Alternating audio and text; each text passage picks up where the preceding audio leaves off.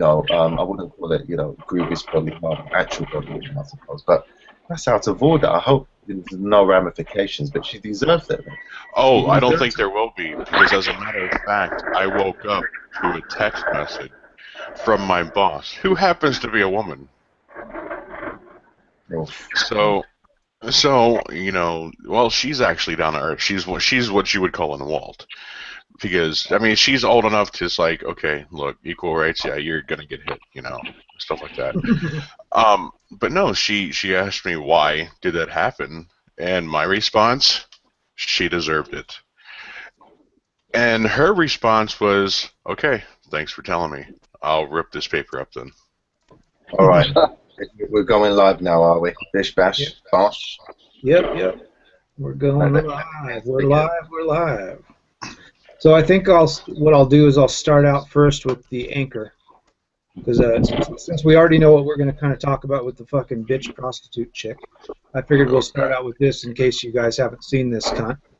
She's a 23-year-old blonde bimbo, and she seems to think blacks are trying to oppress the whites, because they're trying to bring back and she doesn't understand the whole concept of, she talks about ripping off the Band-Aid, and the Band-Aid, what the analogy that she doesn't seem to get is you put a Band-Aid on something that hasn't healed, and she talks about that, and they put the Band-Aid on things from a standpoint of what she's talking about because they didn't fix it.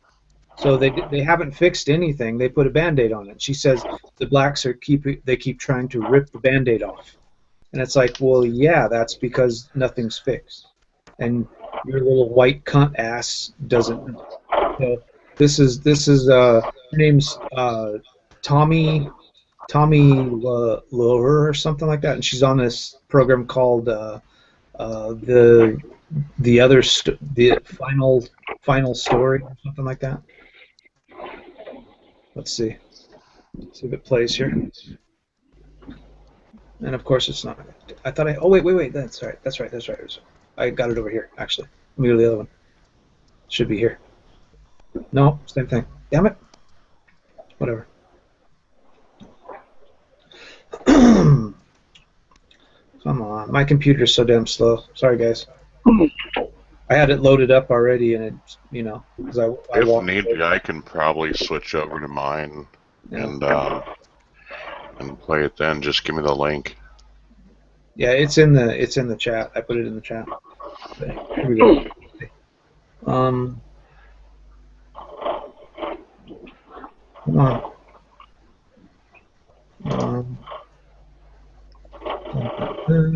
Come on. Really? Holy shit.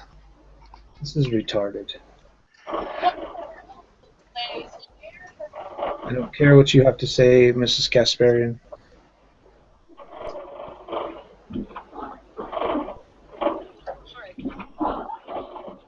You can go suck your Cuban dick. Are you watching the Young Turks? Yeah. The Young Turks are so done now. Like after. First it was hands up, don't shoot, then it was burning down buildings and looting drugstores, all the way to Oscars So White, and now even the Super Bowl halftime show has become a way to politicize and advance the notion that Black lives matter more. The funny thing about her is she's only like 23 years old, and you can tell by the way she talks, like she's barely out of college, and she's acting like she has a point. Like somebody came out of this society of the whole the feminist mindset, and like feminist teachers have been telling them like you're oppressed. She's coming out of this mindset that she's just a special little snowflake. What do you expect though? Because you go into college and you come out with a liberal arts degree, and you think that'll cover everything. Exactly. Ramrodding an aggressive agenda down our throats and using fame and entertainment value to do so. Beyonce, really? You mean like the feminists? Yeah. A salute to what? A group that used violence and intimidation to advance not racial equality but an overthrow of white domination? The Black Panthers, for those who don't know, were critical. An overthrow of white domination. She's mad because they're going to overthrow white domination. Can somebody please explain to me what white domination is? I love how the immediate jump is to extremism. Yeah, exactly. She's well, that's what sells. That's what gets views. Yeah, she doesn't realize like she has some privilege because she's a white girl, and she doesn't really have to worry about much at all. She has all the went to a really good school. You know, she probably went to like Princeton or some shit or Harvard, and now she's on TV at 23, and she doesn't realize how much privilege she has. You know, Yeah, she got a bachelor's. 23 they have like 2 kids with 2 different guys. And they're on Look on a bright side, though. She's 23 and on TV. At least it's not porn. Yeah, I mean, she's got the body for it and the face, but yeah. Well, these days, you know, porn is so HD that these days, porn is so HD you can see their parents disappointed. Yeah, exactly.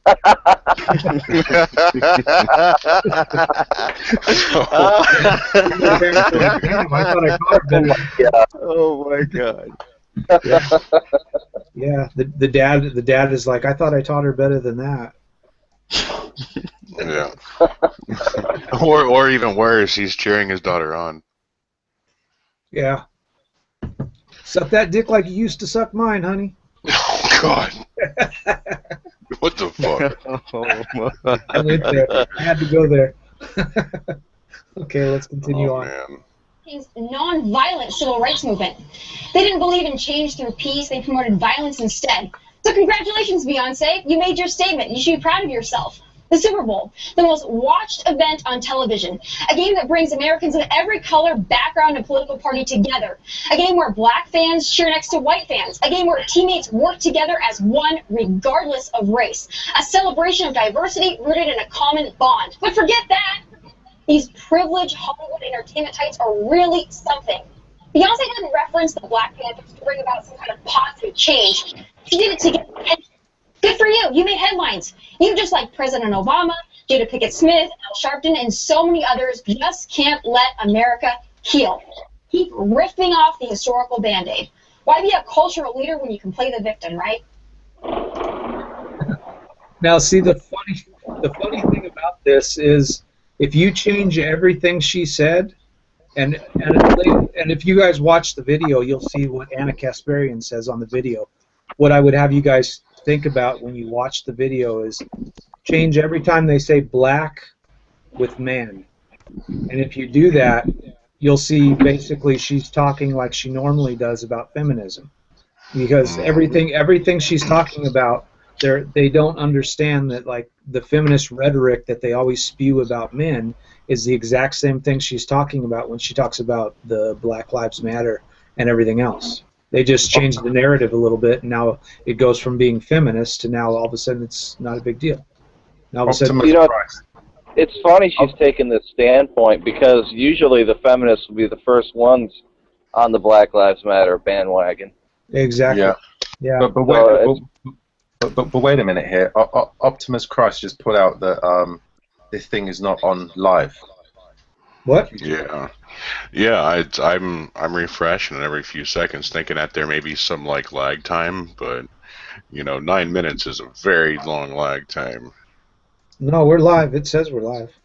It says we're live on here. Yeah, you might be on the wrong channel. This is going live on the MGTOW Round Table channel. Yeah, I'm on it, number 13, right? Yeah. I'm on that as well, and it's not going live. It looks. This scheduled live stream hasn't started yet. Weird. It's live. It says the broadcast is live. It's probably lagging. Well, if it's not live, then it'll be recorded and sent there. So. Okay. Yeah. It'll end up being recorded and put on there if it's not live now. It says, it doesn't say we have anybody watching, so I don't know. But then we can't have the live commentators who are trying to troll, so I can say, sit down with thy fatteth ass. Yeah. Suck thy dick. Suck thy dick. Behold my field of fucks. Yes. Gaze thine eyes upon it and see that it is barren. Yep. Yep. Exactly. Yeah. And let's see. The next thing. What do you guys think about it? What do you guys think about I think she needs to be Falcon Punched. That's my answer for everything. that? Falcon Puncher. Falcon Punch her into the next millennium and see what real I'll- oppression is. Well, I'll say let you listen to the Anna Kasparian comments upon it. And like I say, what I want you guys to think about while you're listening to it, listen to everything she's saying and change black and what she's talking about this girl, how she's talking. Just change every time she says something about the Black Lives Matters or something like that to men, and you have her talking about normal feminism comments like she normally does. It's basically feminism, exactly what she's talking about, and she doesn't see the hypocrisy in it. You know, that's all you have to do is just change what she's saying to men, and you have every feminist comment you've ever heard. Okay. Yeah, there's so much I love about that, Anna. So first of all, the Black Panthers were outrageous. They wanted to overthrow white domination. I mean, That she's doesn't very, sound so outrageous. It sounds pretty good, right? she's extremely transparent in her views. It's insanely transparent. I mean, Remember, it's scripted. Unlike us, Yes. she wrote that in the teleprompter. yes. She's like, oh, they wanted to overthrow white domination. God damn them. Hey, and then you have to understand something. The Black Panthers, in hindsight, are painted as like, oh, they went around shooting cops all the time and said that was the whole point of Black Panthers. No. Black Panthers did a lot of, they helped the community in a lot of ways, but the main thing that they're known for is, yes, carrying guns around. Now, they didn't agree with Martin Luther King, as Malcolm X did with Martin Luther King. They thought there were different ways to protect their community. But they didn't go around shooting cops as their point. Later, there were some altercations, but for a great majority of the Black Panthers' existence, the point was they were exercising, and they said this, their Second Amendment rights. They said, look, a lot of our people in our community are being killed by the cops, which is... Now, the stuff he's talking about is like the same. Like I say, it's like he doesn't understand. Like, if you just change what he's talking about to men, then he's talking about his normal white knight shit that he always like kisses Anna Kasparian's ass. He's always doing that. I'm really getting the feeling that this guy did like 10 minutes of research on the Black Panthers on like Wikipedia. Well, that's the thing. That guy, he always does just 10 minutes of research. Like, lately, that channel has gone to complete shit. I've been wanting to do a video on it actually, where I make fun of him, where I do like just in on the TYT network. This just in last week. On the Associated Press, they reported, because that's what they're always doing. They know that a lot of millennials watch their channel. They know that most millennials don't even own a TV and they don't read the newspaper. So what they're doing is they're looking at like the New York Times. They're looking at all these things online. They're finding them and then they're just reporting about them, and they don't even check to see if they're true, because a lot of they have the balls to call it. They have the balls to call it unbiased journalism. I mean, they support fuck, what was I gonna say? They're trying to implicate that feminism's gonna, bash down, men and whatnot. Well, I mean, it's happening now, but they think it's sustainable. No, that's like waiting for Al Gore to defeat Man Bear Pig. Yeah. Morning, ladies. Man Bear Pig is real. Because I'm there Bob. It's Magnus. Magnus is Man Bear Pig. Yes. What? Al Gore's coming for you. Al Gore's coming for you. I didn't do it. You didn't saw me do it, so you can't prove anything. Yeah. Magnus Bear Pig. Magnus Bear Now, Pig. the funny thing is the way she ends the conversation as well is like she says exactly, I forget what she says, but I watched it earlier, and when she stopped talking, I was like, oh my god, she just said exactly what she always says when she says men stuff. Like, she says like exactly what she's talking about normally when she's whining about fucking men bullshit. It's hilarious. Which is why my answer is always we should Falcon Punch them. Yep. Hold up. What did I just miss? Was it that one you were talking about, the hooker treating her John like a boyfriend? No, we're gonna save that one because everybody's gonna go off for like an hour. So We're I'm saving. going to go off like a Roman candle in Germany. Yeah. Okay. We're talking about Tommy or whatever her name is, Lahore or some bullshit. She's Lahore, some chick. baby. Yeah, It's Lahore. French for slut. Yeah, exactly. Lahore. She seems to think that the blacks are coming to get her. I thought French for whore was about 12 francs. That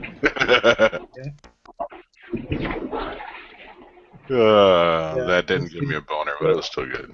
Yeah, like I say, Magnus, when you watch this video, all I want you to do is they're talking about this girl and what she's talking about with the Black Panthers.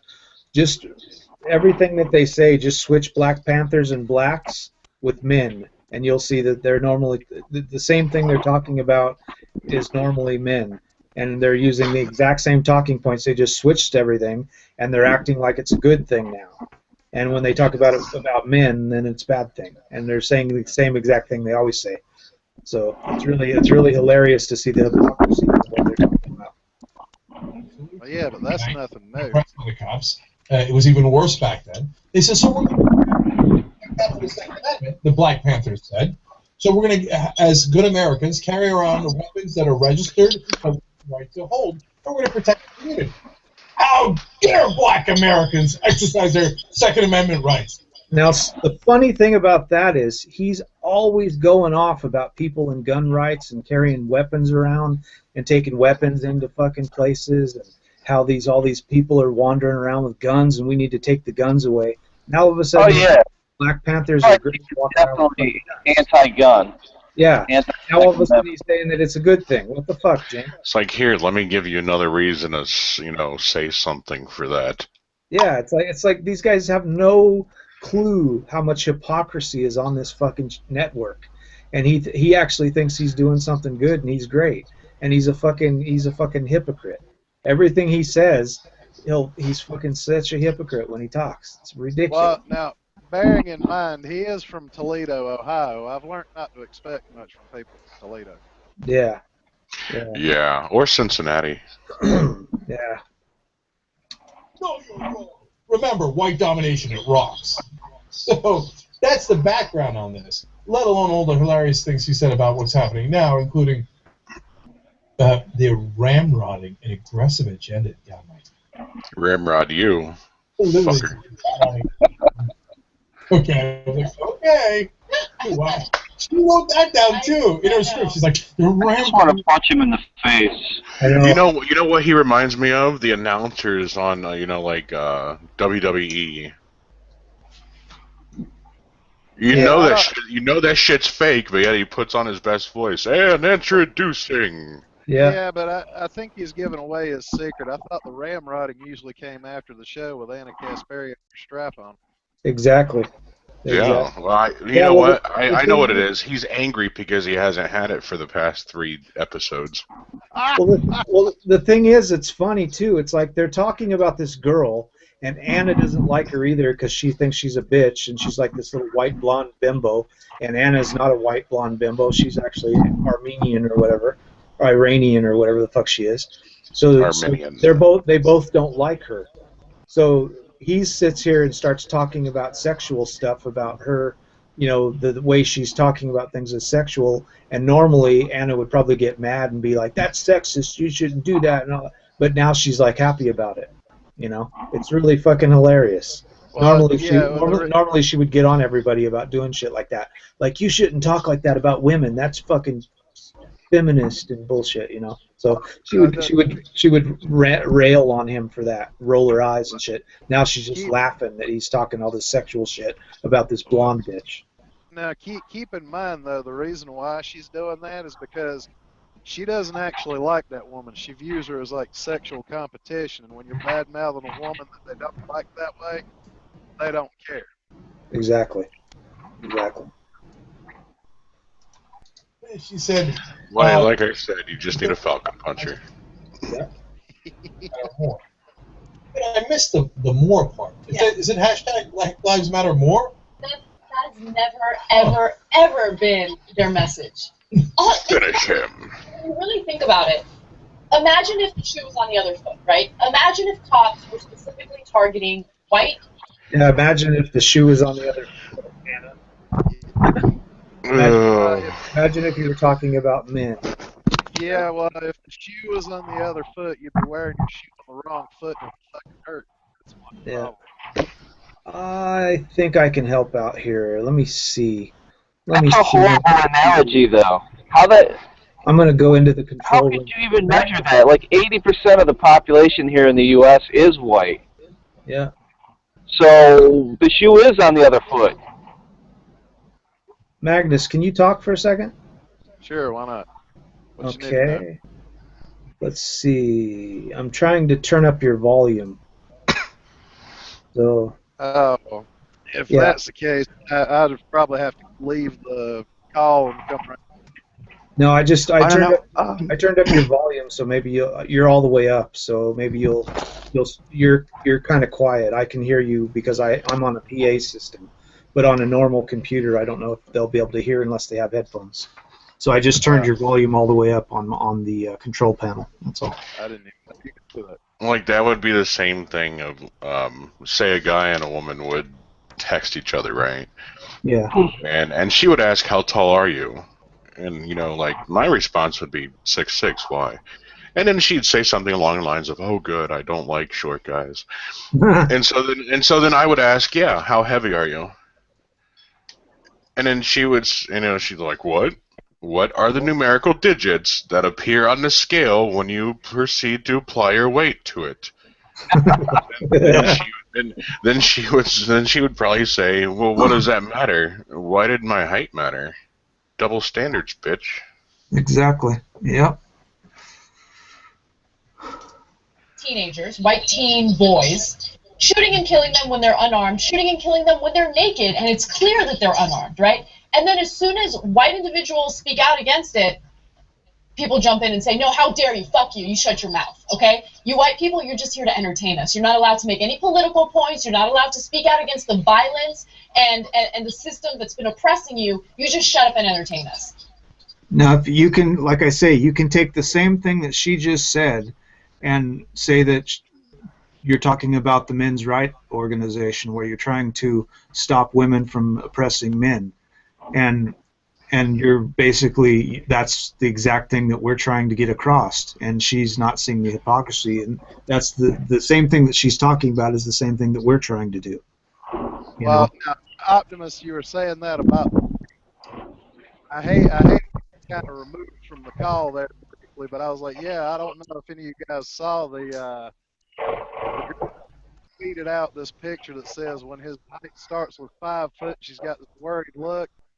And Meninus peeled her back with, yeah, when your weight starts with 200. And she's like, oh, great, thanks. You just ruined my life.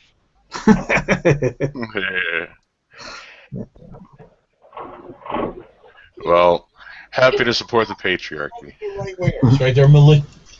Yeah. Something. And then cops go around killing unarmed kids of militiamen. Oh my God! The government, the jackbooted thugs are here to kill us all. And then we're like, what's He's finally lost it. He wants that strap on. Yeah, can you imagine? It sounds so comical.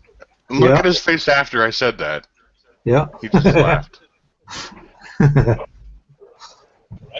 So now she's so silly. She doesn't know how stupid she is. She says, "You keep ripping off the historical Band-Aid." That analogy is usually used for like putting a Band-Aid on a problem means you didn't really fix it. Yeah, you just put a Band-Aid there as like a temporary fix to shut people up. Right, and she's saying, why we put a Band-Aid on there because we didn't want to fix the problem. You keep ripping it off. My favorite part is when she mentioned something about how Beyonce's performance stops everyone from healing. Oh, you mean you? The what? You gotta watch. If you play more than 20 seconds at a time, that's how you get a copyright strike. Yeah, exactly. I'm hoping that playing it the way we're playing it that nobody will, because you see, it's hard for them to pick up what's going on because I'm actually playing it through where I'm talking out on my computer, and it's actually going through my PA system, so it changes it. I think we found Neil. Neil, hey Bill. Hey, Pill. and you know what? She's Phil. Yeah. Yeah, I would think so. Yeah. He has like a rotating cast of them. So Yeah. Yeah. And they're all feminists and white knights and shit like that. And that's why I was saying in my video the other day, there was actually Dave Rubin. He actually left. He used to be on their network, and he didn't talk like in depth about why he left, but he's a gay guy. And he also seems like he's not really in with the whole feminist bullshit, because since he started his new channel, and he's actually in the same studio that Larry King is in, he actually is in their same network, in fact. He actually brought on a lot of the people that was on Jinx network that basically Jinx shut down, and he brought all these anti-feminists on and these people that are talking about anti-feminism to talk about the stuff that they would never talk about on the TYT network. yeah, but see, the problem is Dave Rubin actually has a good show. He's good at what he does. He is actually objective. Exactly. So and he actually does research. He doesn't say like last week on the New York Times they reported such and such. And it's like, I don't give a fuck. That was last week, dude. He's always talking about last week. Who cares about last week, dude? What happened today? That's what the news is for. What happened today? And they don't know what happened today because they're not a news place. They just report other people's news. And sometimes it's third party, where somebody on a TV show reported something and then they put it in a newspaper and then they got it from that. So it's like they're like third person fucking don't give a fuck shit, Yeah, but I can't help but wonder why anybody would mistake Cenk Uygur and Anna Kasparian and the rest of them for real journalists. I can't wrap my head around that. Yeah, they're it's fucking hilarious, the shit they talk about. Basically they remind me of when I used to go to revival meetings when I was younger, when I didn't have much of a choice but to go. How the preacher would get all excited and jump up and down and try to stir your emotions up and get you all overexcited. Yeah. I'm sorry if it doesn't get my dick hard. I'm not interested. Yeah. Well, we're building up to the end set. The thing that she says at the end, when she said it, I was like, oh my God, the hypocrisy. She doesn't see it. It was so hilarious. Are you having a tough time? And how would you like to get? And we know the answer to that. The real problem is black culture, right? Right. Never white culture. If any liberal said the problem is white culture, they would lose their minds, right? Oh, he said she had no nipples. Yeah. This is the thing. They're talking. The stuff they're talking about is the same exact talking points, like I say, that they normally talk about when they talk about men's issues. And when they're talking about women and feminism and all this stuff. It's the same exact shit. They just changed the narrative, and now all of a sudden it's a good thing. Now the same exact shit that they normally talk about when they talk about men's rights and men's issues is the exact same stuff they're talking about now, where when they talk about us, it's bad, and when they talk about this shit, it's good. They don't even see the hypocrisy. They're fucking idiots. Yeah, well. Black culture, black. Finally, she says, why be a cultural leader when you can play the victim? Well, how would Beyonce be a cultural leader? What could Beyonce possibly say about this issue that you would say, oh, great job, we really appreciate it. Way to be a cultural leader. You know the answer. The only thing she could say is the real problem is black people, black on black crime, and black culture. If Beyonce had said that, you'd be like, way to go, way to be a cultural leader. Ironically, she's the one who's making herself out to be a victim when you really think about it, right? She's like, yeah. Ironically, she's the one herself making herself out to be a victim. The hypocrisy is glowing. Oh my God! It's red hot like a turbo. Oh, and it's not like one of those glows when when you're pregnant. One of those you just went into World of Warcraft and now you're fighting a fucking blaze monster. That is what it is. Yeah, it's blatant hypocrisy that she doesn't even see. Like that's like feminist rhetoric 101. playing the victim when you're not really a victim. That's their go-to move, you know.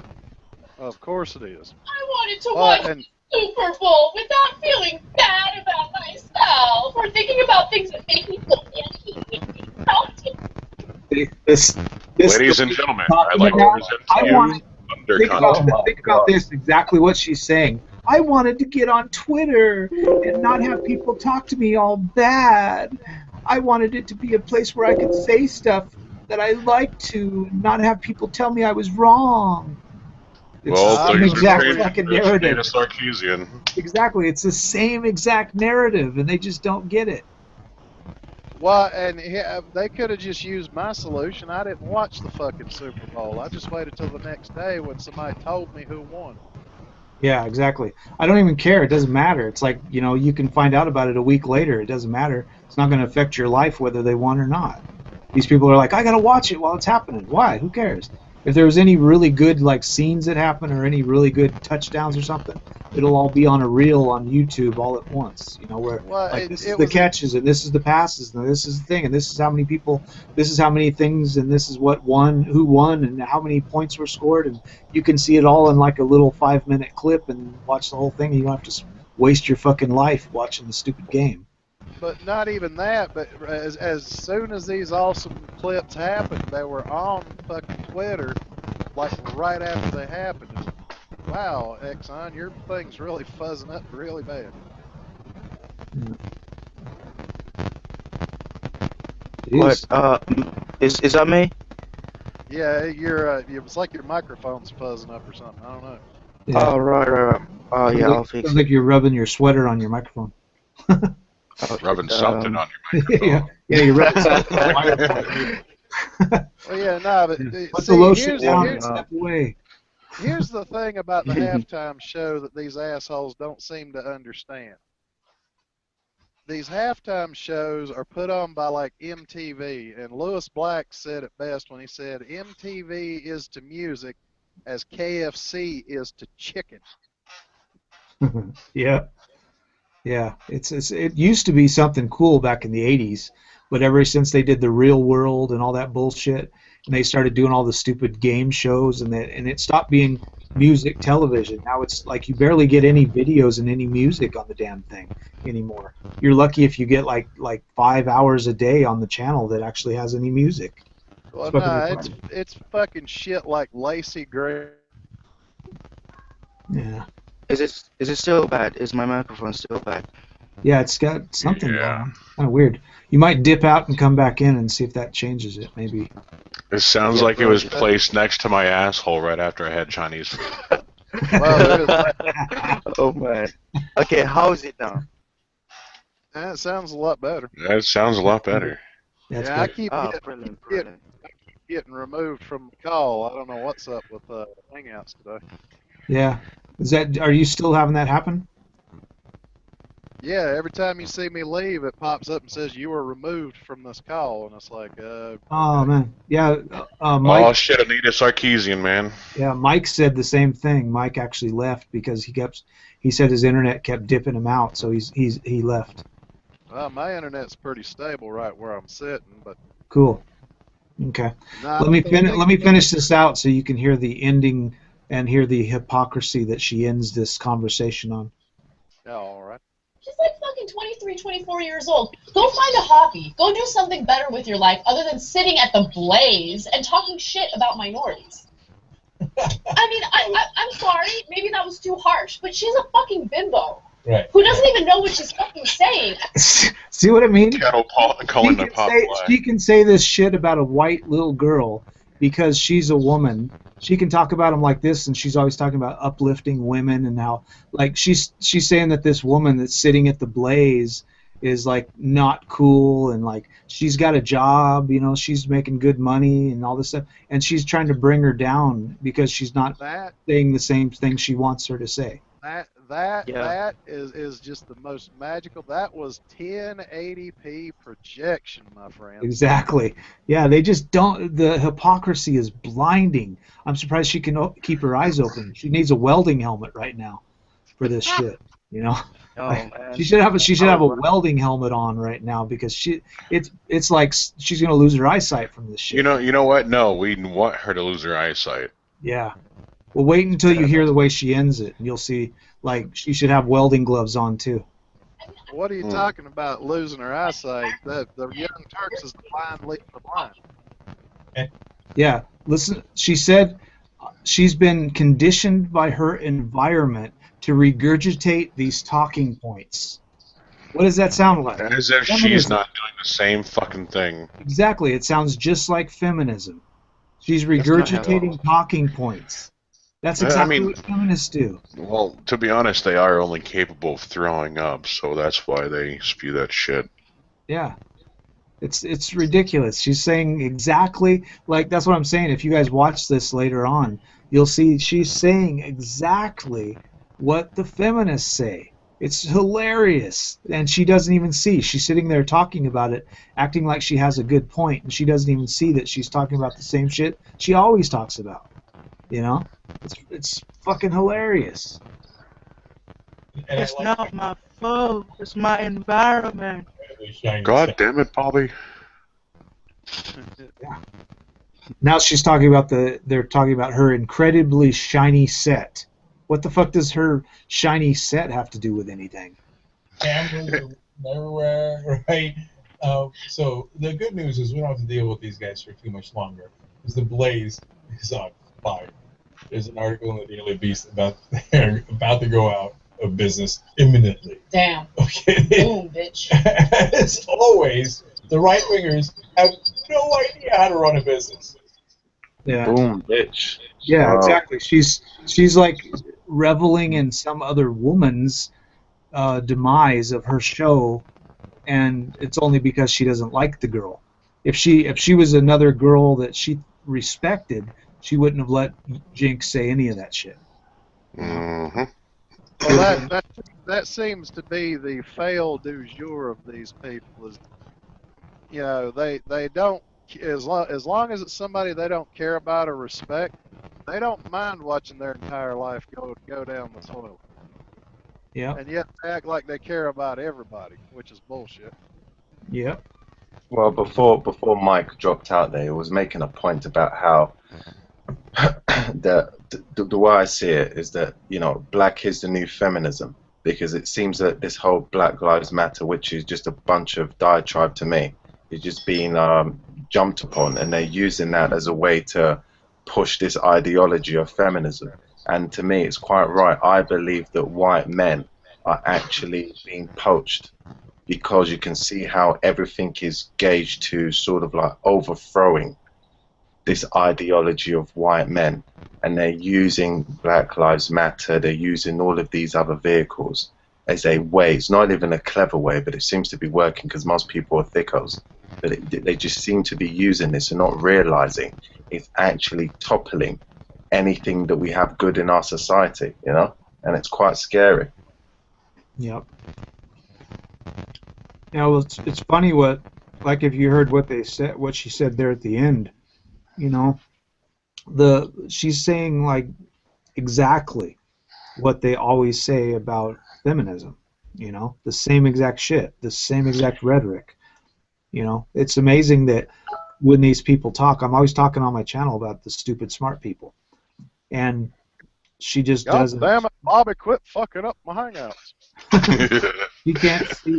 She can't see that, like, she's saying exactly what she always says every time she comes up with a feminist talking point about men. She's saying exactly the same thing, but now she's talking about a woman, which normally she would never do, and she's giggling and laughing about her demise, you know? Well, of course, you know, because women. Yep. Like, it's not even like a feminist thing. It's a woman thing. Yeah. You know, Women I wish gotta I could. stick together. I wish I could give the credit for the quote, but I don't know who said it originally. But misogyny, the idea that men can hate women as much as women hate women. That'd be Milo Yiannopoulos. Yeah. Oh, okay. Yeah, I was thinking it was him, but I couldn't remember. Yep. That'd be Milo Snuffleupagus. I just thought that was the greatest quote like ever. And just remember, if you're single on Valentine's Day, McDonald's has a deal: 40 chicken nuggets for $8.49. Well, and here's to those of you out there who will understand why I say Happy International MGTOW Day.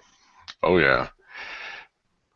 Okay, the next thing we'll talk about, if you guys want to talk about this, is the wonderful announcement of the Twitter Trust and Safety Council.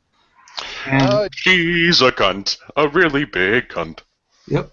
They made a safety council, and their goal is to wander around Twitter, and anybody they feel is making statements that they don't like, that hurts their feels, they're going to block you, and they can ban you for good from Twitter.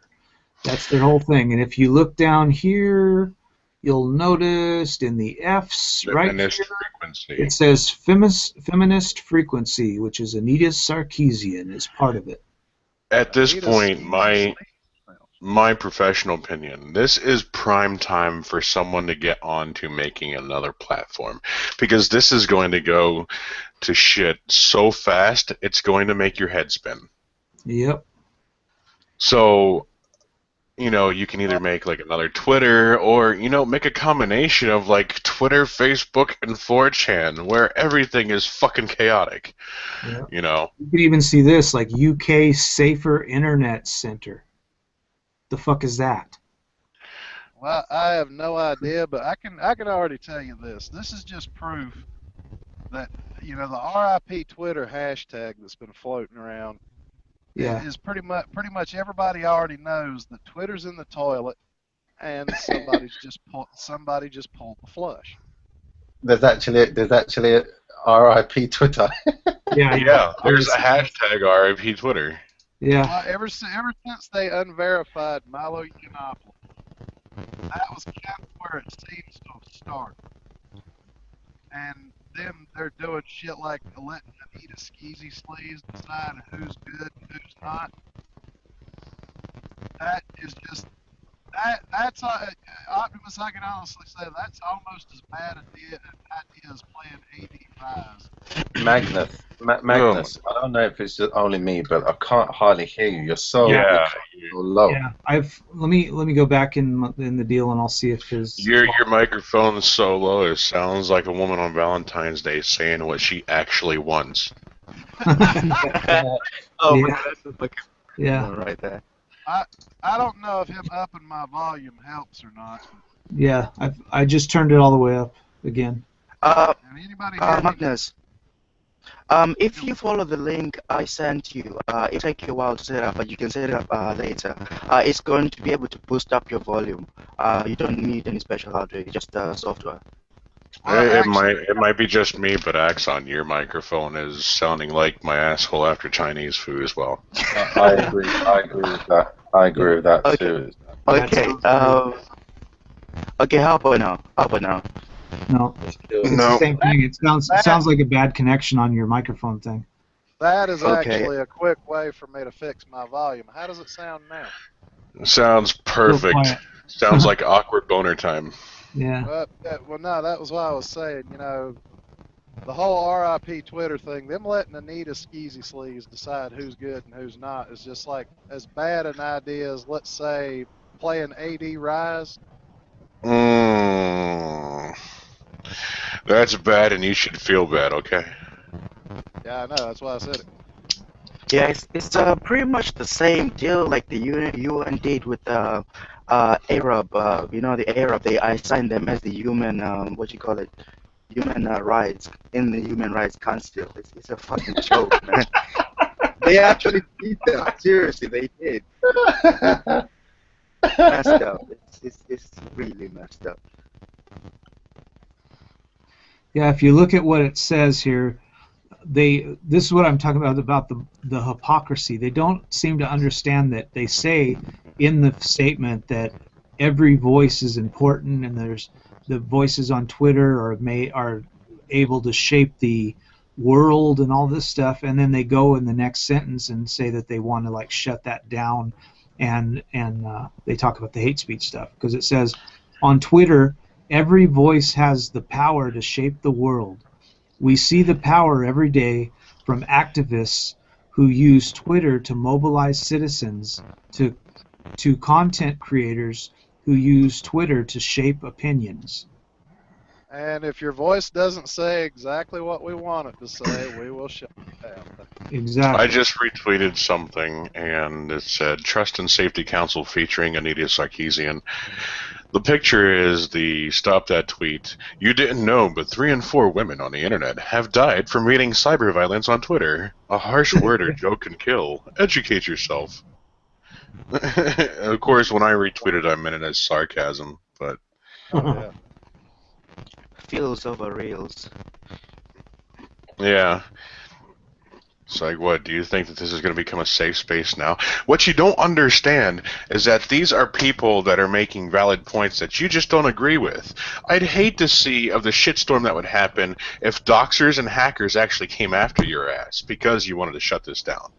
Yeah. And you know what? I'm encouraging it. Yeah.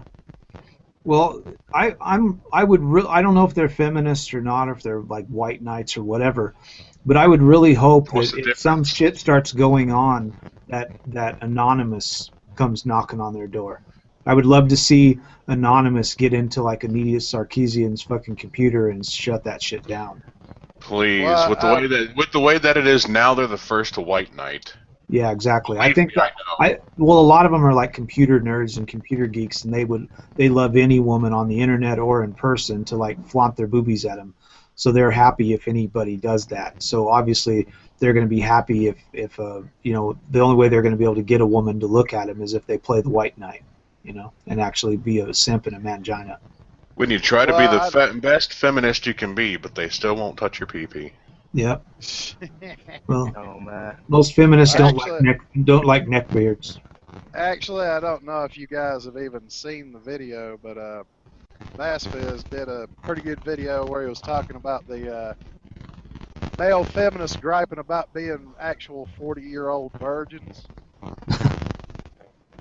And basically it boils down to exactly what Optimus said. When you're the best feminist you can be, but they still won't touch your pee-pee. Yeah. There's a tweet where it has the evolution screen from any Pokemon game that you can imagine. And it says, what? Twitter is evolving. And then there's the icon for Facebook. As a matter of fact, you know, I'll go ahead and retweet that. Yeah. Go for it. And that way you can see it. Yeah, post your Twitter on the chat. Post what? Your Twitter on the chat.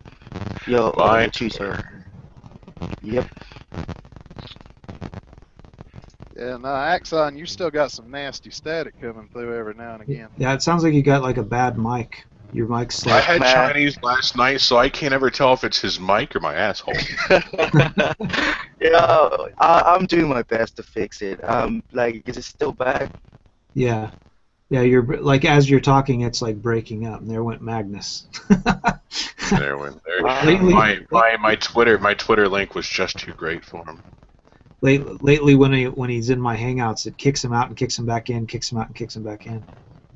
So it says like 1, 2, 3, 4, 5 times he's been kicked out of the Hangout. Who, No, me? more. You're up here too.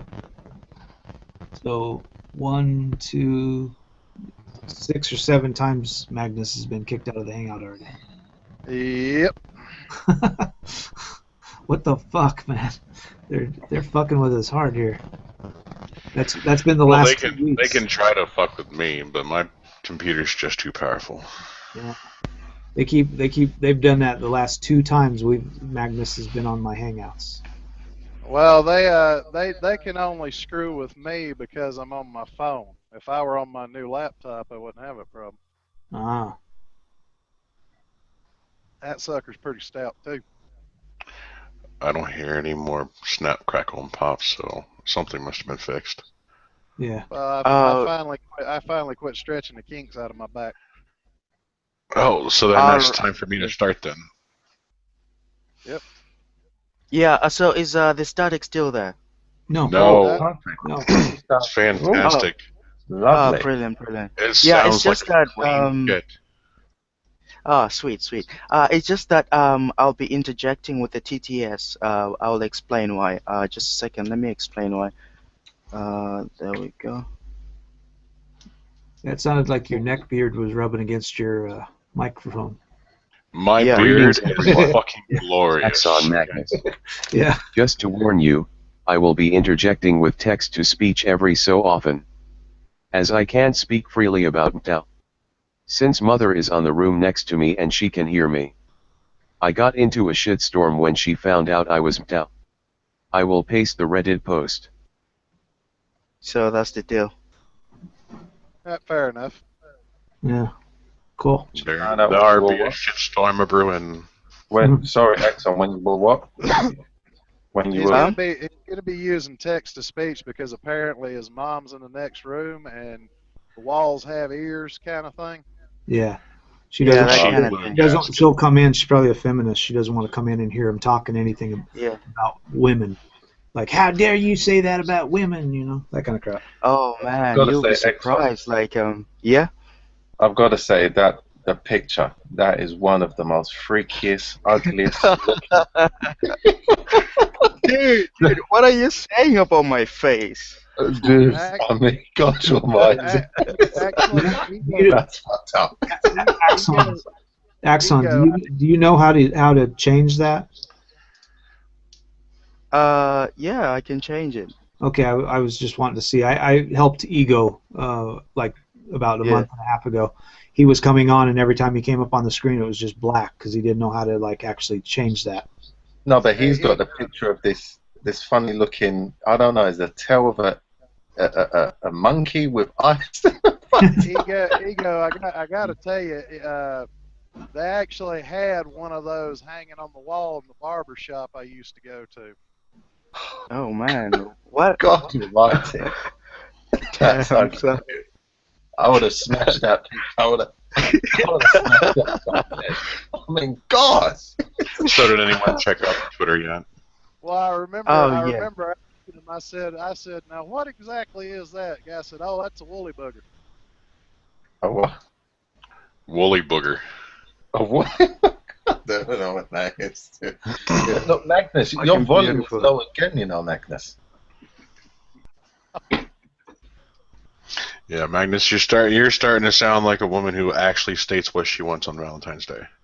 Real quiet. Getting all quiet again. All right, I'll be back. There you go. There. Hold on. No. Now you're out. Now you're fine. Oh, he's dropped out again. Yeah. There's those. We were talking in another hangout about those new channels. I don't know if you guys have seen them that are on YouTube, where they have those people that are whispering. See, even I'm starting to look a little bit like a woolly booger. Yeah, that sounds a lot better. Yeah. Have you heard those, Magnus? Those new YouTube channels that got like 400,000 views on them, and or 400,000 subs, and all they are is just like guys like scratching their beard, and they call them like ambient. They're like AMS. Oh, the ambient noises to give you that tingly feeling. Yeah, they're like AMSR videos or some shit. They're like a 25 minutes or an hour long of just like a fan running, you know, things like that. And people are actually clicking on and like subbing those. And there's Wow. It's lame. It's just like I turned my camera on, but all your monitors would crack simultaneously. Well, now keep in That mind, plus I have my shirt off. Nobody wants to see that. Keep in mind, they did for a long time make a lot of money selling CDs of like just the sounds of ocean, like waves crashing against the shore, and all kinds of fucking sounds. I want to hear a seagull in the background and just start annoying the fuck out of them. Yeah.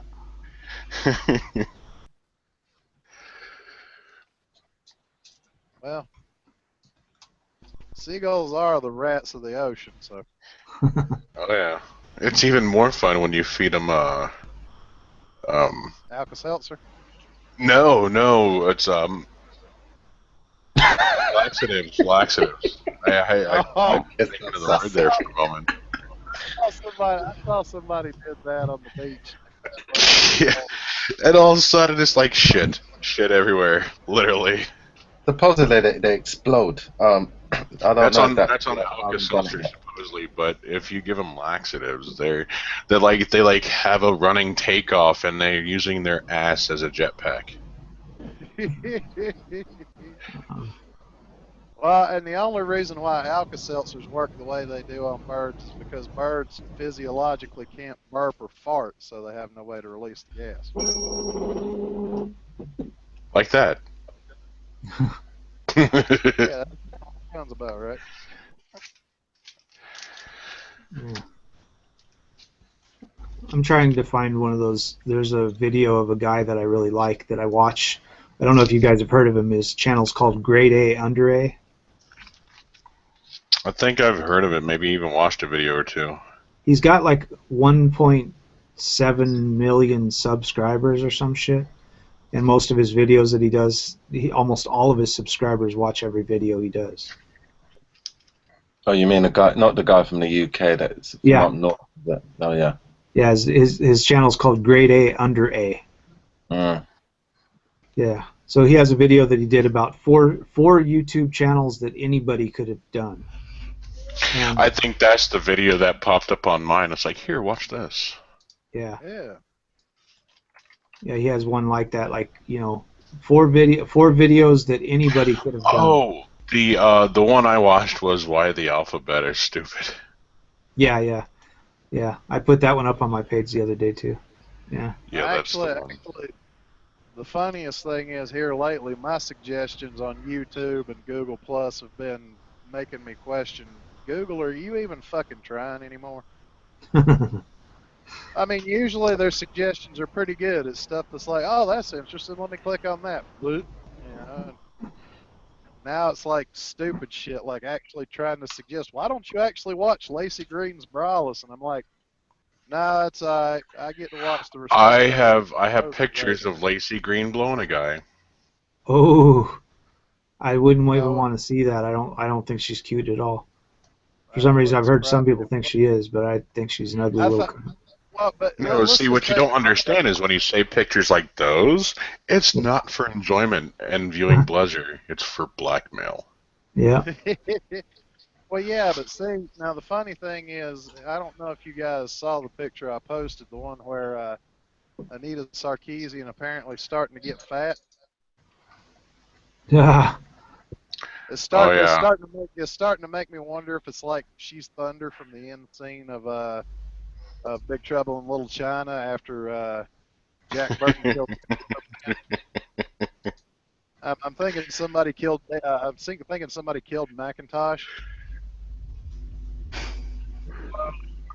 You know, if you are looking for Anita Sarkeesian's pictures, you can find them. Oh boy.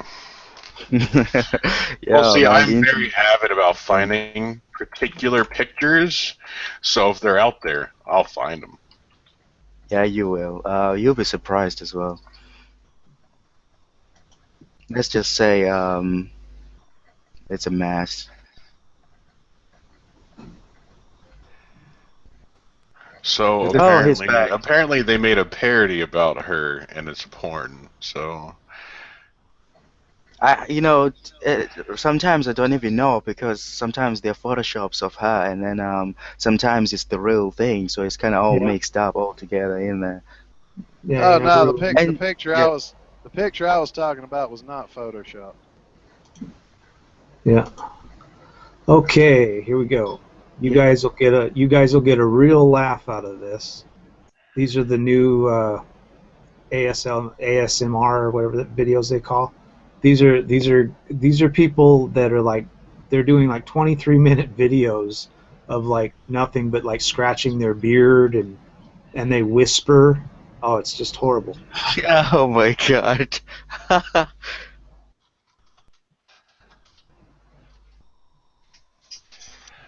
Oh wait. Oh, you're thinking that sort of beard fetish video, right? Right, but listen, just carry on watching. Got a sharper one.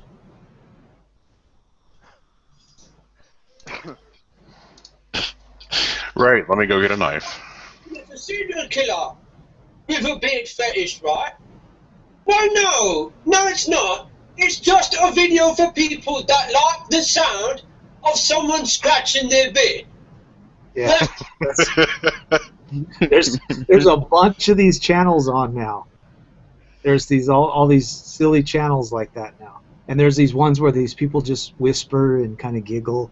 They talk really quietly, and there's, for some reason, there's like, these people have like 400,000 or 500,000 subs. I think all of that stuff is bullshit, to be quite honest. I'm actually starting to believe that a lot of these things that we're seeing are just orchestrated by, I don't know, some fuckers, crisis actors, or some group of people that can just like put up 4,000, 400,000 subscribers on a page, because you've got to think how retarded that is. Yeah. It can't be. It's just an utter piss take. And Yeah. Well, I mean, God almighty. well, guys, as much fun as this is going to be, I got to go ahead and dip. I'll see y'all later. All right. Take care, buddy. I figure I should do a video like that, but instead of like the whole scratch in the beard, it'd be me masturbating. You know, like, here you go.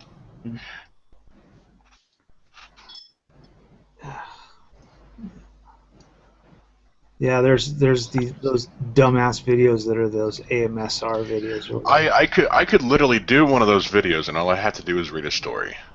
Yeah, That's and it. you could just like do it really like seductively or something. I thought about doing some videos like that where I would read like textbooks, you know, like really like boring stuff like geometry or something, and you'd read like the textbook, and the way you would talk about it, it would sound. And the funny thing is, explode. I could pull that off too. Yeah, I think that'd be Just so because hilarious. my voice, like, I would read you know, creepypasta yeah. stories, right? And then, you know, it's like, okay, so you know what? There's one that I actually really like, and it's from the Fallout 3.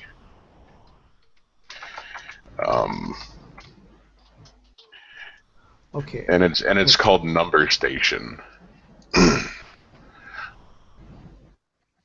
Oh, So- ego disappeared. Yeah. So take this, right? Okay, if you're not familiar with the term creepypasta, it's stories that are trying to scare you shitless of either video games or, you know, scary situations. Does this sound scary to you? Fallout 3 contains several in-game radio stations. The most diverse and important station is the Galaxy News Radio. You know? You know what? You should do it, man. That would explode. I mean, you'll be surprised what gets, like, you know, trending. I mean, you know the best part about it as well is you can use that as a front to, like, you know, to get subs, right? If you get a lot of subs, and then you push that, you introduce them to, like, you know, the movement. Yeah. You know what? Yeah, I could definitely do that. Yeah, it's a really smart way of doing things. Sure, you will get hate. You know, the best thing about it is even if you do get haters, you know, people calling you out, you know, like, you know, misogyny and bullshit like that. Like, you know what they say. I have no bad problem guys- being called a misogynist. I will fully admit that I am one. Yeah. Really. Yeah, I'm aware that you guys are, but the thing is that, like, you know, there's no bad press. You know, there's no bad publicity. Oh, yeah. You're just gonna even explode even more. You know, it's a brilliant idea. I just thought I'd throw this stuff up here for the people that were wondering. I did a hangout on Wednesday, like 2 weeks ago, and before we started the hangout, when I first turned it on, it was sitting at 764 or 63,000. So they've lost about 180,000 viewers in 2 weeks just on this, and in their first few days they lost more. You know, so they've already just since I did my hangout. And the thing is they have all these Google bots that were running around the internet trying to make it look like it wasn't as bad as it was. There was all these people running around on people's videos trying to tell them that they only had 14,300,000 subs or something. But I seen their page before that, and it actually had 15,700,000. So they lost, in just like the first day, they lost over 1 million subs. Oh snap! Yeah. So They're they've going down this lost year. a total of close to 2.8 million subs already in like 3 weeks, which is basically like the entire TYT network. Fuck. Yeah, exactly. Those guys are screwed. Those guys are screwed. I mean, seriously, you know, you have to think about, you know, people who are, like, you know, using them as advertisement. And, you know, if they realize that, you know, this is a sinking boat, they probably know by now that this boat is probably going to sink itself. And they will probably start pulling out. They, you know, really didn't think about that. Well, here's a site that I found not too long ago that I thought I would show you. You might be interested in this, Optimus. There's a site called VidStatsX, and obviously, yeah, there's a site that I came across similar to that, and it does the whole YouTube thing. Yeah, well, this obviously it says the Fine Brothers are the #1 lost rank in the last 90 days. Oh. They're the #1 that they've lost 338,000 in the last 90 days, but actually they've lost almost 2.8 million. So, but the thing that I might point out that I thought was kind of telling, that a lot of people may not even notice, there's a gaming channel here that says #gaming. There's 77,809,000 subscribers, right? Zero people have, less than 1% have lost, even though they lost 14,000 viewers.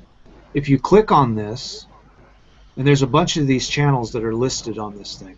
If you click on this, if you click on it, you'll notice something very curious about it. Subscribers, 777,794,769. Views, 0. Uploads, 0. Friends, 0. Subscriptions, 0. So the channel has 77 million, almost 78 million subs, but they have no views, no uploads, no friends, and no subscriptions. How is that a glitch? No. How does that work? No, it's bots. No, yeah, exactly. It's a bot. That's a Google a Google bot. That's a Google bot, and it's also a YouTube bot. Those are the ones, those people that go around and they have the channels and they're trying to make them big, and they come up with a channel and they buy views. These are where they're coming from. They're coming from these bots. Right, right. Like, see, there's one here, #cats, and then it says 4 million subs. If you click on it, it says the same exact thing. It says 0 views, 0 subscriptions, 0 channel, like no content has been loaded to the thing, you know? And there's a bunch of channels like that on here that are doing that. There's one that's like #movies. Like, this is Minecraft right here. It says 9,600,000. If you click on it, it says no, there's nothing on the channel. It's an empty channel. You know, #dogs, same thing. You know, so there's all these channels on this site that actually, if you click on them, you'll notice that there's nothing there. There's nothing on the channel. I'm disappointed. I just clicked on the top gainers past 90 days in views. Yeah. Justin Bieber is #1. Oh yeah, he put out that new album. That's why everybody's talking about his new album. You know, like, here's one here. Like, somebody just needs to just off him already. Yeah, there's like the #4 on this thing is sports, and it's the same thing. 76 million subs they've got, right? If I click on that, it'll do the same exact thing. You can see right here. 76 million subs, but there's 0 views, 0 uploads, 0 friends, and 0 subscriptions. So there's, on that channel with 76 million subs, there's no content. They have no content, and there's all this shit that shows their stats, like this, but there's no there's no content on the channel. If you go there, it says there's no videos. They have nothing. You know, and then here's all these ones. They're talking. You can see here all their channels. This is #cats right here. 76 million all the way down. See? And there's Right. another one, you know, same thing. These are all their hashtags. So I think what these channels are, these are the ones that people are using to buy. You know, they're actually buying views from those channels.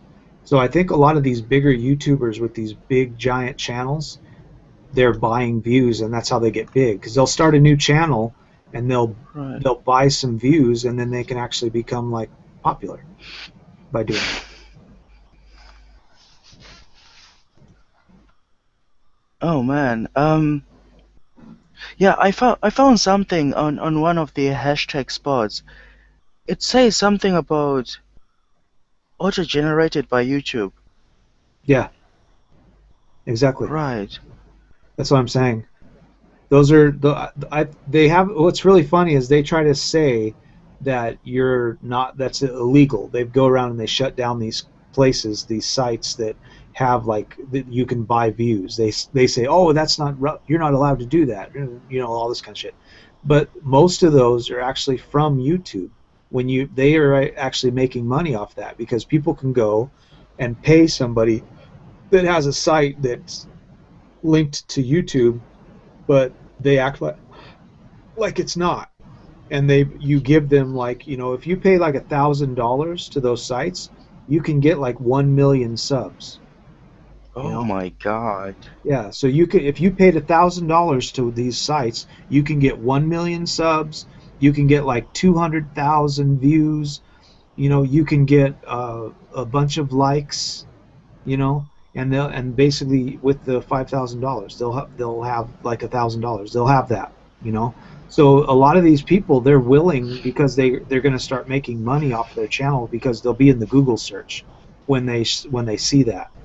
And if you get on those sites that say like who's the top like people, you'll notice that a lot of the sites might be a new site. Like somebody will start their site and it'll be somebody that YouTube is trying to promote, like a friend of somebody that already has a big site, you know. So they'll get on YouTube, they'll create their channel, and they'll tell on their channel, they'll say, hey, my this person that's on my site that we're doing like a collaboration video with, they just started their channel. I helped them start their channel, and they're trying to get people to go to their channel. But then their network actually allows them to buy views, and they end up going in just a few weeks all the way up to like, you know, 150,000 views and you know, subscribers when their channel has only been open for a month or two, you know. You know, this whole thing, it sounds a lot like, you know, they're doing the CIA. You know what the CIA does, you know? They do, like, you know, drug trafficking. Like, you know, they were caught with a plane with a ton of cocaine on it, right? And then, you know, they go around, you know, the DEA going around arresting people for doing the same thing. And I think YouTube is actually probably doing the same thing. They're probably selling those views as well, masquerading a different entity. Yeah, well, it's the way for them to make extra money because the people are trying. This is what's so hilarious about it. It's kind of like the people who work at Walmart. 90% of the money that they pay, that people that work at Walmart get paid, they flip right back around in and they grab food and groceries from Walmart. So they get all their money back. So there's these people that want to make money off of AdSense, off of YouTube. So they start a channel and they're not growing very fast. So they get on these sites and they buy views, and they'll pay like, you know, $150 or $200. And they're actually only going to make a couple $100 a month. So they're actually going to pay YouTube to get people on their site so that they can make money from YouTube so they can buy more people to get on their site. So they're basically making money coming and going, and it's an easy way for them to do that. So the way I see it, it's like they're investing in the future. I mean, it's whole kinds of fucked up because it kind of screws up the truth as well. I mean, so technically, you know, you could say that there really isn't any truth. Like, you know, people are just faking it. You know, it's the whole culture is kind of fake kind of thing. Yep. Yeah. Man, that sucks. Yeah, that's the thing. That makes you, yeah. You'll notice that most of the really big YouTubers are like that, though. They're very fake. Their channels are very fake. A lot of them will tell you that they're actors.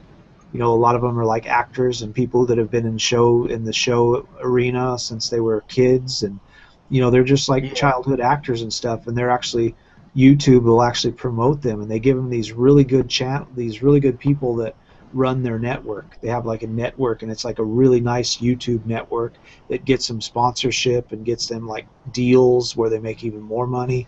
And then you get people that are running networks that come on your channel that ask you to join their network that don't do shit for you. All they do is take your money, and they don't actually help you at all. You know, and that's what those networks are supposed to do. They're supposed to actually promote you. They're supposed to help you get more recognition and more people noticing you. They're supposed to help you get like brand deals where people will contact you. They'll say, well, this channel does this, and because they do that, maybe this person will want you to, like, you know, do a product placement or something like that on your channel. That's what those networks are supposed to do. They're supposed to help you get more well-known. They're supposed to help you get more recognition, and they're supposed to help you get brand deals so that you can actually make more money off your channel. And most of the little guys that are trying to do that want to get a bigger channel, these people don't do anything for them. And all the really nice ones are actually owned by YouTube. And those are the ones that people, the bigger YouTubers are part of, like, you know, Shane Dawson and, you know, like PewDiePie and all those people. Those people are in the really nice networks, and that's why they're as big as they are. Right, you know, it makes absolute sense. Because the funny thing as well, I remember a while back, I was reading an article, something about Disney pushing its young actors onto YouTube and promoting them. Yeah. And there was a rumor that actually PewDiePie is one of the like affiliated with Disney. Yeah, he probably is. He was, yeah, especially with as many views as he has and as many people as he's got subbed to his fucking channel. He's got like 23 million subs or some shit. I think he's got 33 million subs. You know, somebody was saying he's making like 100 million. He's made like $100 million off of YouTube. He's probably made more than that, because they were also saying, like, you know, they like the way that, you know, companies like this, you know, they knew that, you know, TV is probably gonna go downhill, so they were like, you know what, we've got the finance, we can probably push, you know, we can absolutely dominate this market, so why don't we just do that and just, you know, invest, you know, the market, so then we'll push them back to Disney. Yeah. Yeah, I think that's what they're probably trying to do. Yeah. Well, should we show him the prostitute, Optimus? Fucking goddamn cockbungler. Should we show him? Oh, right. I think I watched it. You know, the one who was complaining that, you know, she didn't get pleasure, like, you know, because the guy just bailed after 10 minutes. Yep. What makes you think we care? Exactly. What makes you think we fucking... I was surprised, man. I was like, you know, I was just blown away. It's like, this thing actually, you know, the whole thing, ever since I found out about this whole thing, you know, just actually seeing it, you know, like, you know, it's happening around you. You sort of don't even like want to you don't want to what's the word, comprehend that is actually even happening. Yeah. I don't know. Did you guys go through the same thing? Yeah. It's yeah. The funny thing about her is she doesn't realize that this is like her. She's a prostitute, and her job is to, you know, get laid, and her job is to please the man, not for him to please her. You know, when you pay a prostitute, your job isn't to make her come. Her job is to make you come, and you, because you're paying her, you shouldn't have to do anything. You should be able to just lay down on the bed. She should be able to suck your dick, get you hard, get you off, and then you just get up and walk out. And you don't have to tell her thank you. You know, you shouldn't have to say thank you or anything. I gave you your money, and you're supposed to fuck me. I'm not supposed to have to fuck you. But the way she's talking, she's like, no, you got to fuck me, and you've got to give me like pleasure, and you've got to make me have an orgasm and all this bullshit. It's all about me, the mentality. What do they call it? Is it accountability? No, that's not it, is it? Yeah. No, that's not it. Yeah. Yeah. Let's see. Let me show this to the world. I'm put this on here. Come on. Okay, there we go. Do. Dort. Oh, come on now. What the hell? Okay. Yeah, it looks There we go. Yeah, there we go. All right. Let's see. Now my Mm. my computer is slow because I'm running the software for doing the Hangout as well. So it's gonna play like retarded for a second here. Right. Yeah. Yeah, you gotta love these women. That the problem is they're feminists, you know, and they've been taught for so long now that they're worth something, and even this prostitute now thinks that she's Yeah. Yeah.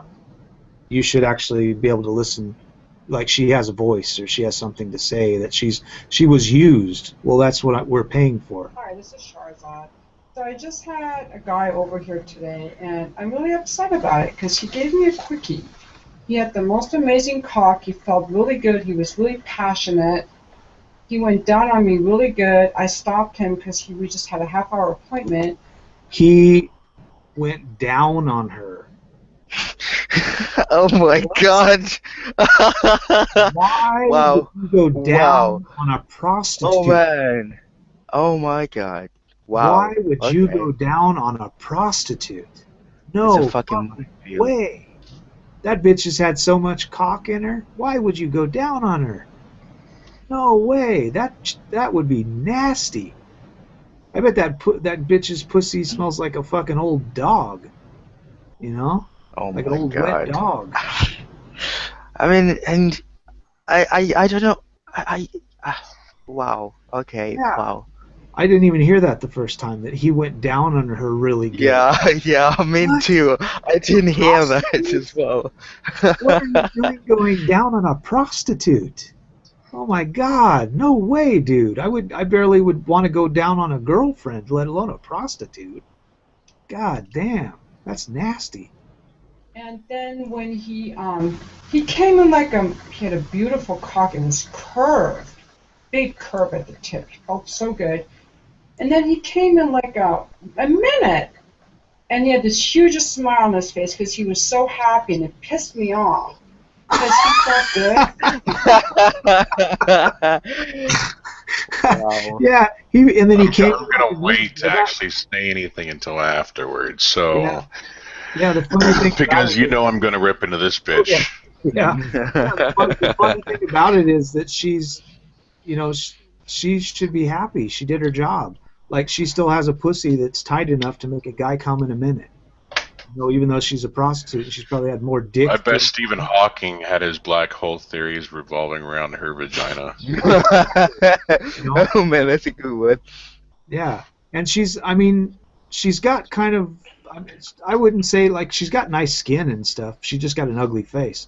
But she doesn't have a bad looking body. She has a kind of like plumpy Marilyn Monroe kind of, you know, 60s type thing going on. So she's not horribly ugly, but her face, I mean, she's got to be like over 45 years old at least. So she's like a cougar. And she's got the she cougar still thing. believes she's a princess. Exactly. That's the problem with a lot of the girls, like I was talking about earlier. These girls, because they're prostitutes and because they're probably getting into feminism, they've been listening to the feminism, they believe that they, you know, because so many guys, it's kind of like I was talking about earlier, I'll get some people mad when I say this, it's like the big fat chunky girls that the black guys like. They start to think that they're really hot because all these black guys tell them they're cute. And they don't realize, no, you're just a fat girl, and some guys like fat girls, and a lot of the guys that like fat girls are black guys. It doesn't mean you're hot. And the thing with her is she's been paid to be a prostitute for a long time. So because guys are still paying to fuck her and doing this, like coming in 1 minute, she thinks she's good in bed, and she thinks she's still hot. And she's not. She's being paid for sex, and these guys are coming in and they're using her. And then she says, I feel like I was used. You were used. That's your job. You were. That is your fucking job, you goddamn thunder cunt. Yeah, that's your job description. Is I give you money, and then I use your pussy so that I can come, and then I get up and I leave. And I don't tell you thank you. I don't tell you anything. I give you money, and then I leave. And that's your job. And she's acting like, no, he was supposed to make me come, you know, and all this bullshit. And it's like, what the fuck are you talking about, woman? These women are psychotic. This woman I is need a psychotic. safe space. I'm gonna get into Minecraft. Yeah. I'm so wet. I'm like just getting going, and then he fucking stopped. Like he totally stopped. Like it's supposed to be about our mutual pleasure, and he came. He was so happy. No, it's not. You fucking Oh cunt. my god. A prostitute is supposed to be about your mutual pleasure. Since when? Wow. Citation Wow. needed, darling. Citation fucking needed. Yes. Where and when has it ever been a prostitute's job to have mutual pleasure? Of course, because she's a princess, that's why. Yeah. I'm paying you to have sex. Your job is to give me pleasure. My job isn't to give you pleasure. I'm paying you to give me pleasure. If you get pleasure out of it, then fine. I don't really care. It's not my job. Your job is to fuck me. That's your job. Do you get it? I'm thinking.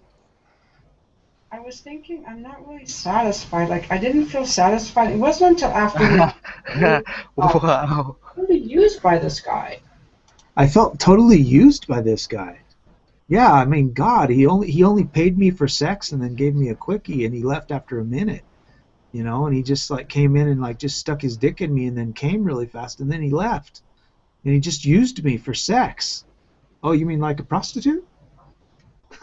Yeah, you know, the other thing as well, you know, with the rape, how actually rape happens, it's pretty much the same principle. Like, if you do the same thing, that's what. she'll just call you on that because, you know, I'm not happy, you didn't make me happy, and then next thing you know, the cops are coming to your house and picking you up. That happened to me. Yeah.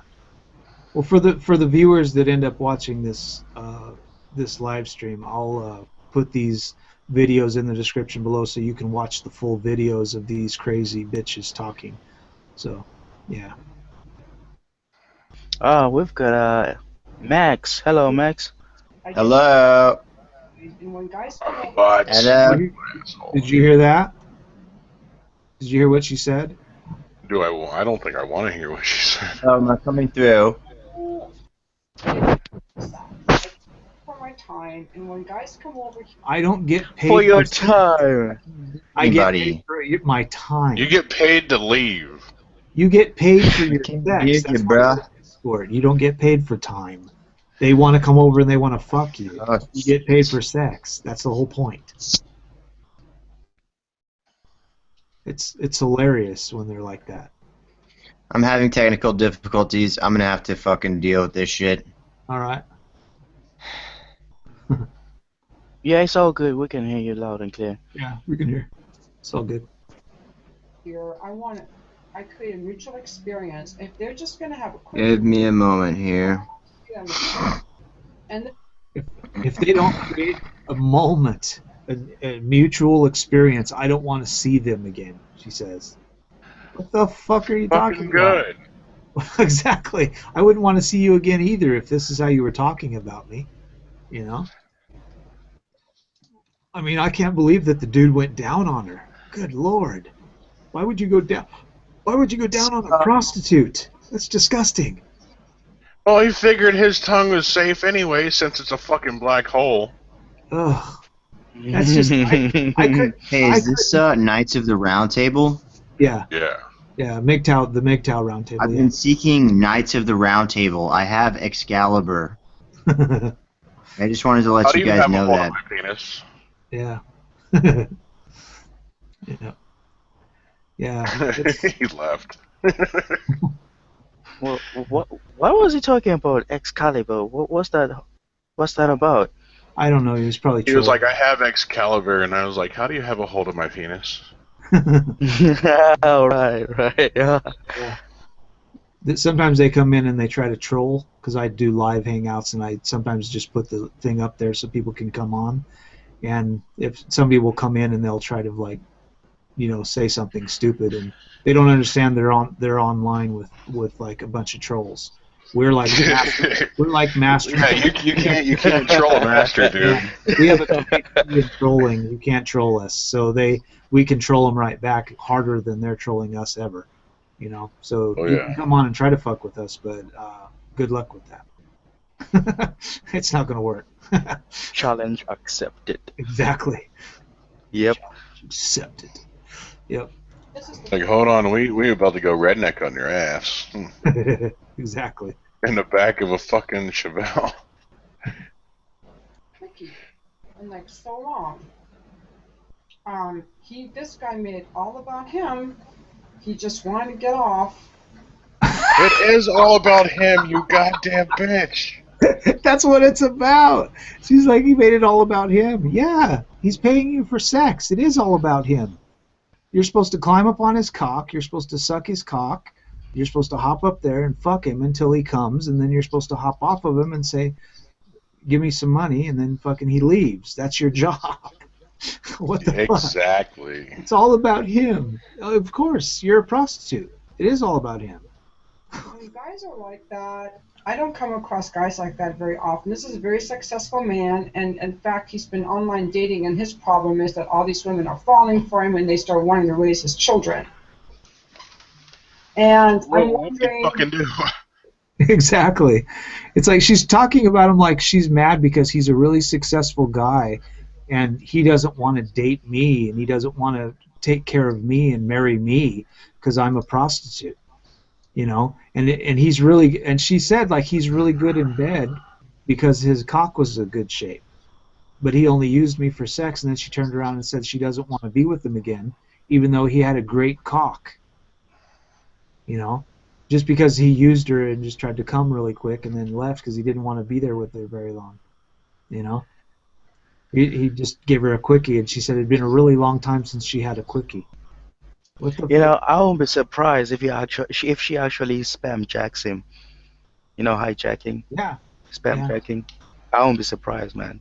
I would not be surprised. If I was with one of these prostitutes like that, and I was there with a condom and stuff, I would be taking the condom with me in a Ziploc baggie, just to make sure, you know. And anything like if I wiped my cock off with some tissue paper or something, I would just take it with you, man. Just take it with you.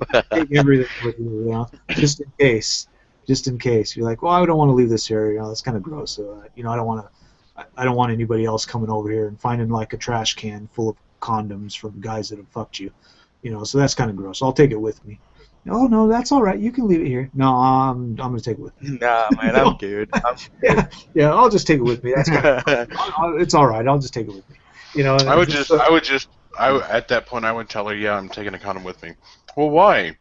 Because you're a fucking dirty hoe. Yeah, exactly. And I don't want you sticking this shit in your pussy, and I don't want you trying to brutally blackmail me. Honest. You know. Yeah. Like I am honest to a point to where, like I'm honest to a point to where people call me misogynist, and you know I'm brutally honest, so I will live up to that. Like, who the fuck do you think you are? Exactly. Yeah. If this is how he shows up for these women, what's wrong with women for putting up with sex like that? Are women really putting up with this kind of sex that he's giving? Like he's a great man. Well, they're not paying for it. Well, they are, but in a different manner. This is what's funny. This part here. She says he's a great guy. He's solid. Why are these girls putting up with this guy? Because of the way he has sex with them. You know, she's saying he's a great man. He's solid. He's got a great business. You know, he's a really nice guy. I would have even dated him, she said. And then in the next sentence, she turns around and says, but after having sex with him, I don't want anything to do with him. And it's like, who cares? You're a prostitute. It's like, what the fuck? You get paid for this shit. Stop complaining and do your fucking job. She's acting like anybody cares what she thinks about them. It's like, I don't care. If I give you money and you lay down on the bed and open your legs, your job is done. I'm just going to fuck you until I come, and then I'm going to get up and leave. That's your job.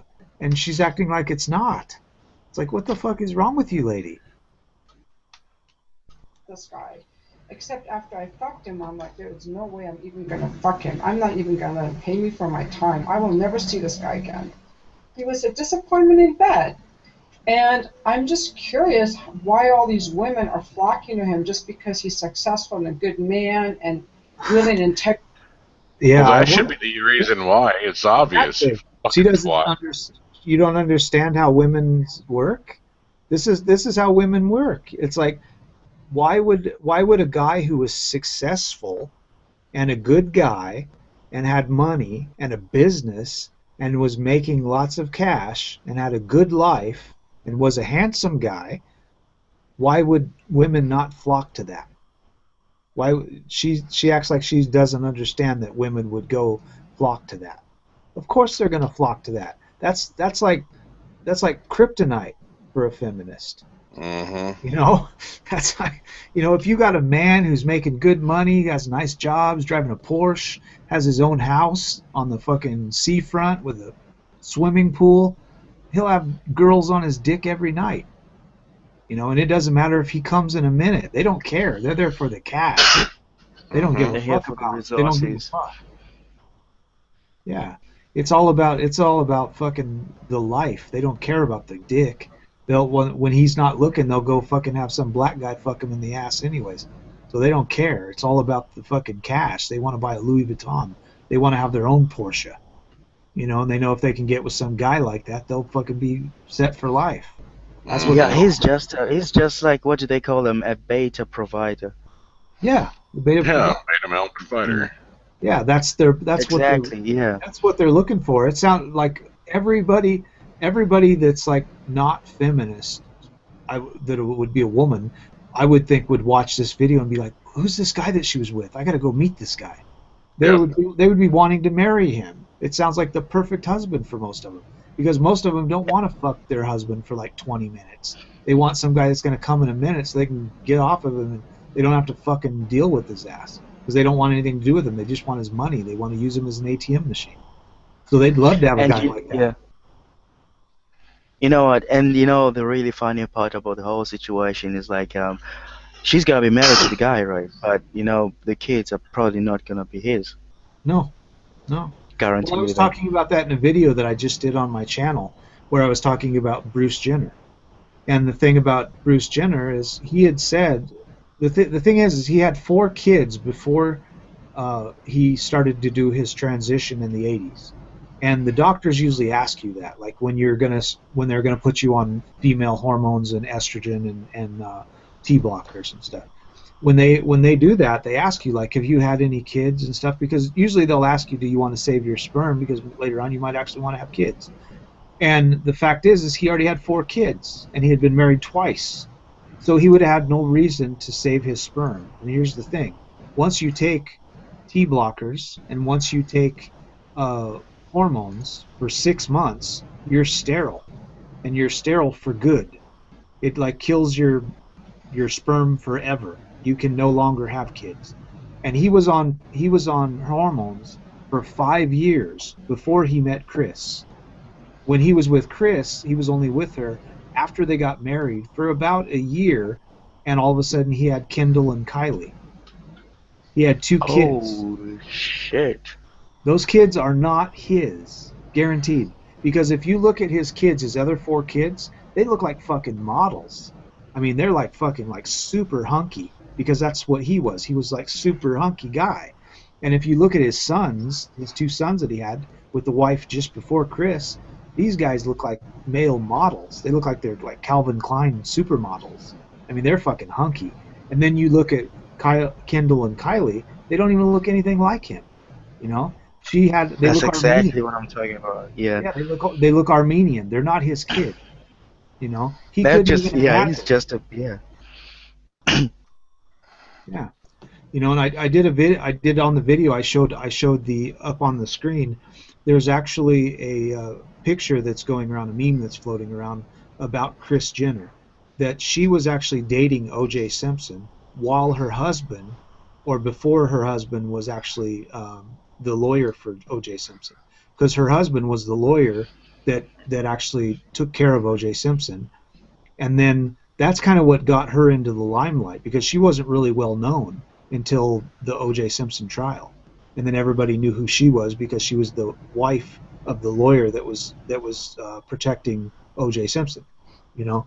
And then when you see in the picture, you know, they say like she was married, but she had been sleeping with O.J. Simpson, and then in the courtroom she's sitting right next to Bruce Jenner. So she's sitting right next to the guy that she will eventually marry. And then her husband is protecting a guy who she was sleeping with. So there was 3 guys in the courtroom that she was fucking. Oh, fuck. Yeah, so I mean, she's a fucking whore. And then she had 2 other kids with Bruce, but Bruce couldn't have kids because he was on hormones for 5 years. He was sterile. There's no way he could have 2 more kids with her.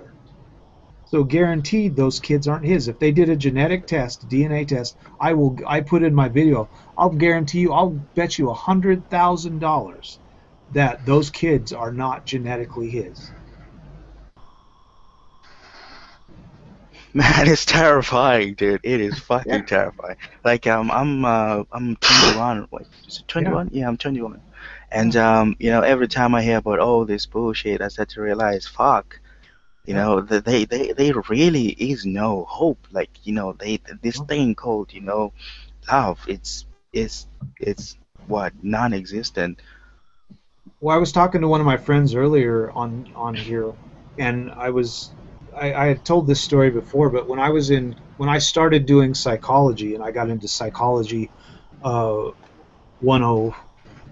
think it was 104 or 103 or something.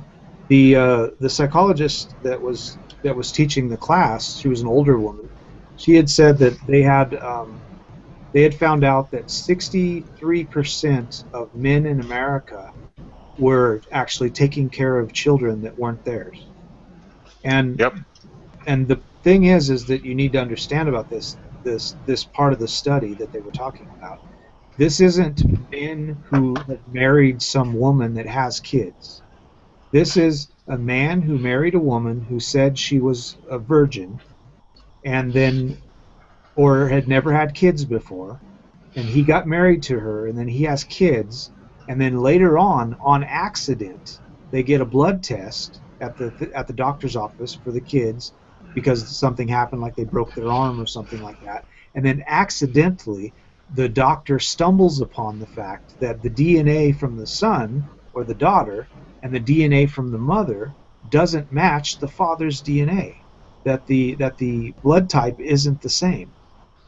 That, like, the kid is an A and the mom's like an AB positive and the dad's like an O, you know. So it's like it's not even close, and they're like, he's not the father of these kids, you know. So those are 64%. You know, 64%. Yeah, and that's only the that's only the ones that they've stumbled upon. The problem is there's a lot more than that. The fact is, there's a good chance that your parents, your father, might not even be your dad. Because here's the thing with women. Women want, like, really hunky guys. They want, like, those really male model types. They like that. They try to act like they don't. They're like, oh, no, we want a beta male provider. They only want a beta male provider to take care of them, to work, because these guys that are really good at working, that are good at computers, that are good, want to sit behind a desk all day and work so that they can come home and give them a new purse. These guys aren't really good in bed. They're kind of like, you know, they're not really guys that you would really want to hang out with, really. But they're good providers, and they take good care of the children, and they buy nice houses and nice cars, and you'll have a swimming pool and all this stuff. So that's what they want, but they know that those guys aren't going to give them very good DNA. So they'll go out to a bar when their husband's not looking, and they'll find, like, this big hunky male model guy, and they'll fuck the shit out of him and get pregnant, and then they come home to their husband, and then they have a baby, you know, and then they're like, oh, this is your baby, and it's really not. It's some other dude's baby. Only time that shit's really obvious is that it's like it's a different race, you know. Yeah, if they come home and it's a Spanish baby or something, or a black baby, and it's like, wait a minute, what the fuck? But I think a lot of women know that that's the case, and they don't want to do that.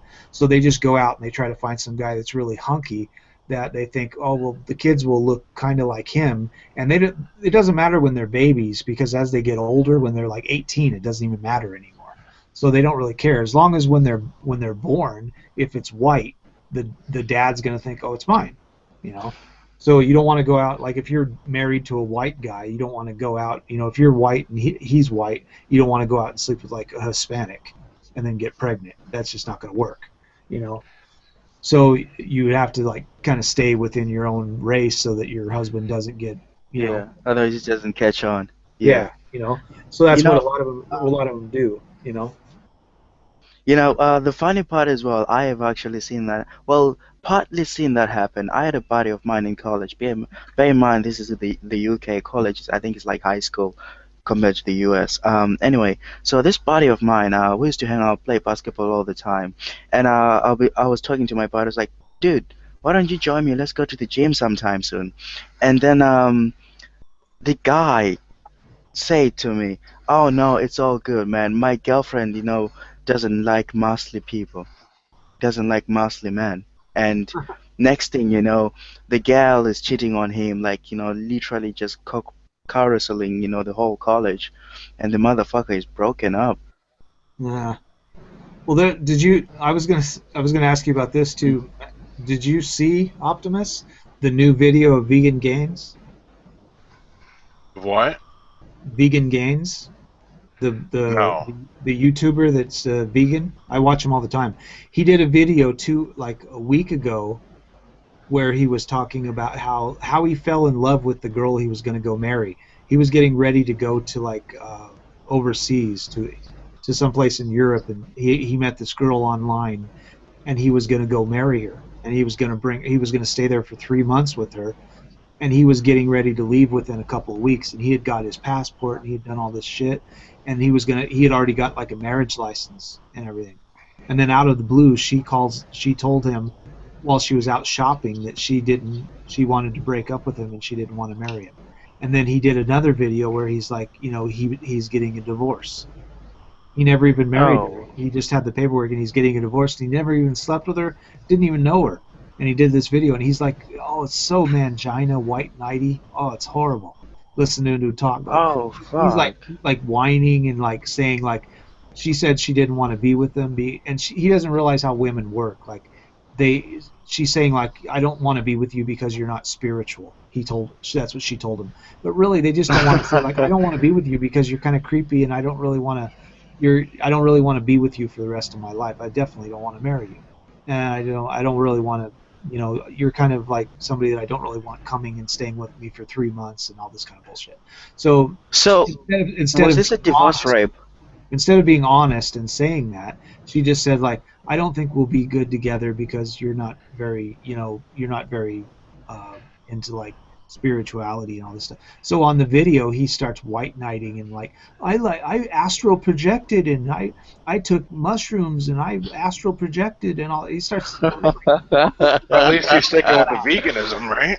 Yeah, I was like, what the fuck are you talking about? He was talking about like he did mushrooms and astral projected, and he's really spiritual, but he's done tons of videos where he's talking about being an atheist. And I'm like, what are you talking about fucking astral projection when you're talking about being an atheist, dude? It's like, that sounds like fucking bullshit that Christians say, you know? Oh, yeah. And like, so like, did she get a payout, you know, payday after the divorce? No, they never even met each other. They were online. Oh, right. Through Skype. They were like, man, yeah. Like, the funny thing is, like, he's like kind of a creepy guy because she sent him a thing and said like, "I like your videos and stuff like that, and I really like what you have to say." And then he wrote her back, and he said in his video that he gave her a chance because he gets so many requests for people to come meet him and all this bullshit. And so he decided to give this girl a chance, and as they started talking, the first thing he liked about her was she played the same video game that he did. So he starts talking about all these video games things, and this is the video that he did about falling in love with her, you know. And then all of a sudden, like a week later, it sounded like she watched that video and like didn't like what he had to say and thought he was a little bit weird and kind of creepy, and she decided, "I don't want to marry this guy, and I don't want him to come hang with me." So she didn't want to just be honest, because most women don't want to be honest; they want to tell you some bullshit. So she just said like, "You're not spiritual enough, and, you know, I don't want to marry you anymore," and all this stuff. So then she didn't she just like broke up with him. So then he makes a video white knighting and simping and whining about. Oh, it's so hilarious seeing it because it was like. Oh man, I've got to see this. I have got. It was to such see a this. simpy. It was such a simpy video. Oh, it was hilarious. I don't. It was like Yeah, I'm male vagina dripping all over the place. You know, I wouldn't be surprised if he was actually sending her money, because I've heard that actually happens quite a lot. Like, you know, the dude, you know, is like, you know, head over heels, and then, you know, she'll be asking, oh man, I need money for this and that and this and that, and then yeah, you know, um, she keeps hanging the carrot in front of me, man. And then when it hits home, you know, that, you know, the guy really is fucking going to go over and going to see her, and then, you know, she bails. Yep. I think the cunt needs to be falcon punched. Yeah. Well, the funny thing is too, like, I mean, he's not really the greatest looking guy either, but she was kind of like, she kind of looked like a lesbian, you know. She was like short hair, you know. She wore glasses, problem glasses, you know, and all this kind of bullshit. And she Problematic glasses. she looked a little bit like a lesbian, you know. She looks a little bit like a lesbian, you know. So I mean, I think, you know, Vegan Gaines is like 6'4" or something like that, and I would think that he could probably. Oh, fuck, man, come on. I would think he could probably do a hell of a lot better than her. You know. Oh yeah. Besides, you know, he's just going into the unknown. I mean, there's so many unknowns. I mean, you go there, maybe you find out, maybe, you know, it's just a couple of guys who just want to rob you. Yeah. Because, you know, it's funny because it actually happens. Like, you know, the guy will be thinking, oh man, I'm going to meet, you know, this lady, and then on Tinder, and then it goes over to him. Next thing, the motherfucker is getting robbed. Because, you know, he's got the money to pay for, like, you know, sometimes he might be just, you know, paying, you know, like a prostitute, or maybe just going to see her, and then usually he'll be loaded with money, and then the motherfucker gets robbed. That's why you always take a gun with you. Yeah. Yep. Well, let's listen to this, and we can laugh at him. Where you can see him simping and white knighting, and like talking about astral projecting and stuff. It's like, what? What are you talking about? Oh man, I can only take so much projecting. Yeah. Let me turn that down. I don't want the music on there. Yeah, listen to how whiny he sounds. This isn't a video that I thought I'd ever have to make, but yeah, Jasmine broke up with me about 3 or 4 days ago. That's why He looks like a mangina. Weird. I took like 2 days off because I had to clear my mind of fuck before I could make it. Yeah, he had to clear his mind of fuck before he made another video. You know, so he's yeah. If you guys get on his channel and watch the video "How I Fell in Love," oh, it's. I don't think I want to give him the views. Yeah, it's priceless. It's priceless.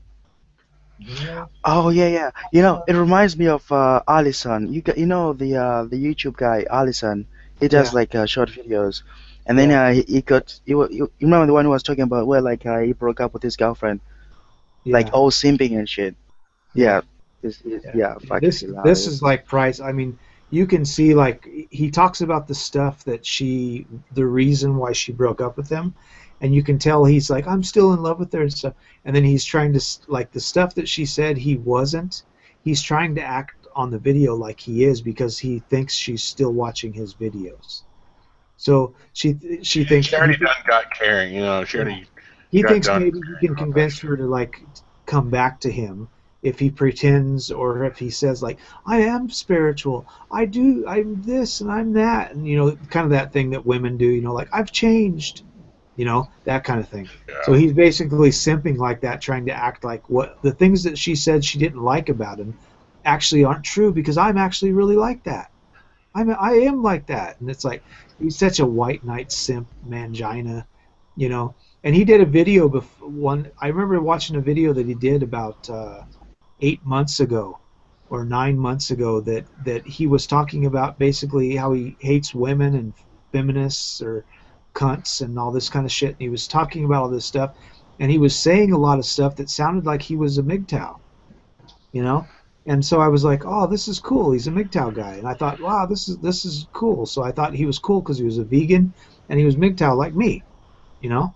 And then all of a sudden he starts talking about this girl that he met and how he's, you know, dating this girl, and he's never even met her, and he only knows her from Skype and from Facebook. You'd know me, if I talk about a girl that I met, it's usually going to end badly. Yeah, exactly. Like, it's usually not a good story. You're not gonna be talking about a girl that you've met and saying like, oh yeah, she was great and I really fell in love with her and she was wonderful. No, it's gonna end in like, and then she fucked my best friend. You know? And then she said, I think. Yeah, yeah. Told me you seem like a really nice guy, and then she said, but. Yeah. You know. Yeah. Yeah, I guess I'll just go off the cuff and tell you what the fuck happened. Just out of nowhere, it came as a surprise to me anyway, that she just said we should break up and she can't be with me, and she said that I'm not spiritual enough. The look on his face, man. He's like getting ready to suck that cock. Oh yeah, he would totally let her cuckold him. Yeah, it's funny. Like I watched a video from Grade A Under A where he was talking about Vegan Gains. I didn't know Vegan Gains had an old channel. And his old channel, he was saying some crazy shit in comments, and Grade A Under A found a bunch of stuff from his old channel. He has an old channel called, I think it's actually still up even, and he wasn't getting very many views, so he started the new channel and started talking about veganism and stuff. But his old channel was called Haberdashery, which is basically, it was like haberdashery 29, you know, one of those things where they have numbers at the end of it. So it was haberdashery, and haberdashery is actually a term for like sewing stuff, you know. So simping before it was labeled simping.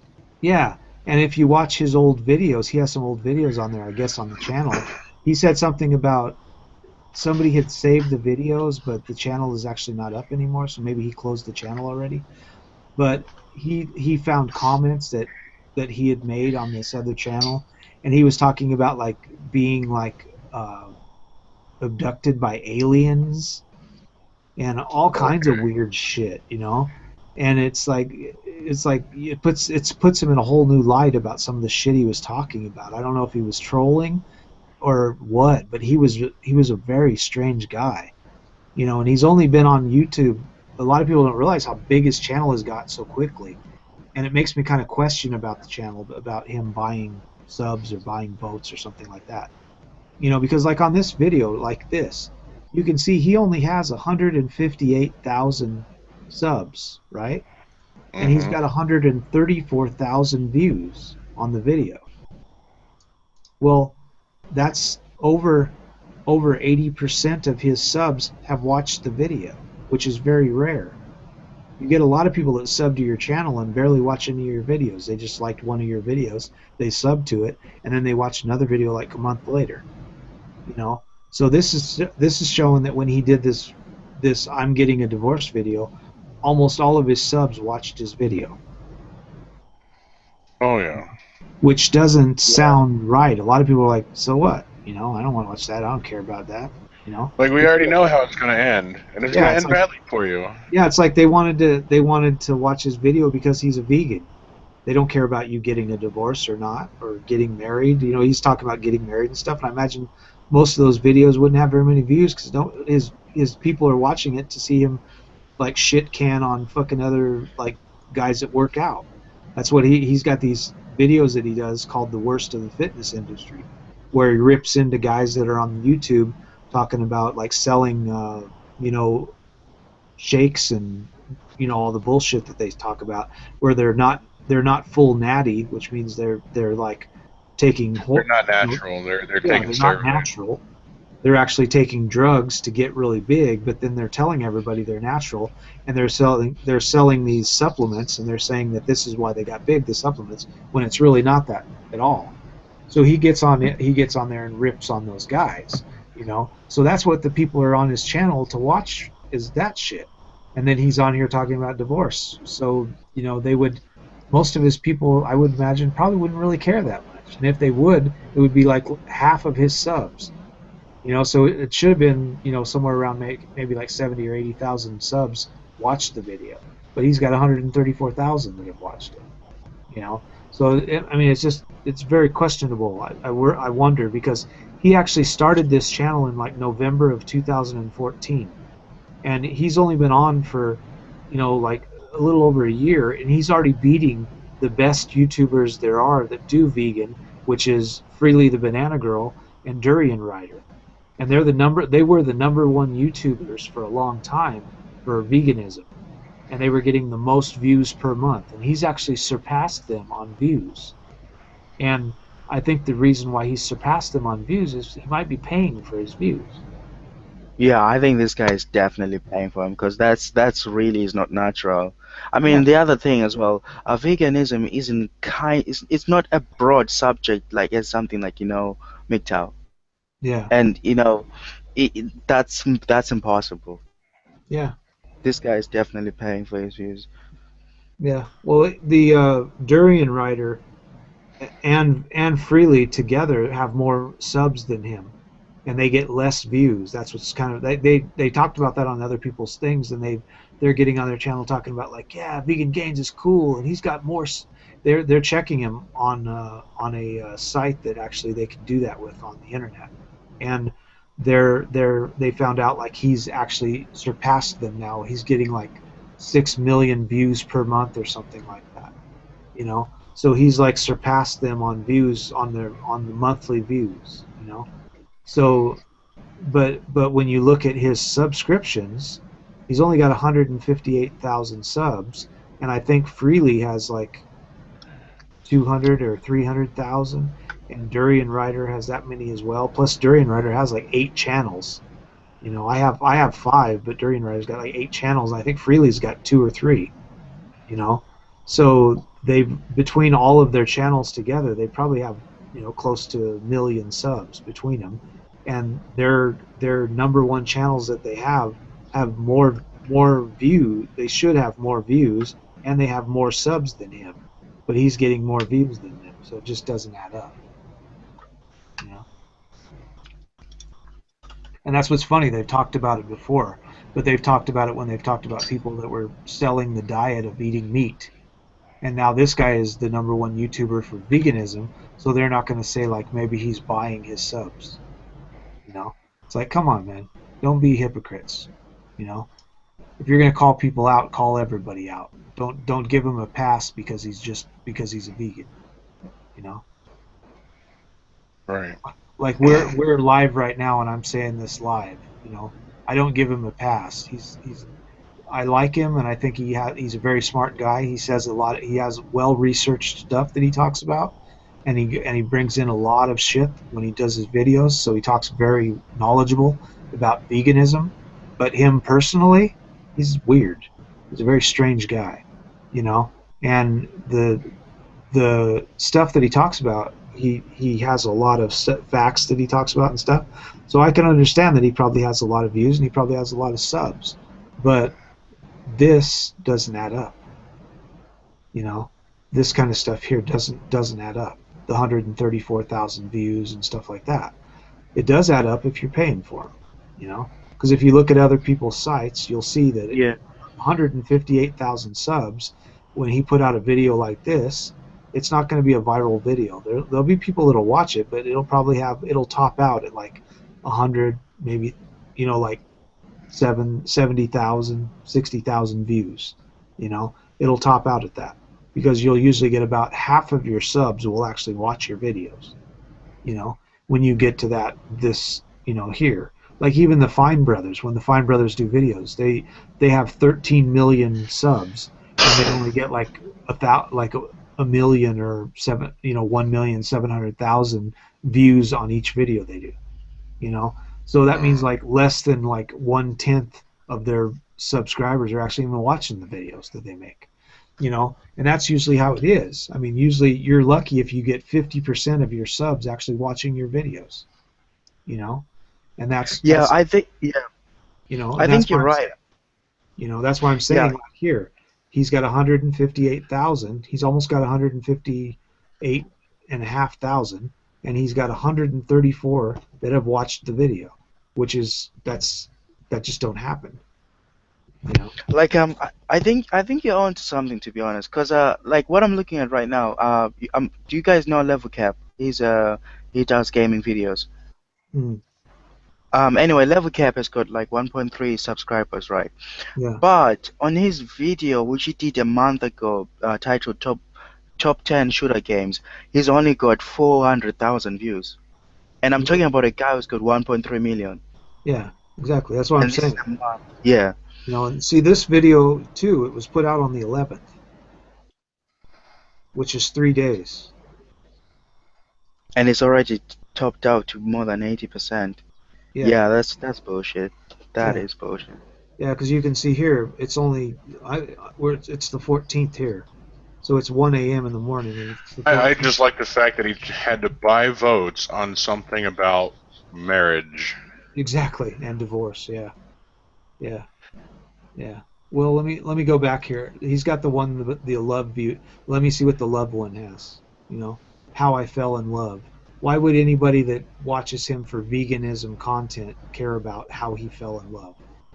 And like the funny thing is too, if you go, what says a lot too is if you go to her site, you would think a lot of people this happens to them. Like if you're dating somebody or something like that, she's a vegan too.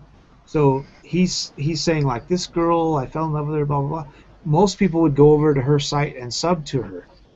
A lot of people do that. So if he has 153 million subs or whatever, or 1,000 subs, you would think that a bunch of those people would go and sub to her. But if you go to her channel, she's only got like 6,000 subs.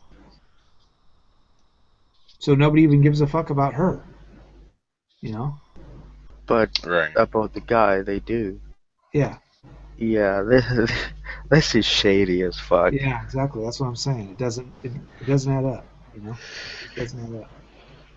Yeah, I'm looking to see the video here that he did. With the whole thing going on. Took it down. He took it down. He took the video down. It was right Which here. video? It was right here. Because see, he did this video 2 days ago, and then 2 days ago. So it was. They don't even come close. 2 days ago. 2 days ago. He did all these videos 2 days ago. All these. So he's got like 1 day ago, 2, 3, 4, 6. You see, this doesn't even make sense. Like, so he took the average down the video of how I fell in love. He took it down. It's not even up anymore. Oh, here it is. No, here it is. 1 week ago. How I fell in love. See, he's got 163,000 views on that one. But see this next one? This is one. No, he just liked that one. Let's see. See, like masturbation and testosterone. 126,000 views. That's over a week ago. That's over 50% of his subs. This one has more subs, like Joe Rogan versus Vegan Gains. 298,000 6 days ago. That's more views. That's more subs than he has. Because he put Joe Rogan. That's like twice, almost twice. Yeah, but then yes, it's bullshit. This is Vegan Gains 2016 interview with the Light Twins. And he's only got 6,000 views on that one with another. These are the Light Twins, some friends of his. So he's got one with rock climbing. See, this is more like it. He's doing rock climbing, arcading, and vegan, just eating shit, and he's hanging out with the Light Twins. He's only got 77,000 views. See? And then this one here, 3 days ago, what he ate in the day, it only has 11,000 views. 3 days ago. See, that's more like it. That's usually what ends up happening. See, like this one, 12,000 views, But like here, Vegan Gains, 163,000, 136,000 views, Seems to fluctuate really But see, weird. this is what's really weird. It's like Joe Rogan, and he's got 136,000. But then he's got another one here where it says, it has Joe Rogan and this stuff in the thing, and it's only 14,000. And this Happy Healthy Vegan is another one I'm subbed to. And they've actually got almost as many subs as him. They've got 78,000 subs. And they're only getting 14,000 views on their video. And then here's the Light Twins again. And then Vegan Games, 134,000 views. So it doesn't make any sense, the views he's getting. Like he got a chair, and he uploaded it 14 hours ago. He got a new chair, and he put his chair together, and that's what the video was. It had some music, and he didn't talk at all, and he just took a chair out of this box, and he put his chair together, and he got 22,000 views off of that in 14 hours. Yeah, that is bullshit. Yeah, it doesn't add up. It doesn't add up. So right now I'm just wondering, because of all this bullshit going on, that maybe, there are some really, really good YouTubers down there, but then they're just buried under the whole bullshit program which is going on. Yeah, you can't find it. It's really hard anymore to find any really good people. Like I really loved YouTube when I first started 9 years ago. You used to be able to make response videos, like somebody put up a video, and that's actually how a lot of the YouTubers got big and got really popular. That's how TJ Kirk, the Amazing Atheist, that's how he got famous and how he got big and how he got his channel as big as it was. Is he used to go on to other people's videos that were making content about religion, and he would make a response video to them, and then people would watch that video and see him in the comment section, and then they would watch his video, the response video, and then they could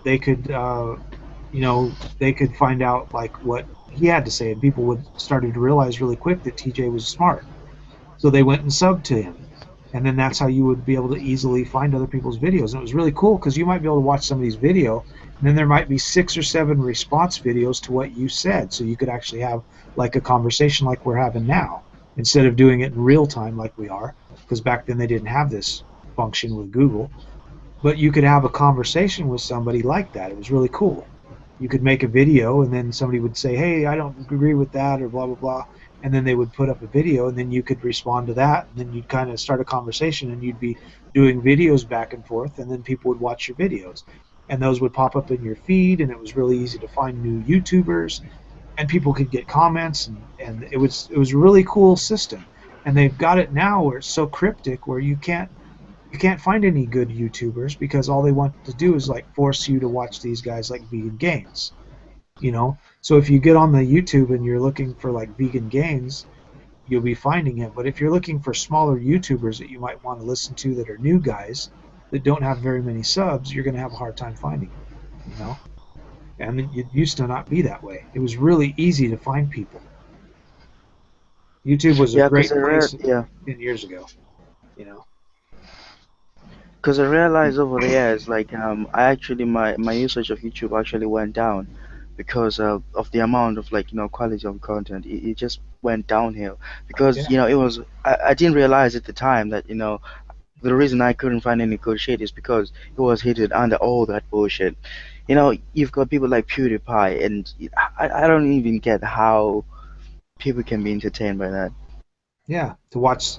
I've never understood that kind of concept, anyways, of somebody watching people do stupid things. It's like the movie Idiocracy. Yeah. I just don't understand people that want to watch somebody else do something. I've never been that. I've never had that kind of person, that kind of mentality where, I wanted to go watch people play football. It's like if it's my child playing, if it's my son or or my It makes brother sense. or Yeah. or family member or something like that, I can see. I'll go watch them play, and when they're done, we can go out for drinks or something. I'll be like, cool, man, you did it good, or whatever. But if it's somebody I don't even know, why would I care? Why would I? It's like me. It would be like anybody going to some random high school and watching a high school football game. It's like you don't know anybody. Why are you there? You know? And that's the same thing. It's the same thing. I don't understand why anybody would want to go on some video and watch some guy play a video game and commentate over it and say funny things.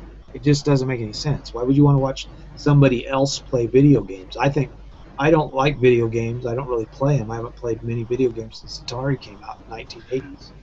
So I do play video games, Yeah. you know. And I don't really play them, and the thing is like if I did play them, I would want to play them myself. I don't want to watch somebody else play. Not just watch some other. Yeah. I don't understand the concept of watching other people play video games.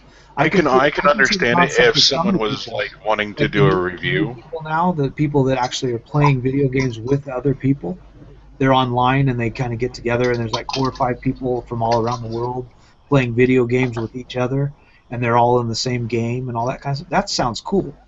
But when you're just like online, not even playing a video game with somebody, and you're just watching somebody else play a video game and talk over it, that's stupid. Why would you do that? It's dumb. Doesn't make any sense. Like my whole thing is MGTOW gaming, and now I'm gonna like start another channel of like creepypasta readings. Hope people see Oh, dude. Sweet, sweet. Yeah, I wonder how that would work. Like I would like to do like a video segment called sexy textbook, you know, and like hosting Optimus Christ. Yeah, I would get on there and I would read it like really sexy, you know, and like I would like have I'd put like a rose in my teeth and stuff, and then I would have like a glass of like, you know, like a wine glass and stuff, and like have like, you know, I don't drink, but I'd make it look like it was really sexy, and I'd turn on like a candle, and I'd say it like really sultry and whispery, but all I'd be reading would be like a geometry textbook. You know? Oh, dude, don't forget the slow-mo opening pages, you know, slow-mo for when you open pages. Yeah.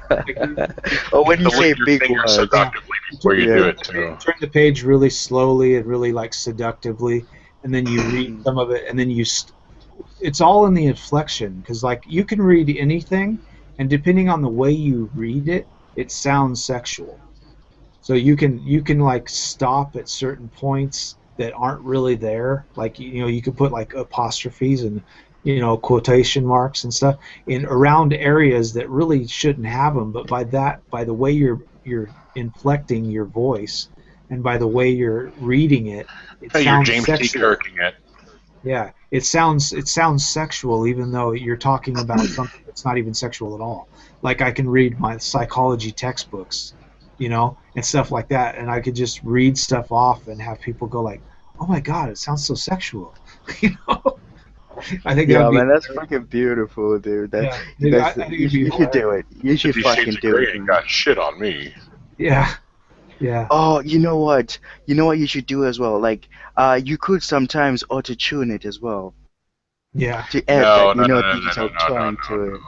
That just takes away from it. Like, You know, it's, like seriously, like if I was going to do a sensual reading, I can make anything sound dirty. Yeah. Like take the word watermelon, right? Watermelon. Exactly. That's what I'm saying. You know, it's. Yeah. And see, I've got a PA system. and I can- Like just now, you wanted to get a watermelon and make out with it, like just now. Yeah. And see, I can get like candles and put candles on top of my computer. I can turn off all the lights. I can face the camera towards me, you know, in a certain angle, and then I can be reading the book, and I can be like flipping the pages really seductively, and I can like look into the camera and then read a little stuff, and then when I stop on things, I won't even say anything. I just look at the camera and like give it like a look and then keep reading. You know? And it's like the way you, and because of all these ASMR videos, you know, I can actually be saying it, kind of whispering it, you know, and the way I'm talking, I can be. And you know, half the women that appear on there, that like there's a reason why they whisper, because once they start talking, it sounds like a seagull squawking like a fucking heron. Exactly. Yeah. Yeah, I think it would be really funny because that's one video like section I want to do, but then I'm still going to do that one. I'm actually here in a little while. I'm going to order another dildo, and I'm going to actually start doing what else can you do with dildo, you know? Oh, right, I remember. I was Yeah. watching your stream the other day. Yeah, Oh, that's you something know I what? really You know. want to do. I want to like Uh-huh. I want to like use them as grips on my bike and like climb up the wall and have like in the background you can hear like Arnold Schwarzenegger saying "Get to the chopper," you know, Yeah, and then I'm climbing up the wall, you know, with like rain. and then all of a sudden a green screen, hold and on, I'm you climbing hear up the wall. cricketing in the background, and all of a sudden it's come with me if you want to live. Yeah. And then I'll climb that's high on the fucking wall with beautiful. like two dildos with suction cups on them, you know, and I'll be climbing up the wall, you know, like stuff like that. I wanna do like really funny videos like that, like what else can you do with a dildo, and then like be in the kitchen and like, you know, make like soup or something, and you're like wanting to look for something to stir the soup with, and you're like, damn, I don't have any spoons. What can I use? They're all dirty. And like fill up the sink with all the spoons and stuff, and be like, I don't want to wash this. Dildo vibration You action. just grab you go, oh, I'll use this, and you grab the dildo off screen, and then you just start stirring the soup with the dildo. You know, stuff like that, where people are like, "Oh my god!" And if you set it on dude, that would vibrating, take off. That would fucking take Yeah, I off. just thought that would be funny to like, what else can you do with a dildo, you know? And then like I would have like I'm in the shower washing my hair and stuff, and then like I reach for like the toothbrush in the shower, and instead of it's the dildo, and then I start like putting it in my mouth, like brushing my teeth with my eyes closed and soap my hair. And it's actually the dildo, you know, stuff like that, where people are like, "Oh my god!" I thought that would be fucking hilarious. That'd make so many people laugh and roll. oh man. And then you get a lot more people joining the movement as well. Fucking brilliant. Yeah, I thought that would be. I got so many little ideas like that for little funny things that will go viral. Shit like that would go so viral. I'd get so many fucking views and subs off of some shit like that. They'd be like, "This guy is crazy. You gotta watch his fucking videos. They're crazy." Oh, you know what? The best part as well.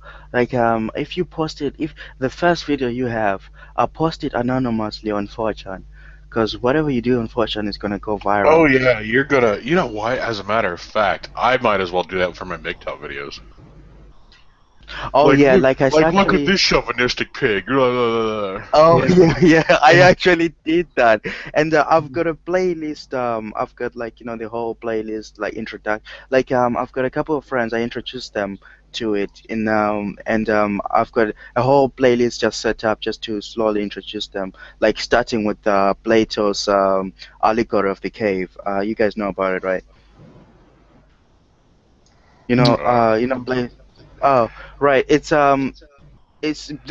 pretty much an idea that imagine men have been locked up in a cave, chained, and they were just facing the wall. They couldn't turn their heads. Oh, yeah, So yeah. all their life, pretty much that. So I that's the first couple of videos about the allegory of the cave, and then I slowly introduced them to the other principles, and Yeah, I I just teach that to posted my like kids, shit like that. I teach Sorry, that what? in my psychology class. You know. Oh yeah, it's brilliant. Like Yeah, it's like brilliant for yeah. here. There's that. Yeah, I'm checking it out. Yeah, like the one that I really want to do, the first one that I was gonna do, is gonna be like like my bike. I have these pink bikes. All my bikes are pink. So I wanted to go out, and my handle grips on my bike are all gross. They're nasty. They're all like you grab onto them, they're all sticky on your hands and shit like that. Because I haven't been riding my bike in like 10 months, so they just kind of sit out there and get all fucked up in the rain. So I was gonna go out there and like video it, where make like a whole like segment where I'd kind of like split cut, jump cut, and all kinds of stuff. And I was gonna like put my hands on the grips and like go like, oh, gross, man, these are nasty. I need some new grips. And then be like, I don't have any grips, do I? Oh wait, Dildo action. I know. And then I'd go in there and I'd get like I'd go in there and I'd get the dildos, and then off camera you wouldn't see what I was doing, and I would actually pull the grips off my handlebars, and you'd see me take the grips off, and I'd kind of jump cut through it so that it would be quick, and then I would put 2 dildos with balls on the handlebars, and then I would get on the bike, and I would get on the bike, and I would start to pedal, but I would make it look like it won't go, it won't go now. And I'd go, what the fuck? And then I'd get off my bike and I'd look and I'd try to move the tire and the wheel wouldn't turn. I'd go, And then I'd go in and I'd get like some lotion, and I'd put lotion on both my hands, and then I'd start pumping both dildos, and then I'd get on to start riding the bike. Oh man, that shit is gonna go viral, dude. Back off both dildos, something like that. And then I would start riding the bike and like take off and be like, all right, this is cool, then fucking ride off, and then have like, as I'm riding off in the distance, you'd have like the old like 1970s like porn music where it's like bow chicka.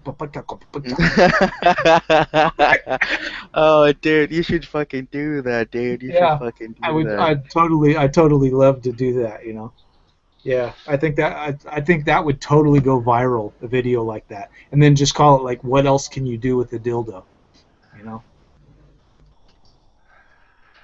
Yeah, that'd be brilliant. I'm pretty sure that would go viral. Yeah. Like, make it as like the one thing people like make it as like what's the word? Not weird, but like eccentric. Yeah. Eccentric as you possibly can pull, And yeah, that'll be brilliant. That'll be brilliant like that. Yeah. Like I can do stuff like I can take like an old toothbrush, and be standing at the sink and just like go to like put some toothpaste on the toothbrush and then drop it into the sink and it's like dirty in the sink and stuff like that, and go, oh, fuck, what am I gonna do? I need to brush my teeth. And then you reach over and you grab the dildo and you put toothpaste on the dildo and you start brushing your teeth with the dildo, and then you look at the camera and go, what? and then I would end it again. I would end it again after that. You'd get like a picture. Oh, right. Something, and it would be that. It would be that. Oh, you know what? I've got another idea as well. I think old 70s porn music, the bow wow wow, something like that. It would be so. I think it would be so cool. Yeah, a bunch of shit like that, Yeah, dude, and the other thing as well, you should I think it's a good idea. Like if you do it in a way where people do this thing like a day in a life. Let's say a day in a life of you, and then you do from like morning to afternoon to evening. That kind of thing. You just go through the entire day with the dildo in your hand. Yeah. Like something like that. Yeah. Well, like I was having this one. I have a drafting board. I used to do drafting. I have a drafting board at my house, and I thought about like writing, like drafting, and keep like doing like jump cuts where I like sharpen the pencil, and I get to a really small pencil, and I can't really hold it anymore. Make it look like I can't really hold the damn thing anymore because it's getting too small. So I just take a piece of tape and I take the dildo, and I put it onto the dildo and tape it around the dildo, and then I use the dildo to keep drawing, like that. Check it out though. And then have it kind of like fade out, and as it fades out, you have that like that. That fucking old 70s music, and then just have it flash up there. What else can you do with the dildo? Like that. What else can you do with the dildo? Exactly. Have it some. Yeah. I think that would go so viral. Yeah. I think that would go so viral, man. But no, we have to start a whole new channel just for that. MGTOW is a different acronym for men growing tired of women. Oh yeah. Oh, I didn't know that. Right. Yeah. Well, no, my friend just brought it up to me because I always knew that it's men going their own way, but then he was like, MGTOW, men growing tired of women. I was like, oh, snap. I was like, That's that gave me fucking the weird. most awkward boner ever, and I'm drinking. Oh, you know what? We should actually spread that. Like to go to all the circles and then just like oh, actually, how about this? How about this? You suggested the whole like day in a life kind of thing, and what you do is like you start the message there, like you put like how like they do like subliminal advertising where they put something in the background and then you'll be doing those weird videos, but then there'll be like the same thing which you just said, like written out on a wall or something. So it would be like subliminal, and then people are gonna catch up to that. Like in all your You know videos, what? you could have I this. think that would actually Yeah, get a whole lot more people in than men going their own way. yeah, yeah, exactly. Like But if that's the make it sad as part, subtle though. as possible. Uh-oh. How come? There goes your mic again. Yeah, there goes your microphone again. Sounds like my ass Oh, after Chinese food. right, right. Yeah, out of nowhere. Oh, I'm getting overflows. Just a second. Yeah. I'm using this software which diverts like audio signals to other software or hardware, so it gets it fucks up. Anyway, yeah, it should be fine now. Yeah. There you go. Yeah. It sounds like you're a bee. It's like They're like a Mr. Roboto. It sounds like you're a bee buzzing around. Some Domo arigato. Mr. Roboto. Okay, shall we continue on with the escort bitch here? Oh yeah, I almost forgot what we're talking about. Yeah, Yeah, let's I go. totally forgot about that. I went Yeah. down on him, and after one stroke on a blowjob, he said, "You better stop. I'm going to come." I'm like, "What?" Because it's been a while, and I'm like, I was thinking that's no excuse. Guys, take responsibility for your erections and for your erectile function, and if you come. Take responsibility? God. What are you talking about? Take responsibility for your erections? What are you talking about? She went down on him like one time on his cock, and he said, "You better stop. I'm going to come." It's it's been a while. Well, then, if it's been a while and it's been a while since he's done that, you should have made him come, and then let him wait about 5 minutes, and then do him again because then it'll take longer the second time. Yeah. Everybody knows that. How long have you been a prostitute? Fucking You don't know, twat. like, yeah. If this guy hasn't had sex in a long time, maybe you should suck his dick until he comes, and then let him wait a few minutes, and then fuck him, and then he might fuck you for 5 or 10 minutes.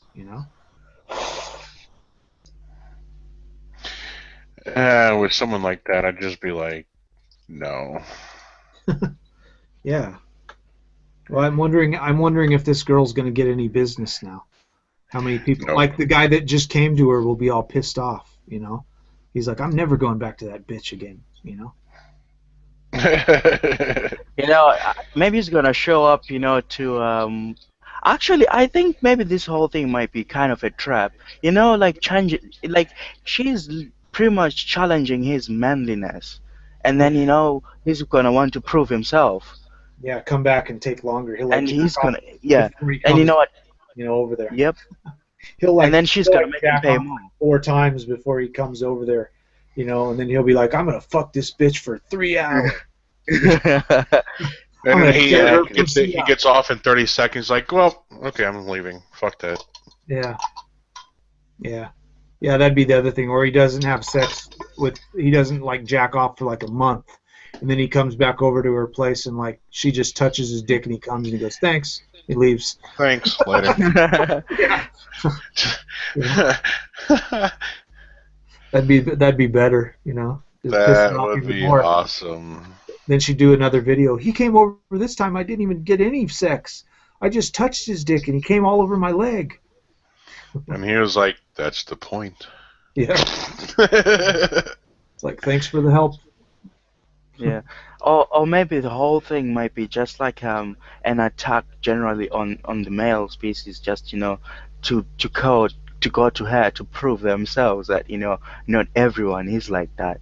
I won't be surprised if that's the whole deal, because there's always a reason why they do the things they do. You know, like how the movement the way it talks about it, like no matter what they do, there's always a reason why, and usually it's not for your benefit.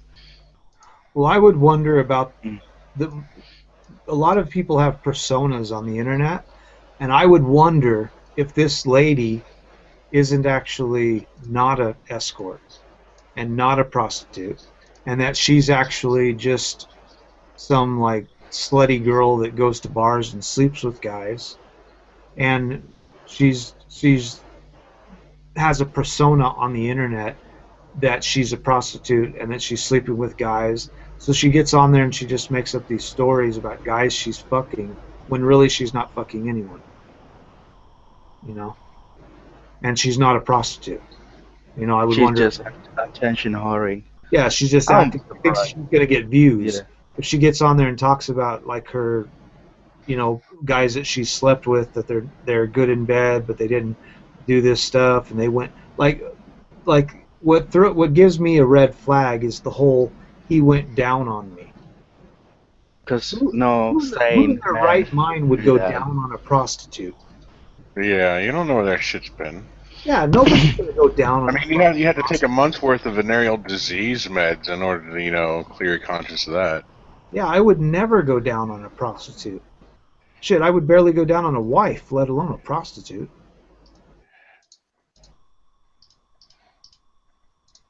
Yeah, so shit like that makes me wonder what the fuck is going on, you know?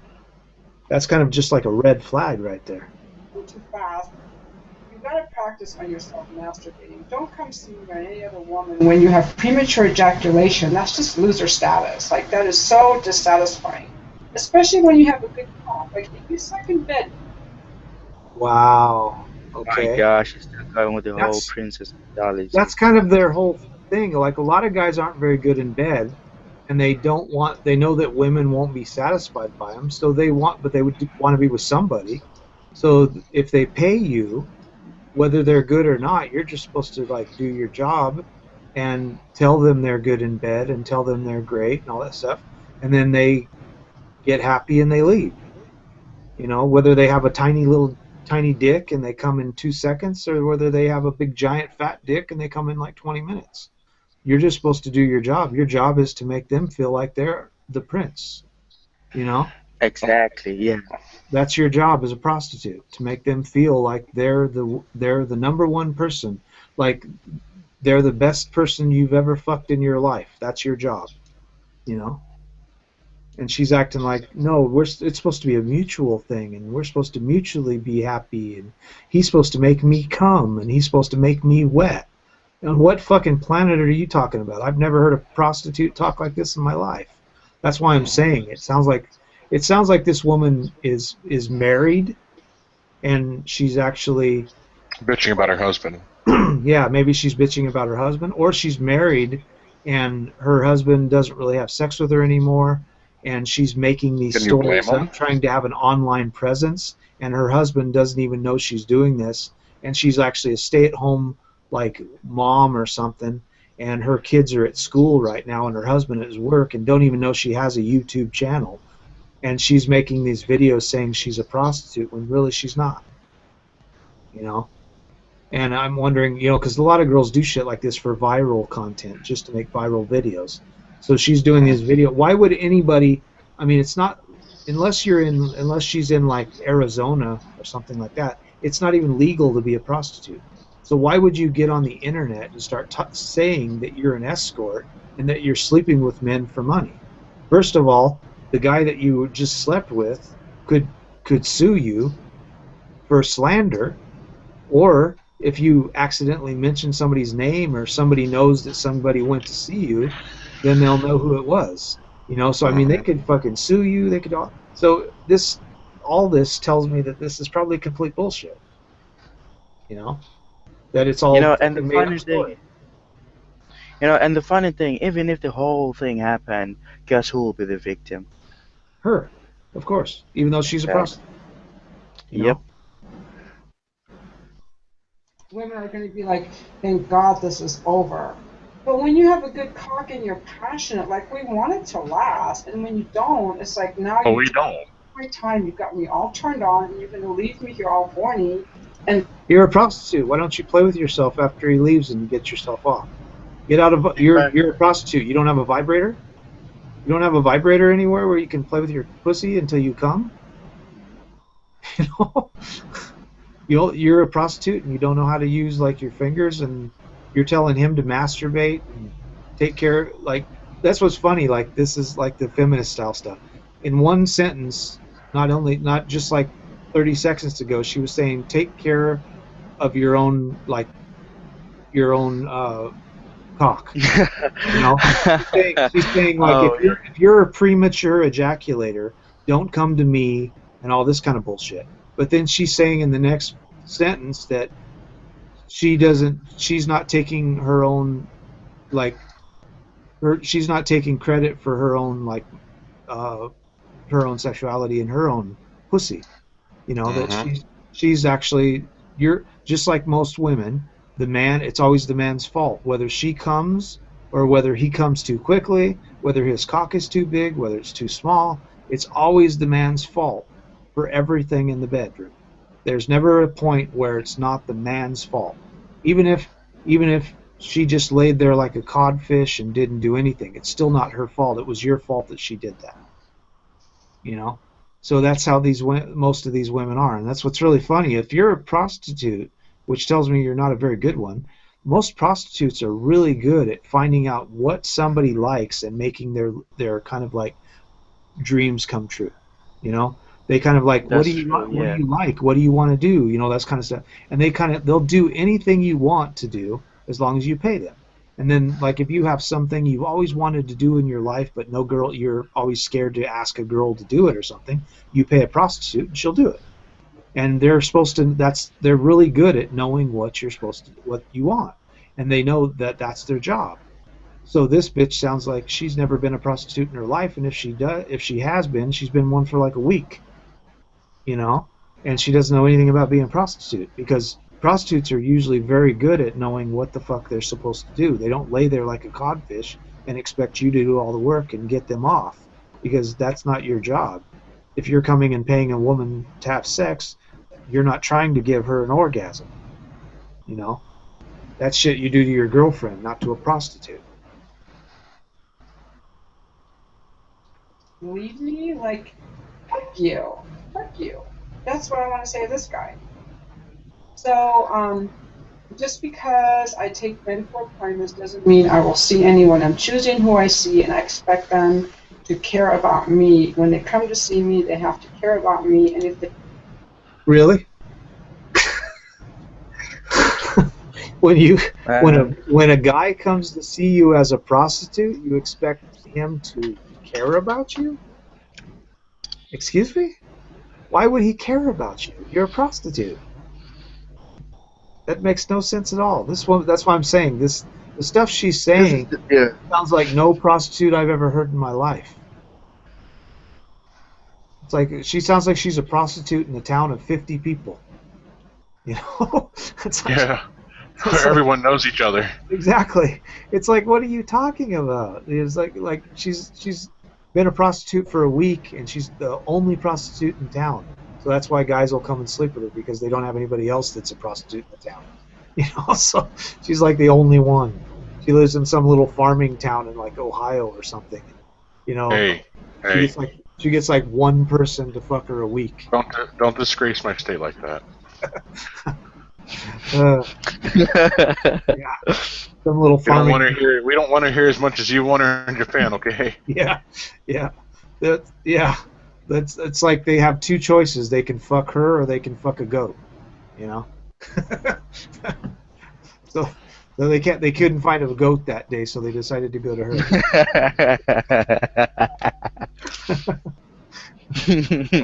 Ouch. Right in the feels. Yeah. I will never see them again. So, good. Leave Ohio, bitch. So then my sister was like, why don't you have a relationship? I'm so in love. The sex is so much better in a relationship.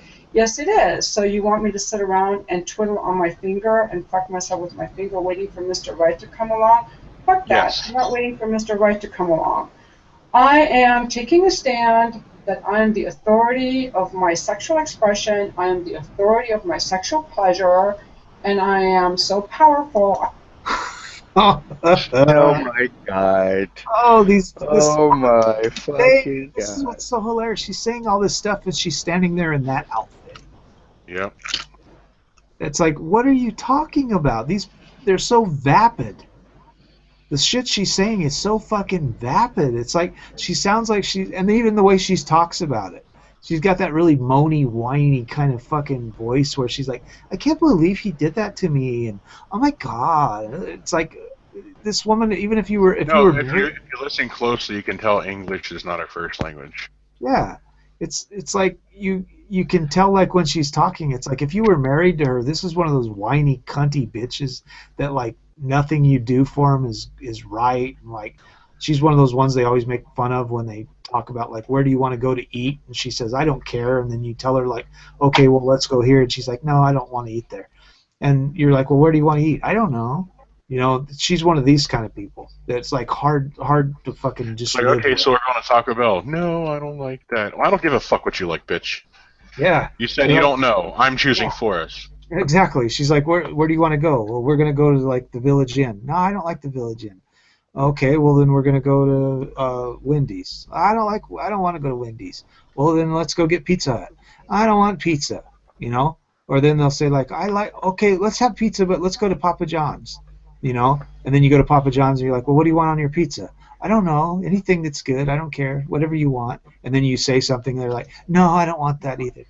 It's like, this is this bitch. I guarantee you, this is how it would be with a relationship like these women. And then it's always, the funny thing is when they're like that, they say you're supposed to just accept that because that's just me. I'm just a woman, you know. And you're not. I make life hell for a man, and you're just supposed to accept it, you know. You know, it's funny because kids say the same thing. Like, you know, they do something. Oh, I'm just a kid. Yeah. Exactly. Well, that's the thing I always talk about with these feminists. They have those laws where they say like they're trying to come up with more and more laws where they're trying to say like if a woman has had a couple of drinks and then you have sex with her, that's rape because she's not able to give her consent because she's drunk or she's had a few drinks. But well, what about guys then, huh? Well, that's the only time that works because that doesn't work if you're drunk and driving a car. It doesn't work if you're drunk and you hit somebody on a bicycle or on a motorcycle. You know, if you're drunk, the only thing in your entire life, in entire societies, that you can get away with is if you're a woman and you've had sex. That's the only situation where that's allowed, is for you to say like, I wasn't able to give my consent, is if I'm drunk and I had sex. Now, even though I liked the guy and maybe I was like this girl, where I was drunk a little bit, I had sex with a guy, it was really great sex, and then I woke up in the morning and I wish I wouldn't have done it, so now I'm going to say he raped me. All of a sudden. Now all of a sudden he raped me. You know, oh man, yeah, I'll tell you about this story. I was actually out clubbing last night and I met this poor schmuck, and it was we somehow ended talking about you know, the movement, but I didn't say it, but it was kind of the ideas behind it. And this guy was telling me, oh, he had a girlfriend, and his girlfriend, like, you know, was cheating on him. And then a week later, she would go back to him, saying, oh, let's stick together. You know, I'm sorry. And then she, you know, she did that a couple of times. The guy kept going back to her, and then finally he broke up with her. And this guy was working at this leisure resort, right? And then the cops just come for him. They just come to get him. And it turns out that, you know, he had seen the girl, like, you know, a month ago. But then somehow this girl called the police because he wouldn't talk to him. Like, you know, he was just blanking her out. And then she was mad. And then she literally called the police. Bear in mind, this is the UK as well. She called the police, told him, oh, this guy was harassing me. And she took everything from him, even his pet parrot. And this guy fucked up as well because he went to live with his girlfriend. So literally everything he had, it's just now his girlfriend's because he was not allowed there. And the funny part, he took the bitch to court, and Yeah, like it almost went sideways for him, and somehow he made it through. Yeah, You that's know, the thing with women. I'm always telling these guys, there's all these fucking MGTOWs that fucking annoy me. They're like, oh well, I'm red pill, so now I can use women because I know what's up with their bullshit. Well, you can if you want to stick your dick in a grenade, you know, Yeah. because you have no fucking yeah, clue what you're doing. You will never have the upper hand over a woman because of the way society is set up. Society exactly. Yeah, Society, Now, laws, and does everything does are that set mean up that you? in her favor. You're never going to be over her because of the law. And anytime she wants, if she thinks you're getting over on her, she can give a false claim of you beat her up or you had sex with her, you raped her. yeah, She could do that a year after. She could do that a year later. yeah. You know, she might And you see know what? she might see Yeah, that you have a really good job. Like when she met you and she had sex with you, maybe you were working at like Taco John's or some bullshit. And then all of a sudden a year later you're working for like you're a manager of some place and you're making really good money. So then she wants you to pay her and she's like, "Oh, well he raped me."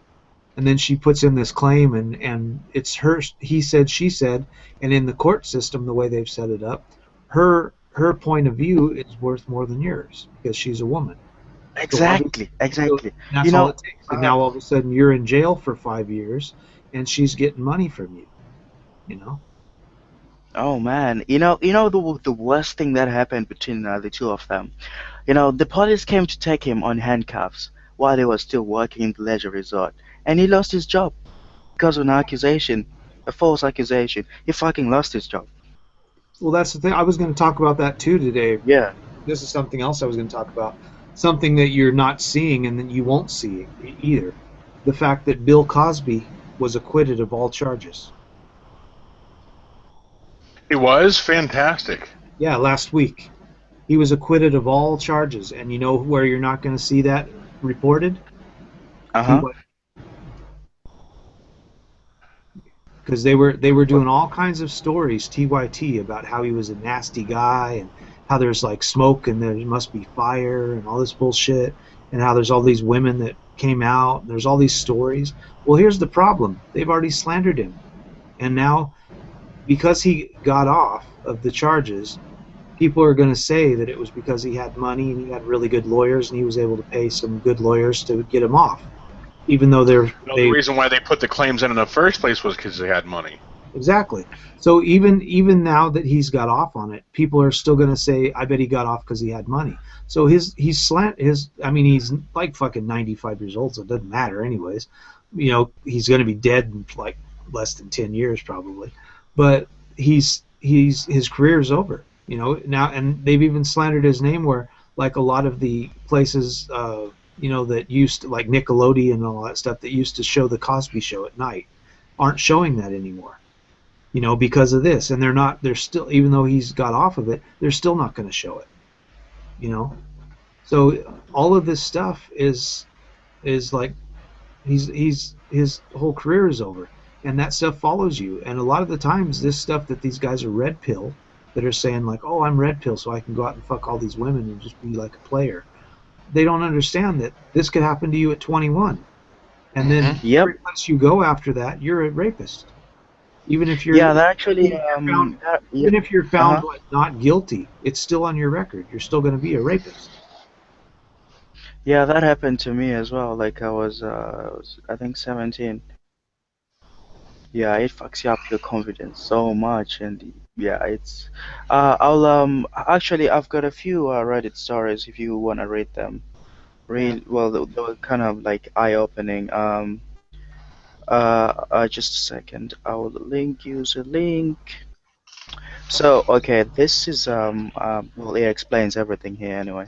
So there you go.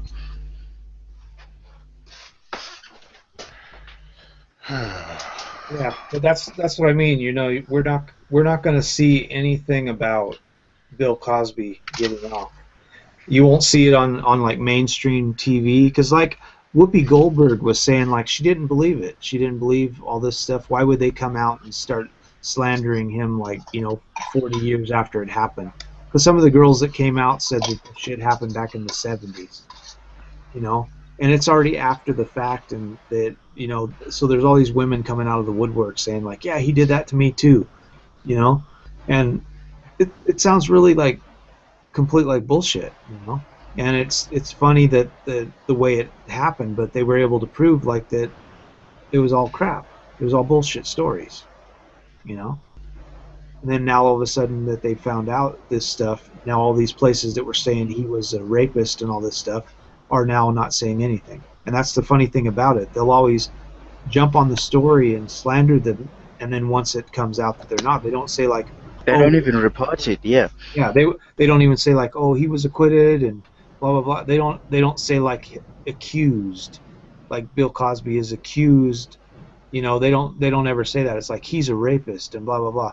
And then They are the judge and the jury. yeah, because you're innocent until proven guilty. But the way the court system works in America, especially for cases like this kind of stuff, like rape and, you know, things like that, or beating your girlfriend or something like that, you're guilty until proven innocent. You know.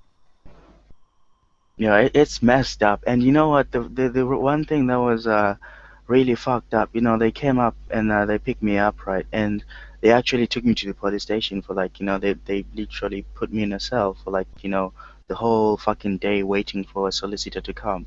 And bear in mind, it's literally, you get treated like guilty, like, you know, you know, you never truly you never truly understand what, you know, guys are talking about until it happens to you, unfortunately.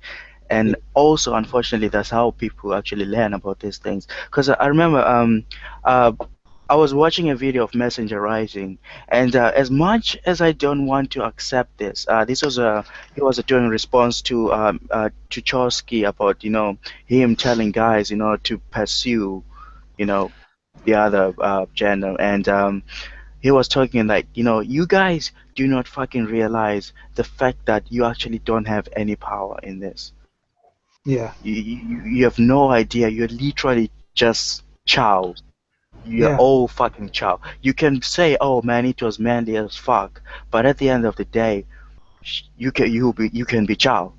Yeah, exactly. That's the thing I'm always telling these guys. There's guys coming on like, you know, there's some MGTOW and even just some regular guys that I've been on hangouts with. Like, I don't trust any of these guys that say like you shouldn't have sex with women and all this stuff, you know. And I was like, well, you know, I'm gonna tell any guy to not have sex with women, to not get in a relationship with a woman, to not have anything to do with them, because I've been in 4 marriages and I know what it's like, and I have a lot of experience. But if you want to do that, that's you. But I've also said, if you do that, you're not a MGTOW. You're not red pill. You're at best purple pill. You know, because it's kind of like how I talk about with veganism. It's like if you're not a vegan and you're a meat eater and you don't know about all the stuff and you're just like, you know, going along eating meat and whatever, that's fine. You know, then you're basically like blue pill. But once I sit you down and I give you some of the videos and you've watched them and you understand all the bullshit and you understand how nasty it is and how you shouldn't be eating this stuff, after you do that, it's all on you now. Now that's you. Now you're fucked up because you're doing it. You know, because you know everything and you're still like, I don't care. So that's what these guys are. Now they're red pill and they're going back to the plantation trying to act like they're running the plantation, you know. And they don't realize that that's just the mere fact of just stepping into the plantation. You just absolve yourself of every power you had. Exactly. As soon as you stick your dick into a woman, you have no idea what kind of crazy you just stuck your dick into. You don't know if she's going to have some disease.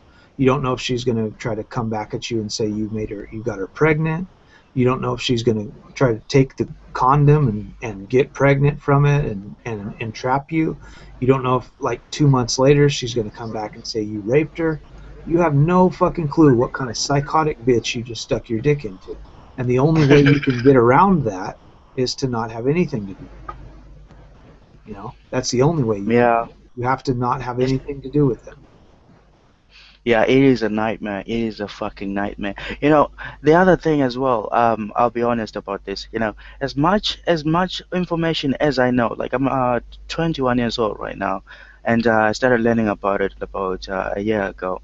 And then as much information as I know right now, I've got this. It's almost like an overriding, like let's say a thought process, which like because as much as I know about it, I still want to do it, even though I know that it's just a self-destructive nature.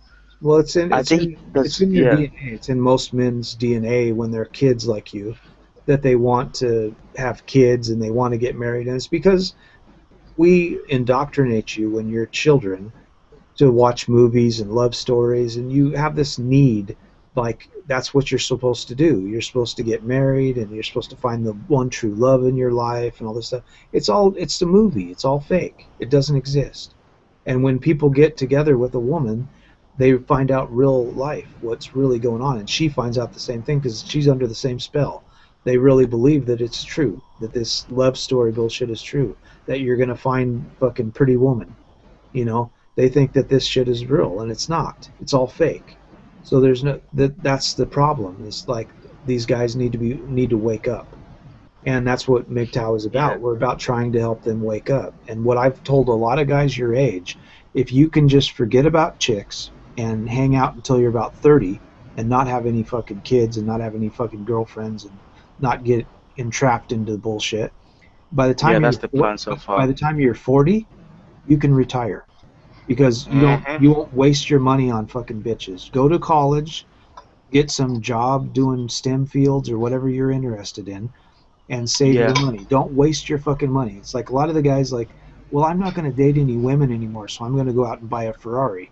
No, don't go out and buy a fucking Ferrari. Put that money in the bank, and then when you're 40 years old, you'll never have to work again in your life.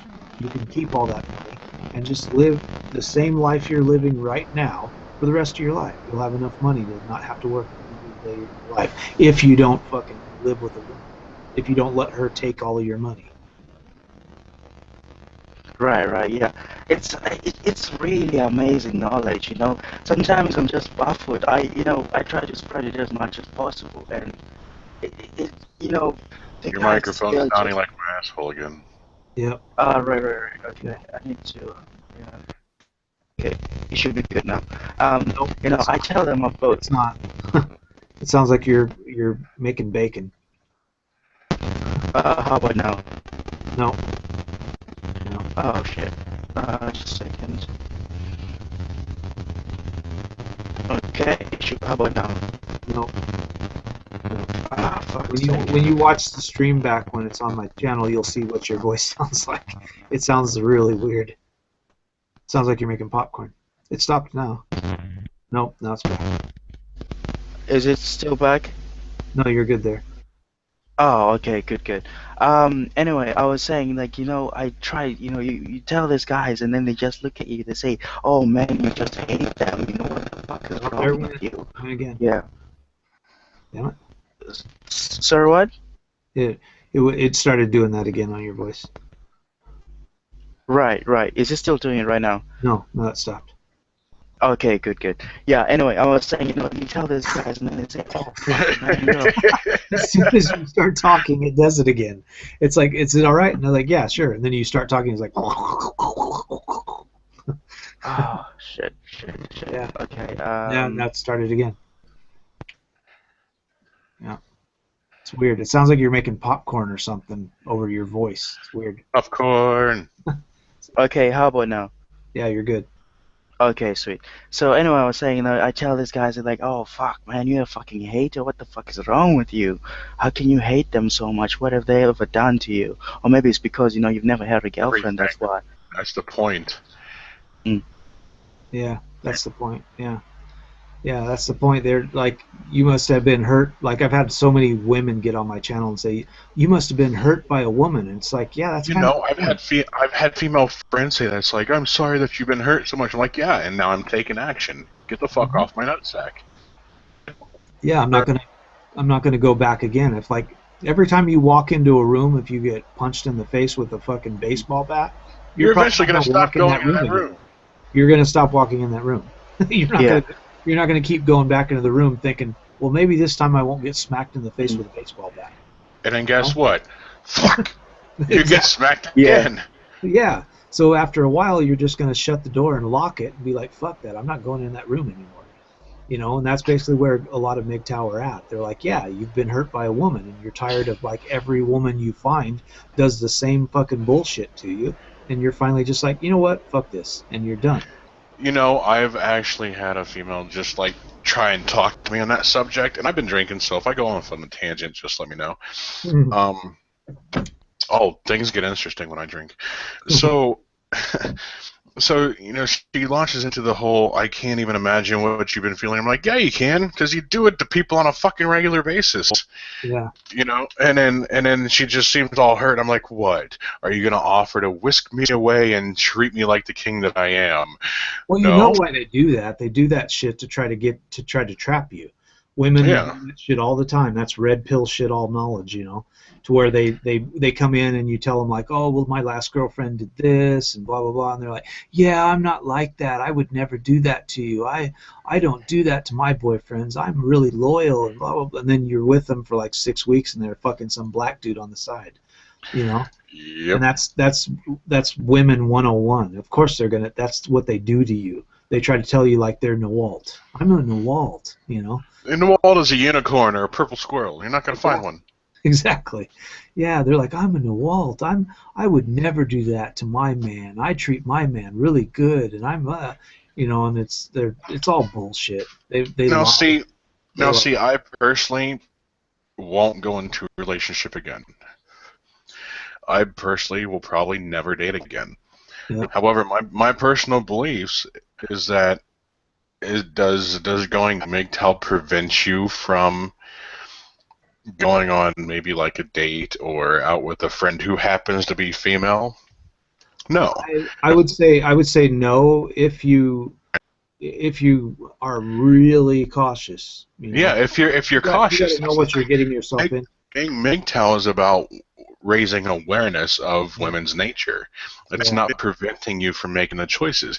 It goes along the lines of Christianity. You know, it's you know, Christianity is supposed to let you know the consequences of your action, not prevent you from making those actions. Yeah. Yeah. You know, but Christianity nowadays, you know, is, you know, if you look at the Hebrew word Christianity, it means to bind up or cast out. Mm-hmm. You know. I mean, it's MGTOW. It just raises your awareness of what goes on around you. Instead of being so goddamn blind and turning out to be a simp beta male provider, you can now finally do what you want to do. Well, I think it's funny, like the other week when we were in that hangout and that girl came in. You know, it's hilarious how you'll see these guys that they're so MGTOW and they're so hardcore and they've studied on it and they're so awesome, you know, and they put out like good content and good videos and stuff, and then some pussy walks by them and they catch a whiff of the pussy and they're gone and they forget all about it and they walk right back on the plantation and now they're blue pill and they start simping, you know. And it's because they never really were MGTOW, you know. They're just like they got hurt by some girl and they're on here talking about the bullshit, you know, and they're like, oh, I would, you know, this and blah, blah, blah. And then as soon as some pussy comes their way, they're like, oh, I'm fucking back on the plantation, man. I got some pussy now. You know, and it's, you know, it's lame. It's fucking lame, you know. And then they'll back on here 2 years later or a year later, whining about the girl they were just with and how she cheated on him with her best friend, or how she never gave him sex, or how she took his dog, or, you know, wrecked his car, or fucking took him for a bunch of money. And it's always the same fucking story, and they don't learn. And then they'll come back on and they'll start saying all this shit about the girl they were with, and then a year later they're with somebody else and they're back off again. And it's just like a roller coaster ride, and they never learn. They keep going back to that goddamn plantation because they're dumb. They never learn. You know, yeah, there's something I want to say. This will be a TTS, so just bear in mind. Just let me know if you want me to stop it. Even my own mother failed to mention that the reason I am MGTOW is maybe because was accused of rape. I will tell you a story. I found out MGTOW, then taught my twin brother.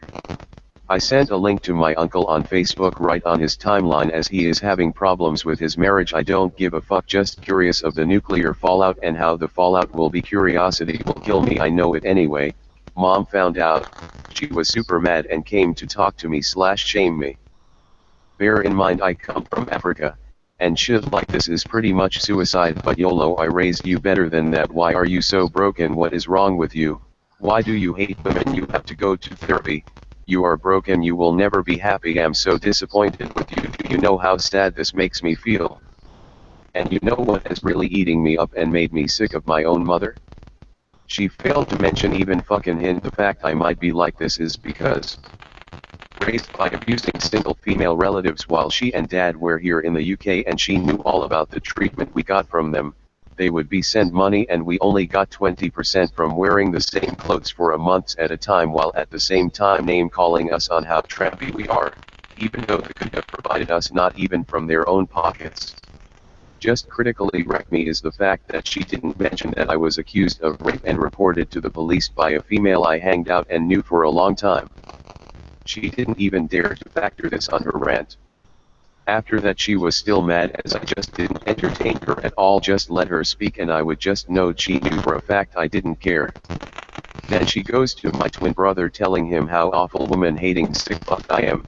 BTW, I've always been a rebel in the family and my twin bro is the civilized one between us. Lel, my bro turns around, tells my mom right in the face that he supports everything that is MGTOW and he is not getting married, lel, and that shut her up for good, lol. She couldn't even tell my dad about what just happened, XD. My face when I see it eating her up inside every day. Funny thing is, lol, she was saying I was broken, even wanted me to go for counseling just for sharing my views, XD. And indeed I got 2 more of my buddies of the MGTOW train and 3 more on the way. To be honest, I really hate to see and feel them heartbroken after taking the red pill. Sad face. For the closing line, I am so very fucking happy I bumped into MGTOW and red pill. It's brought so much sense and light into my very existence, but I have to say at the same time I feel my heart really has been ripped apart and part of my outlook in life just kicked to the curb. I have never been so alive and filled with so much hope that my life will be better than ever. BTW guys, I am a computer science student and... Yeah, so yeah, that's the whole thing. And you know, the beliefs that you hold aren't ever going to go with your family well because they've been so ingrained into them from young that they don't realize what they're saying later on in life. So, on one hand, you can't blame your mom for doing that.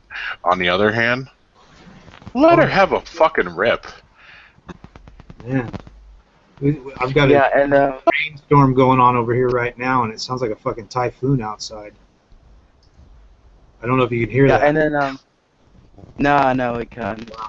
It's Jesus. It's just a little bit. But anyway, I've got just one more. It just truly cemented. Well, fix your microphone before it happens, because you were eating rice something. Okay, yeah, I'll just play it. You intentional leave audio recording devices just testing to see if mother, Ovolt applies to your mother, and during one of her phone calls to her friend, she mentions that she makes your dad give him the credit card so she buys Christmas presents, all of them with dad's monies, and during the phone call when asked do you tell them that all of them are from their dad, she responds, of course not, why the hell would I do that? And folks, that's not all. She mentions that she doesn't care what everyone else gets for Christmas as long as she gets what she wants, i.e. buying everyone shitty gifts and saving the money to buy her the good stuff. Sad face. Sometimes I truly regret taking the red pill. It opens your eyes so much. And some people, they would rather be ignorantly, they would be blissfully ignorant than to see the truth of female nature. Yeah. Yeah, this whole lots thing. Lots of people just don't want to see it. That's the thing. Even after they've... that's why a lot of guys go back on the plantation, because they can't think of, they think well, I'd rather be unhappy with somebody than happy alone. And they're like, so I'll just go back on the plantation I'll let women use me. I already know that that's what they're going to do anyway, so I'll just go ahead and accept it, and I'll just take the blue pill and go ahead and be used for the rest of my life because I want kids and I want a family, and that's all guys are being used, so I may as well just get on the plantation and be used too. You know? Yeah, man, it seems like they just go on a cycle. Like, you know, they get hurt and then they go, you know, they talk about it. They tell themselves that they're actually embracing the ideas, but then they just fall back on their own words and then they just go back to the plantation. Yeah. It's a tragedy. It is a fucking tragedy. Yeah, it's sad when I see it happen, but what's really sad is when I have hangouts where I talk to guys all the time where they're MGTOW. They call themselves MGTOW, and then they talk about the girl that they went out with last night. And I'm like, you're not MGTOW, dude. And then there's some guys that come into the hangouts, and that's all they talk about. They're like, yeah, well, I was with this one girl last week, and blah, blah, blah. And then, like, a month ago when I was dating this one girl, and I'm like, dude, what? You're saying you're MGTOW. What the fuck are you talking about? You know? That's not MGTOW. That's blue pill. You know? That's fucking, at best, purple pill. You know, you're over here talking about all this MGTOW bullshit, and then you're acting like you're a player. Because you're a MGTOW doesn't make you a player. You know, that's some straight up stupid shit. You don't go out. Now, if you're bragging about how well the date went instead of actually analyzing how the date went, then yeah, that's a problem. Yeah, when she's over there shit testing you, and you're like, oh yeah, I was such a player. Well, how are you a player when she was shit testing you? You know, doesn't make any sense. Yeah. Yeah, it really fucking does. If on the very slim off chance that I actually go on a date, I'm not going to be like these other guys. I'm going to be looking out for the shit tests, and I'm going to intentionally fail them. And I probably will record the entire date on video and make a collaboration, you know, make a collab about it, and put it on YouTube. It's like, okay, now you see here what she does, right? You know, she bats her eyelashes, you know, she pushes her chest out, and that's because she's giving you that signal that she wants you to do something. And see, at the moment, the check is being brought. So guess what? That means she wants you to pay for it. You know, and you know, just the analytical side of things. Yeah, lots of guys just don't look at all that stuff. And that's what's funny. It's like a lot of the guys that are worse about that are the guys that are red pill and say they're red pill and then go back and do that again. You know, and they know that they're being used, and they just go ahead and say like, yeah, but everybody's being used, so I may as well just go along. Oh, right. You know? Well, then I'm going to use you. Go ahead and send me $500. Yeah. Well, yeah, I think some of them just like being used. I think some of them just like being used.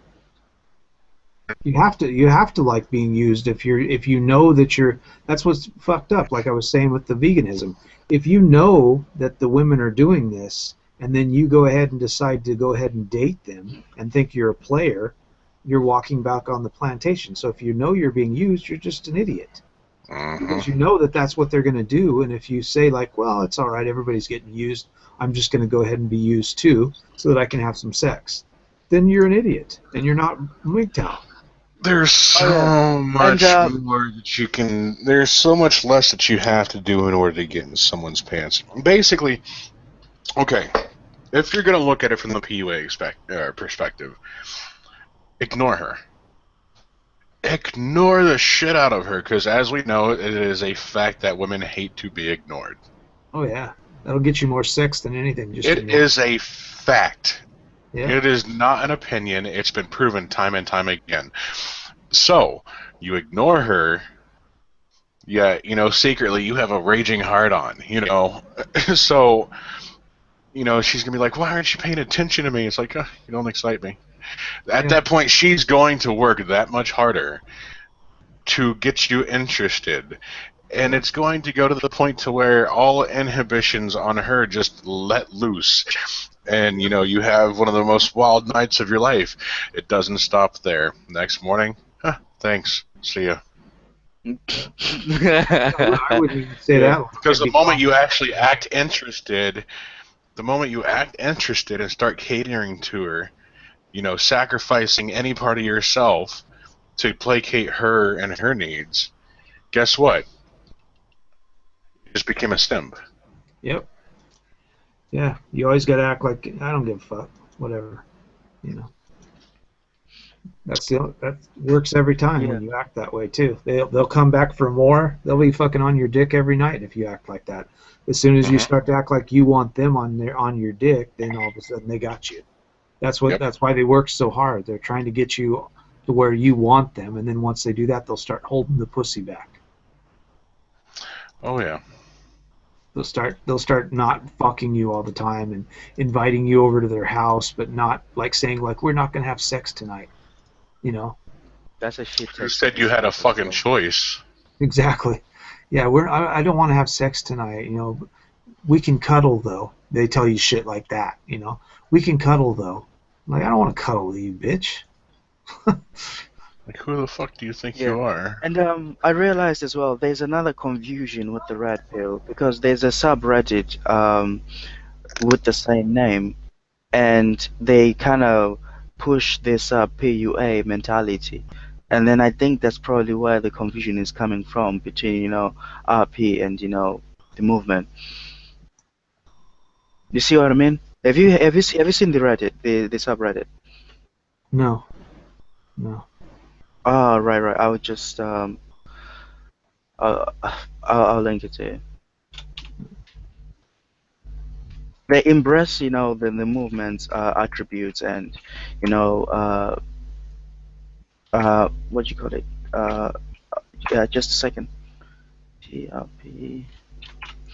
And it's got some really hard PUA stuff, man, like some pretty hardcore. But it's really it's got this thing where like it's more like about the movement and also half purple pill. You get my drift. Mm-hmm. Yeah. There you go.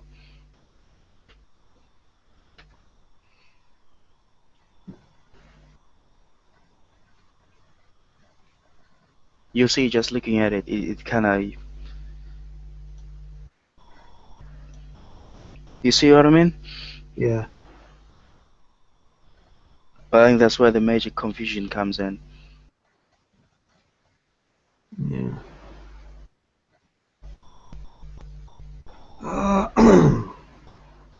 Like in particular, if I look at this.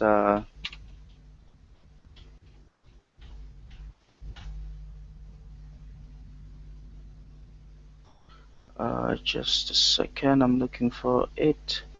Where is that? TTT. What the fuck is that shit?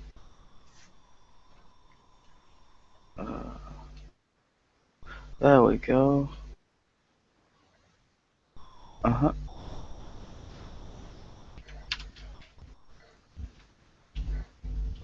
Okay, there we go. Okay, if you you read this link and then you see what I'm talking about. I think that's where the confusion is coming from. Like somewhere down the line, someone merged the words together so much that they meant one and the same thing. Yeah. And then, if you read through the human sock puppet, you kind of see the mentality behind it. This is pretty much the backbone of the whole thing. Oh, to Optimus. It's Valentine's Day too. Happy Valentine's Day.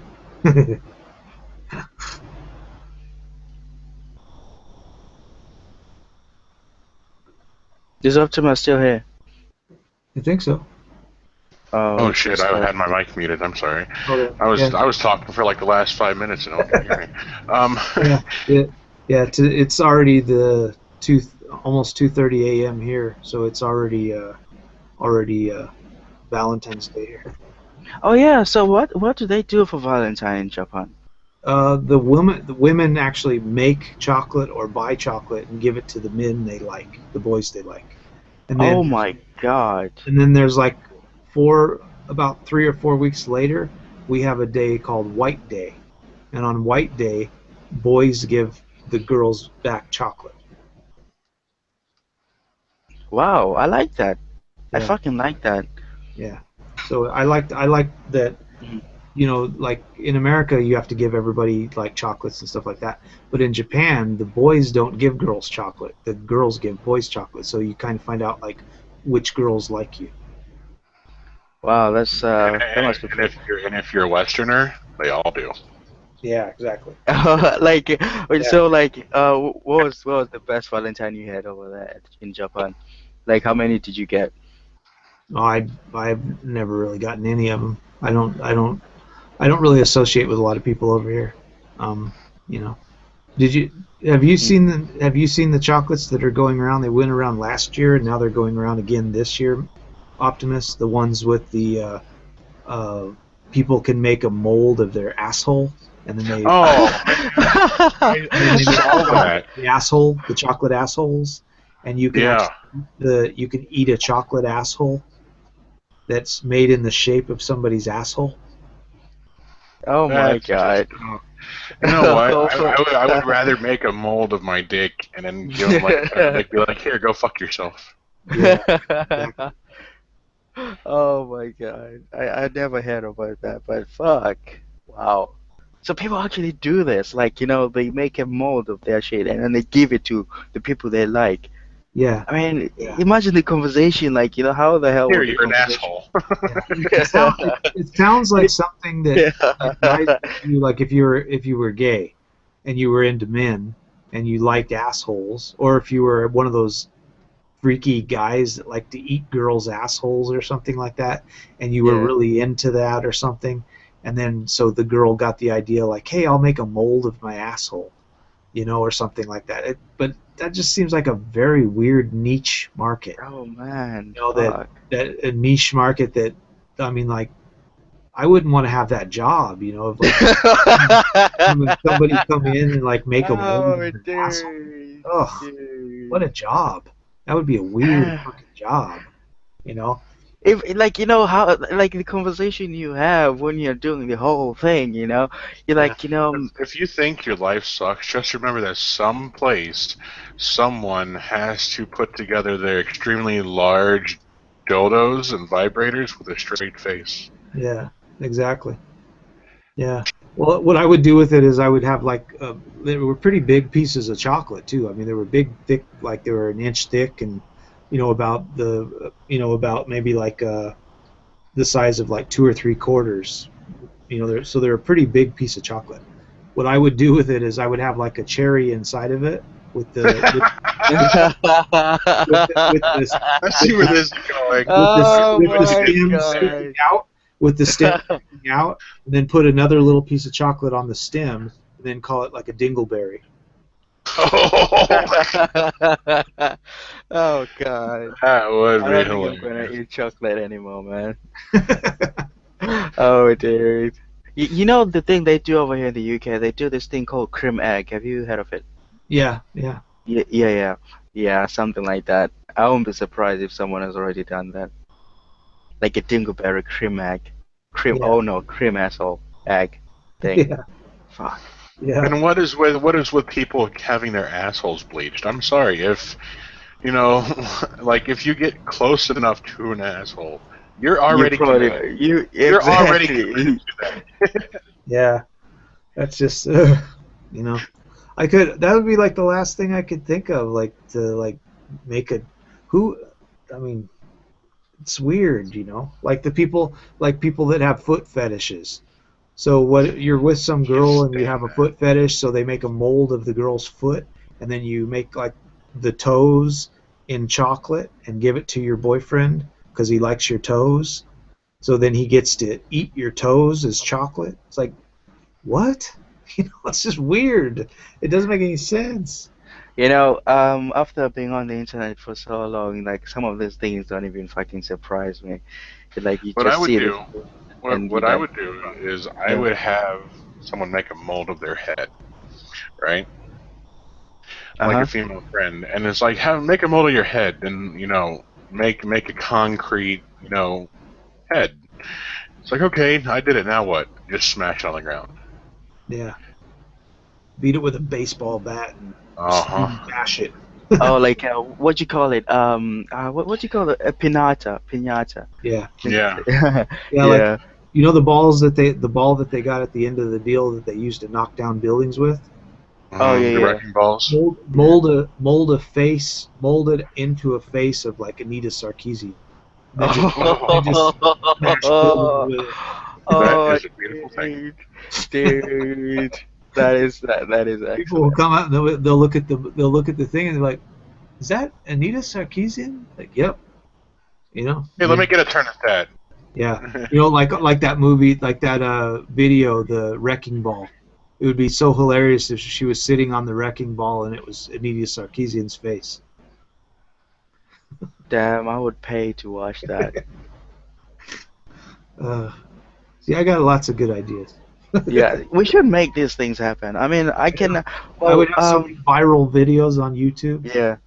Yeah, the other thing as well, right now I'm doing computer science, and I'm quite adept when it comes to like 3D modeling and animation, and I think we probably could do something like that, but I don't want to put too much,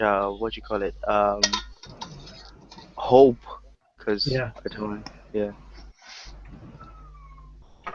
But I hope it definitely that interesting. But the other thing as well, though, we have to keep in mind that this shit can come down on us like like a wrecking ball, literally. Because in the UK they've got the laws where like if you say something on the internet or like something that seems a little bit violent, you can go to jail for that shit.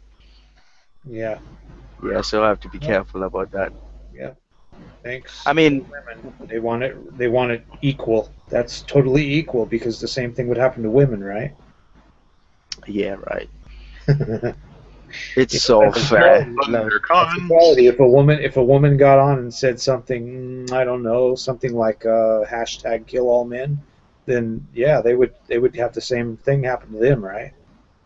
Yeah, I was also curious, like, what do you think about the flat-thinking monkey's idea of writing the fourth wave?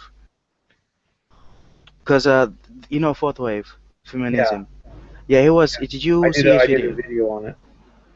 Well, like I was saying, you ride the wave because they've got this thing called gender fluidity, literally meaning that you could have a company of just like old guys, and then they could be just black or old white guys or Asian guys. But then under the fluidity, gender fluidity, you could say when the government calls you, you could say, oh yeah, they're just like black Muslim lesbian women in the whole company.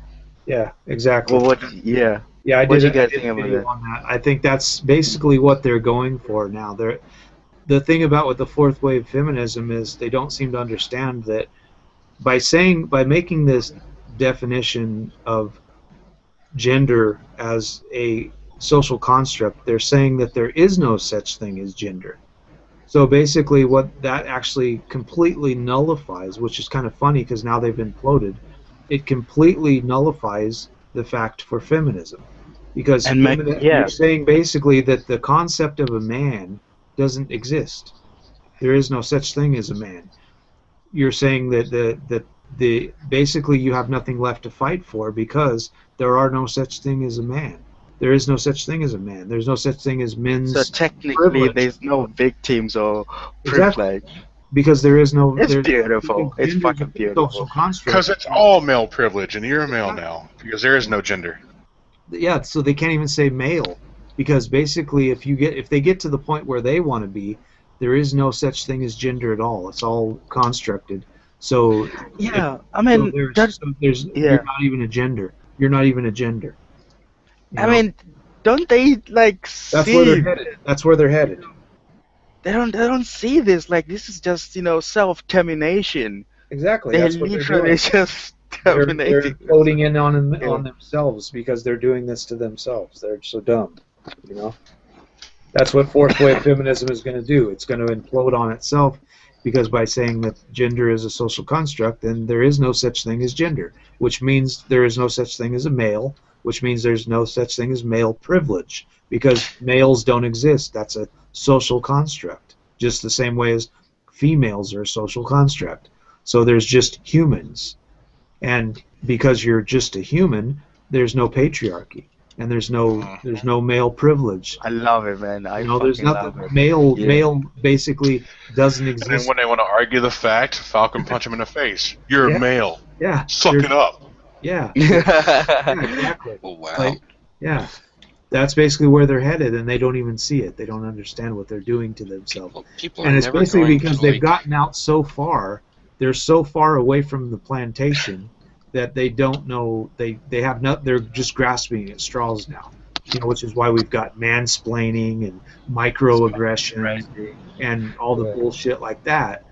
They're coming up with these crazy things now because they really have nothing left to fight for, and they're just searching for things to fight for, and they're pulling shit out of their ass now. And this is where they're at. Literally just like kids, that's what I did when I was a kid. Like, you just, change the rules because, the rules don't suit you. And then next thing you don't realize that, you just fucking dug yourself a grave. Yeah. And that's what they're doing. It's really sad, but that's where they're heading. Yeah. So what ideas have you guys got of riding the wave? Because I fucking love that idea. I mean, if I've got some ideas, I can fucking push it. Yeah. Yeah. I think the only thing you can do is just stay away from women and just let it go down because that's what's going to happen. They're going to. We don't even have to do anything. It's just gonna crush and burn. Exactly. They're going to continue to do their shit, and people are waking up. Even women are waking up because, like I've talked about before in my videos, the problem that they're having is on college campuses everywhere in the world right now. Men are stopping going to college, and if they do go to college, they're going to like all male colleges or things like that. So the women only go to college. 90% of women only go to college to find a husband, and they're looking for some guy. And the problem is that there's not very many guys going to college anymore. So when they go to college, it's like it's all women, and they don't want to. They want to find a guy. They're not there to get a college education. They don't care about that. They just want to find a guy. So if there's no guys, a lot of the women aren't wanting to go to college either. Oh, dude. I live, okay, I won't say exactly where I live, but it's somewhere next to Norwich. Like, the town I live in, there's this thing going on where, like, literally it's spam jacking. Like, dude, like, so many people have kids. It's absolutely ridiculous, and it's people still go out, like on Tinder and all that, even though knowing that, I mean, okay, just search on Google, just search for the most teen pregnancies in the UK. It's a fucking nightmare. And the funny thing as well, I remember I was watching one of your streams, and you were saying that they're just going, to find some guys to marry, and it's absolutely right. You're absolutely right about that. I mean, that's all they're in college for. They want to find a guy because lots of them don't even finish college. And if they do, it's just in some gender studies degree. They don't really get anything of any worth. And they hope that the guy that they're with, they try to get pregnant really quickly, and then the guy that they're with ends up having to pay for their college, and that's what the guy's there for. So he has to work really hard so he can pay for his college education and hers. Right. Yeah, the other thing as well, in the UK, we don't call it college. I'm guessing you're talking about university as a college, aren't you? Yeah. Right. Yeah, in the UK, if it was to be compared to America, it would be like high school. And the same thing happens in high school as well. Like, they do the same thing. And I'm trying to remember. Just a second. Yeah, there's these bullshit courses like fucking hairdressing. Have you heard about that? Hairdressing? Hairdressing. Yes. Yeah. And dude, that's a fucking degree. Well, yeah, but it's a good skill, right? But can't you just learn that anywhere? I mean, what benefit does it truly have in society? You don't have to go to college to learn anything. Yeah. You can learn it from other humans. That's what college is. It's just other humans. You're just paying to go see other humans. But in order to get the job, guess what? You have Yeah, to have but- a paper yeah. from that fucking establishment. Yeah, Only- that's the thing, because I'm starting a STEM subject. Yeah. Only like the older people who are stuck in their ways care about college degrees. Like somebody like me, if I was in charge of a company, I would care if you actually have the real skill. I don't give a shit what pieces of paper you're holding or waving in front of me. Yeah, Tifa, are you the programmer? No. Oh, right, that was, who was I who agree. was the I other agree guy? with his. I agree with Frozen Binary's assessment. Like, because I came to the same conclusion. It's like, what's the point? What's the point? Like, because I went to college too, right? Like, I learned some stuff there, but I didn't learn a lot. I don't feel like the teacher wanted to teach. Like they were close to retirement, so they stopped caring for whatever reason. I know for a fact my professor was like high on weed most of the time, and he was just playing guitar. Like he would teach about 40% of the time. The rest of the time he would just blow it off. Yeah. And even when he was teaching, he wasn't really with it. He would just like down a bunch of coffee and then go up there and sound like a babbling idiot. And what subject were you studying for? I was working on an electronics degree. Oh, You yeah, know, that it's- doesn't, yeah. Yeah, I was playing around with circuits and components, solid state and digital components, and I was soldering and making circuit boards and shit like that. I was learning some stuff, but it's like I didn't really have any guidance. I was basically teaching myself for the most part. Oh yeah.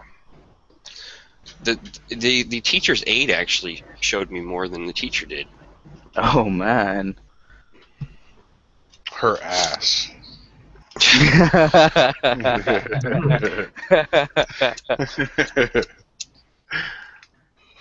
I don't know. It was just really lame. I mean, I wish I had taken that money and just went to somebody who was like really passionate about that stuff and could just like show me stuff, you know, that and so I could really learn shit. Because I was just kind of just like fumbling around with shit and like learning by trial and error. It's like that's not the best way to learn. That's what's wonderful about YouTube is you can learn anything you want, and nowadays anything you want to know is on YouTube. There's This is somebody so on many years YouTube ago. that's doing it. This is so many How to years hit ago. the G I've spot. since then Who the hell cares? actually found, you know, just other people like my peer group. I found guys that are really good at this stuff, and he never went to college, but he knows more than I do about it. Yeah. Like I know a lot of the technical book stuff. Like maybe he doesn't know a lot of that, but he knows a lot about like the hands-on stuff. And it's like if I wanted to, I could go over to his house, and he could show me all this shit. Yeah. And he wouldn't even charge me any money to do it. Yeah. He would just like having me go over there and work on his stuff because he's got projects and he can't do it all himself. He's got more work than he can handle. And so it's good hands-on experience. Correct. You can get hands-on experience and not have to pay for it. I mean, that is out there. Yeah. Got to find the people that are willing to teach. Just find the people who like doing what they're doing. Yeah. Some people actually like doing this stuff. Yeah. Well, I've talked about it before in another one of my videos about these guys that will work for companies and they don't actually tell you everything, and they've got a lot of skills and they're older, but they don't actually want to help a younger guy learn how to do things and how to do them right. So they get really cryptic and they only teach you about like 80% of what you need to know. And then you end up fucking up, and that kind of assures that they're going to still have a job. And they're actually not helping. They're not helping the company by doing that because the guys never really know everything they need to know to do the job right. And they're trying to do that to ensure they're still going to have their job, but they're actually fucking the company up. if they would just teach the people what they needed to know, the company would get bigger and they wouldn't lose their jobs because the people would keep you for a trainer. You know, but they have this cryptic bullshit that they do, and they're actually fucking other men in the ass because of it. You know, they're fucking these guys up that could be learning something and actually helping them out in their life, and instead they're just fucking them over. A lot of that still happens. Well, a lot of men still view other men as like competition. Like competition. Well, something like they'll invade their territory and take over what they have. Like they have a fear of that. Yeah, competition essentially. Fuck her so hard it makes her butt cheeks flex. Yeah. Grab her sister, tell her she's next. That was a good one right there. I just seen a video. It says 22 hours ago, teal deer's been doxxed again. What did he move and change his name? I don't know. It says teal deer doxxed again. I mean, if you're doxxed, I don't think that's the end of the world. You could literally just move and change your name. Yeah. Like what? I mean, even if you were doxxed, like what would happen? Like, you know, feminists rally outside your house. At that point, it'd be hunting season. Yeah. That's interesting. You're trespassing on my property. Get off my property. No, no. Bow. Headshot. Yeah. You know, it's funny that you guys say, like, when feminists change the rules that they're going to fuck themselves over. I think to a certain degree, yes, but I think there's still going to be, like, those men out there that are going to continue to, like, kind of obey feminists' will to their favor, even if it makes zero sense, you know. Just for the opportunity of the golden vagina. Just because they worship females so much, not even because they're getting sex, just because they worship. When you try to be the feminist all that you can be, but she still won't touch your pee-pee. There's a lot of that happening. Yeah. Yeah. Yeah. Well, I think that's what's funny about women. If they had their way, they would get everything they want from a man and never have to have sex with them at all. That would be their end game. Yeah, it's basically just like, I'm a goddess and you're some sort of peasant that doesn't even grace my presence. Like, women, like if women had their way, they would never even be seen, heard, or felt. Like, they would just be some unknown entity, and men would just toil away for nothing. Yep. And they could have sex with you if they chose to, and if they wanted to, then they would actually allow you to have sex with them, but they would have to choose, and it would have to be at their will and their beck and call. It would be like aliens, like they just like they tractor beam you up to their ship and then stick probes in you.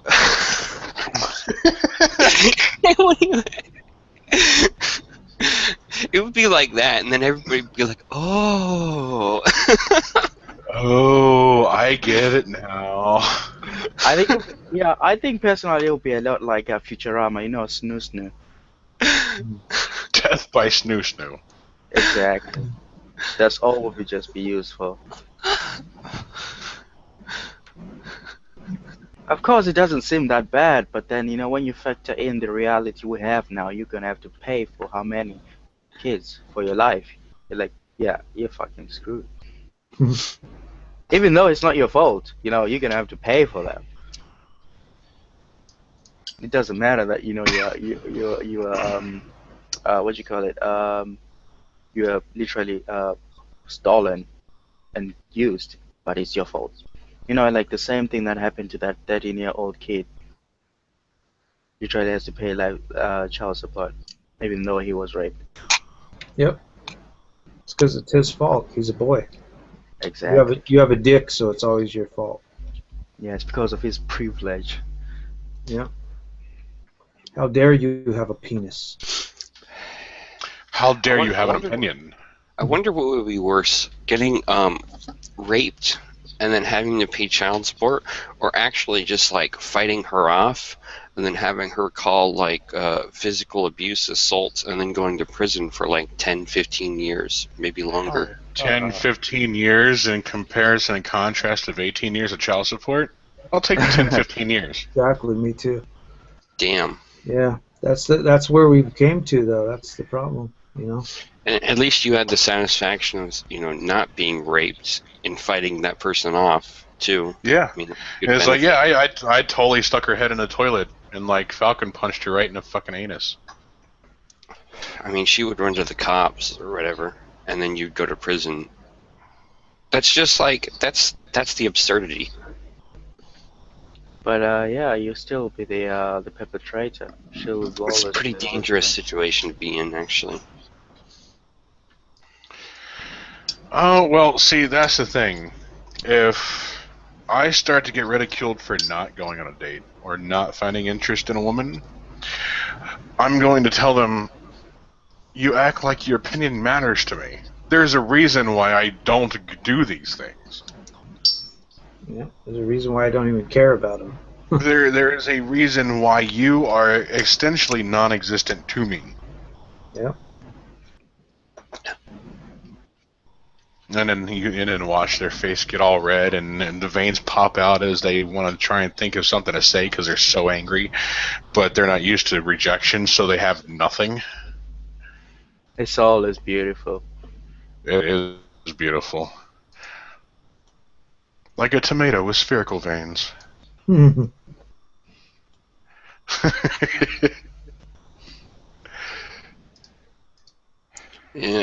Yeah, women basically fold when they notice the rejection. Like, they have no other choice. They're just done.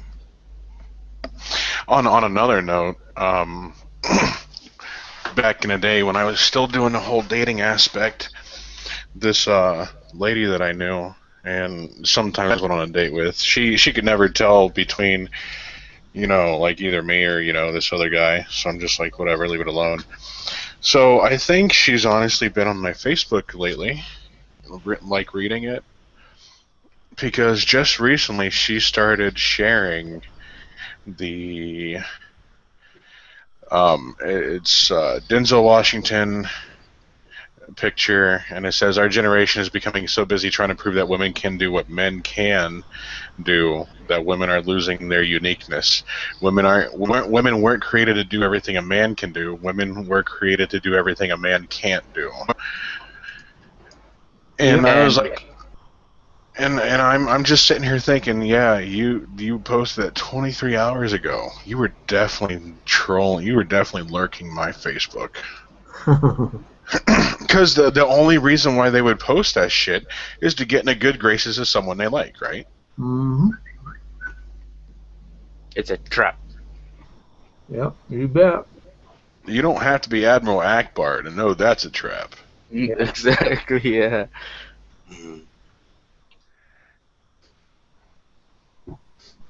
Yeah. You don't have to be Jean-Luc Picard. You know that's wrong. Focus all firepower on the Superstar Destroyer.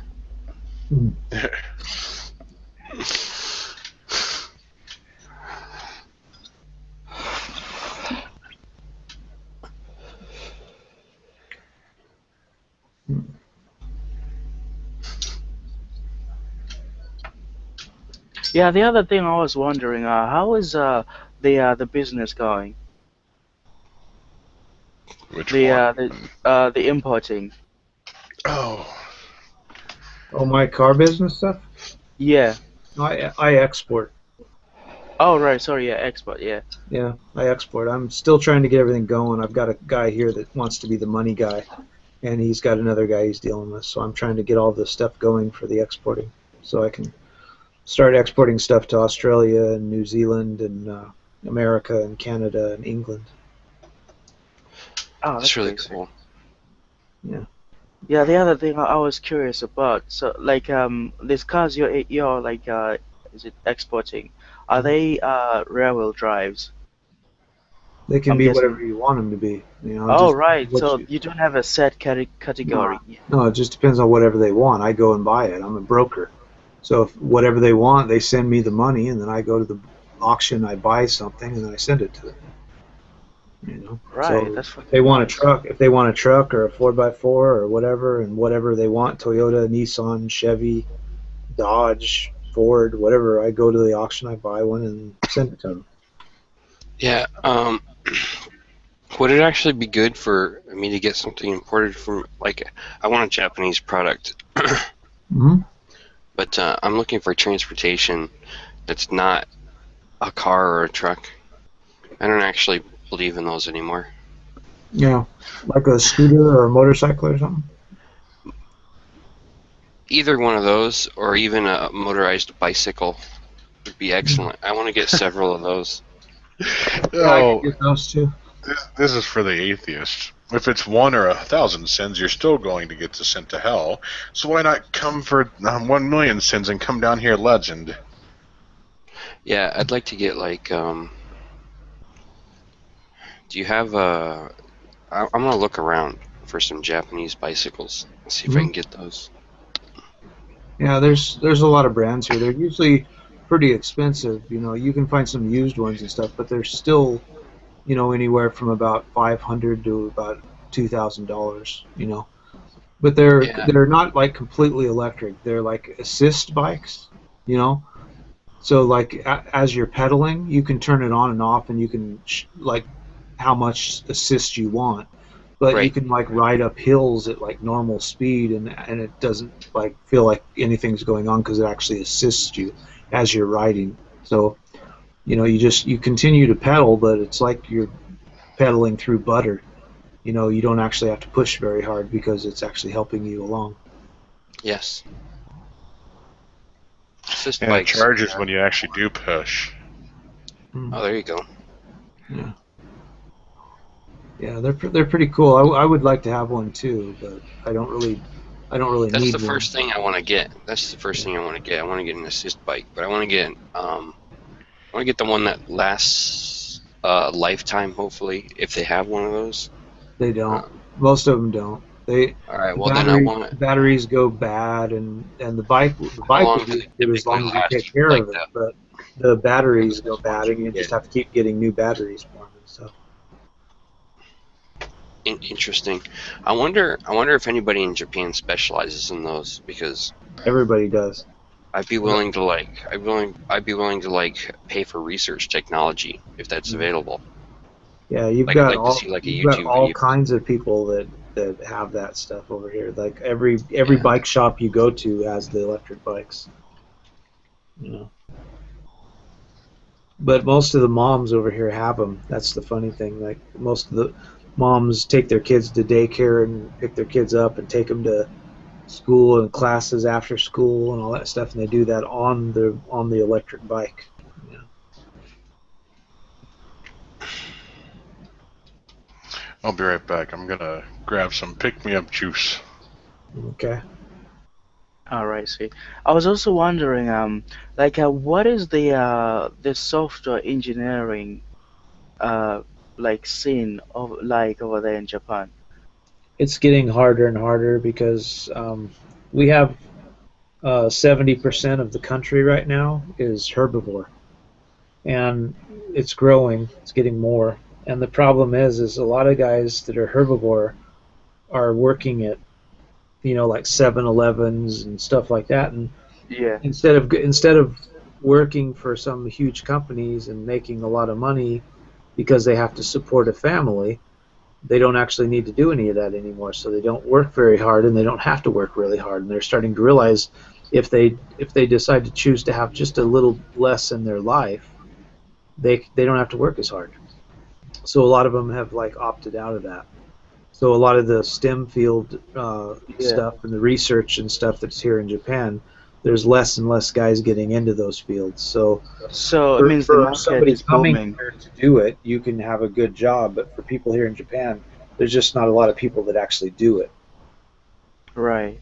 So they're Yeah, actually outsourcing a lot of the stuff in Japan. They're outsourcing a lot of that STEM field stuff to other countries because they don't have anybody here to do it. Right. Yeah, I would love to do something like that. I mean, right now, like I was saying, I'm in college. Then I'll be going to uni, studying computer science, and I'll be finishing in like 4 years' time. Yeah. And like, what is the projection? Do you think it's gonna? I'm guessing it's going to stay like that. It's probably getting gonna be worse. even worse. It's getting worse. Every year it gets worse and worse. So it's getting worse. Yeah, yeah, I would love to. I mean, I would fucking love to. And I was also curious, like, what is the weather like over there? Is it the same as like the UK weather, or because Well, that's right a now, big it's since question I've for been me. here. I've been here since January last year, and like 90% of the time it's raining. Like Fuck. right now it's raining out there. It sounds like a fucking typhoon, and it sounds like my house is gonna get blown away. It's like raining. It's been raining for like 6 hours right now. Oh yeah, I remember one of your podcasts. You're saying that actually global warming is affecting us more than people like to think or are Yeah. reporting in the news. Yeah, You're saying that I'm gonna it be doing takes. more videos on that as well. Yeah. There's a lot of stuff that I need to say about it that people are like they think it's tinfoil and stuff, but the science there's no tinfoil to it. The science is there, and life is gonna get worse and worse as we go on here in the next 15 years. Man, that sucks. And it could even get worse because what's going on right now, something that a lot of people don't know and they're not talking about, is the Earth gets its oxygen. 80% of the oxygen comes from plankton that's in the ocean. And the problem that we have right now is we're looking at in 23 years, they're saying that that's about all the fish that we have at our current rates of farming. So in 23 years, we're not going to have any fish in the ocean. And the problem that we have is all it takes is a 2°C rise in ocean temperature, and that'll actually kill off all of the plankton. And it'll also kill off all of the reefs as well. And the problem that we got right now is it's already at like 0.6 rise. So, it could. We don't know with the way the the glaciers are melting and the North Pole and South Pole and stuff like that. You don't know if the sea levels rise, which they're already saying in the next 50 years. Basically, we're looking at a 16-foot sea level rise right now. That's actually going to warm the sea up. That's going to make more water in the ocean. It's going to desalinate the ocean. So you're looking at desalination, you're looking at a warming of the ocean, and if the plankton die off, which probably most likely will happen, then we're basically going to be about at ground level. We're going to be about 3 times the height of the Mount Everest at ground level. Basically, that's the oxygen that you're going to have. 80% less oxygen, which means no humans can survive, and also no animals on the planet that have to breathe will be able to survive. There'll be not enough oxygen on the planet to survive. So yeah, we're dead at that point. It doesn't. So, everything else is a moot point if the plankton die.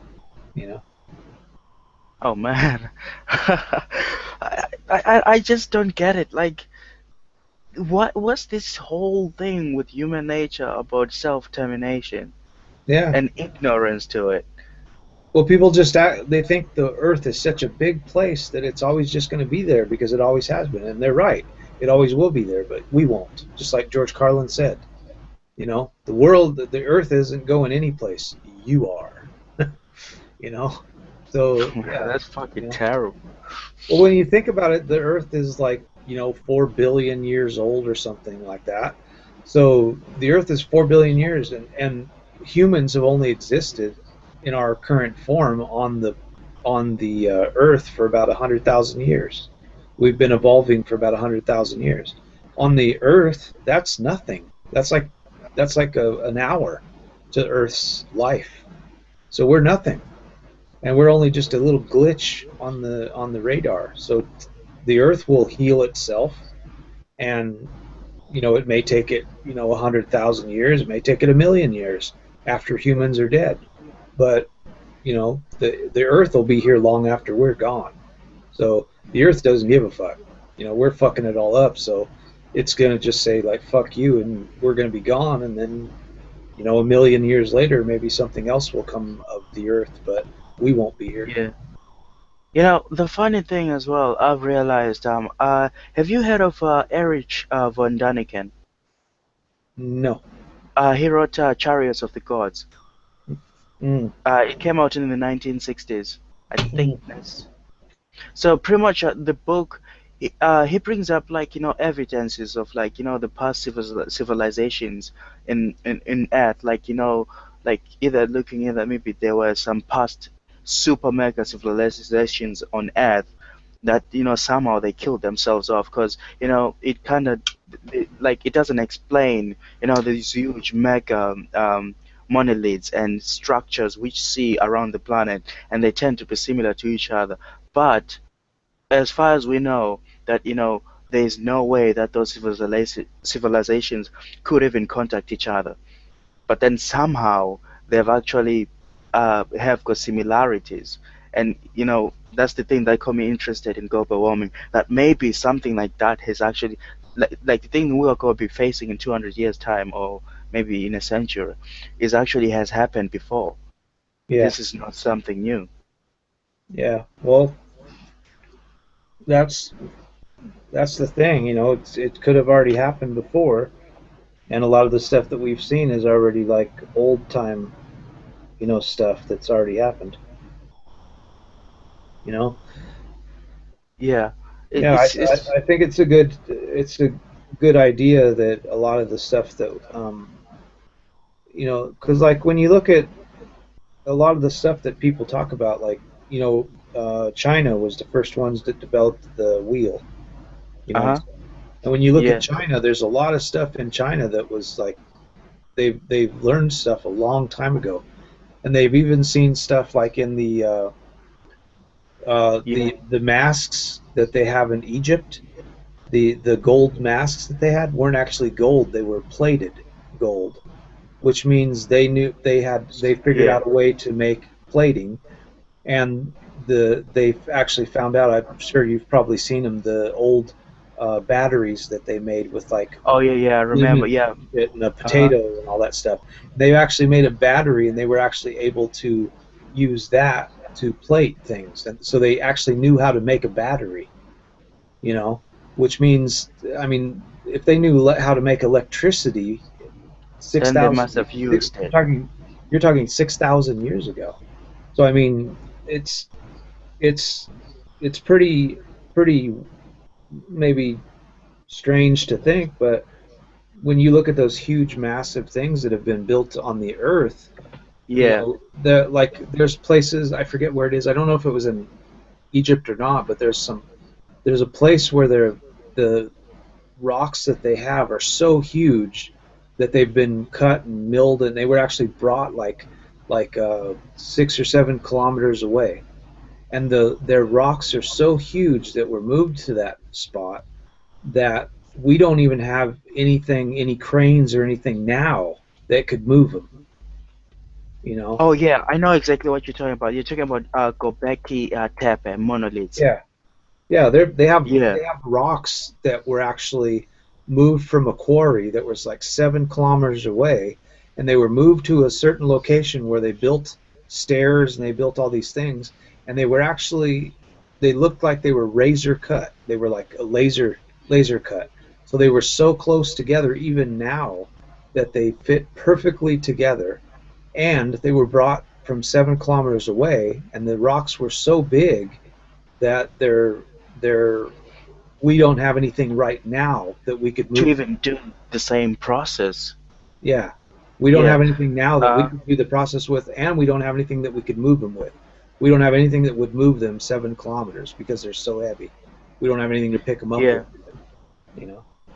Because they said something like they were 100,000 pounds each, you know, shit like that, where they were these huge, massive things, and we don't have any way to move them. We just don't. You know, it brings into question as well, you know, don't these people realize, you know, they don't even, like, comprehend the fact that maybe, you know, we have died out before. Or maybe someone before us has died out before. But no, fuck that, no.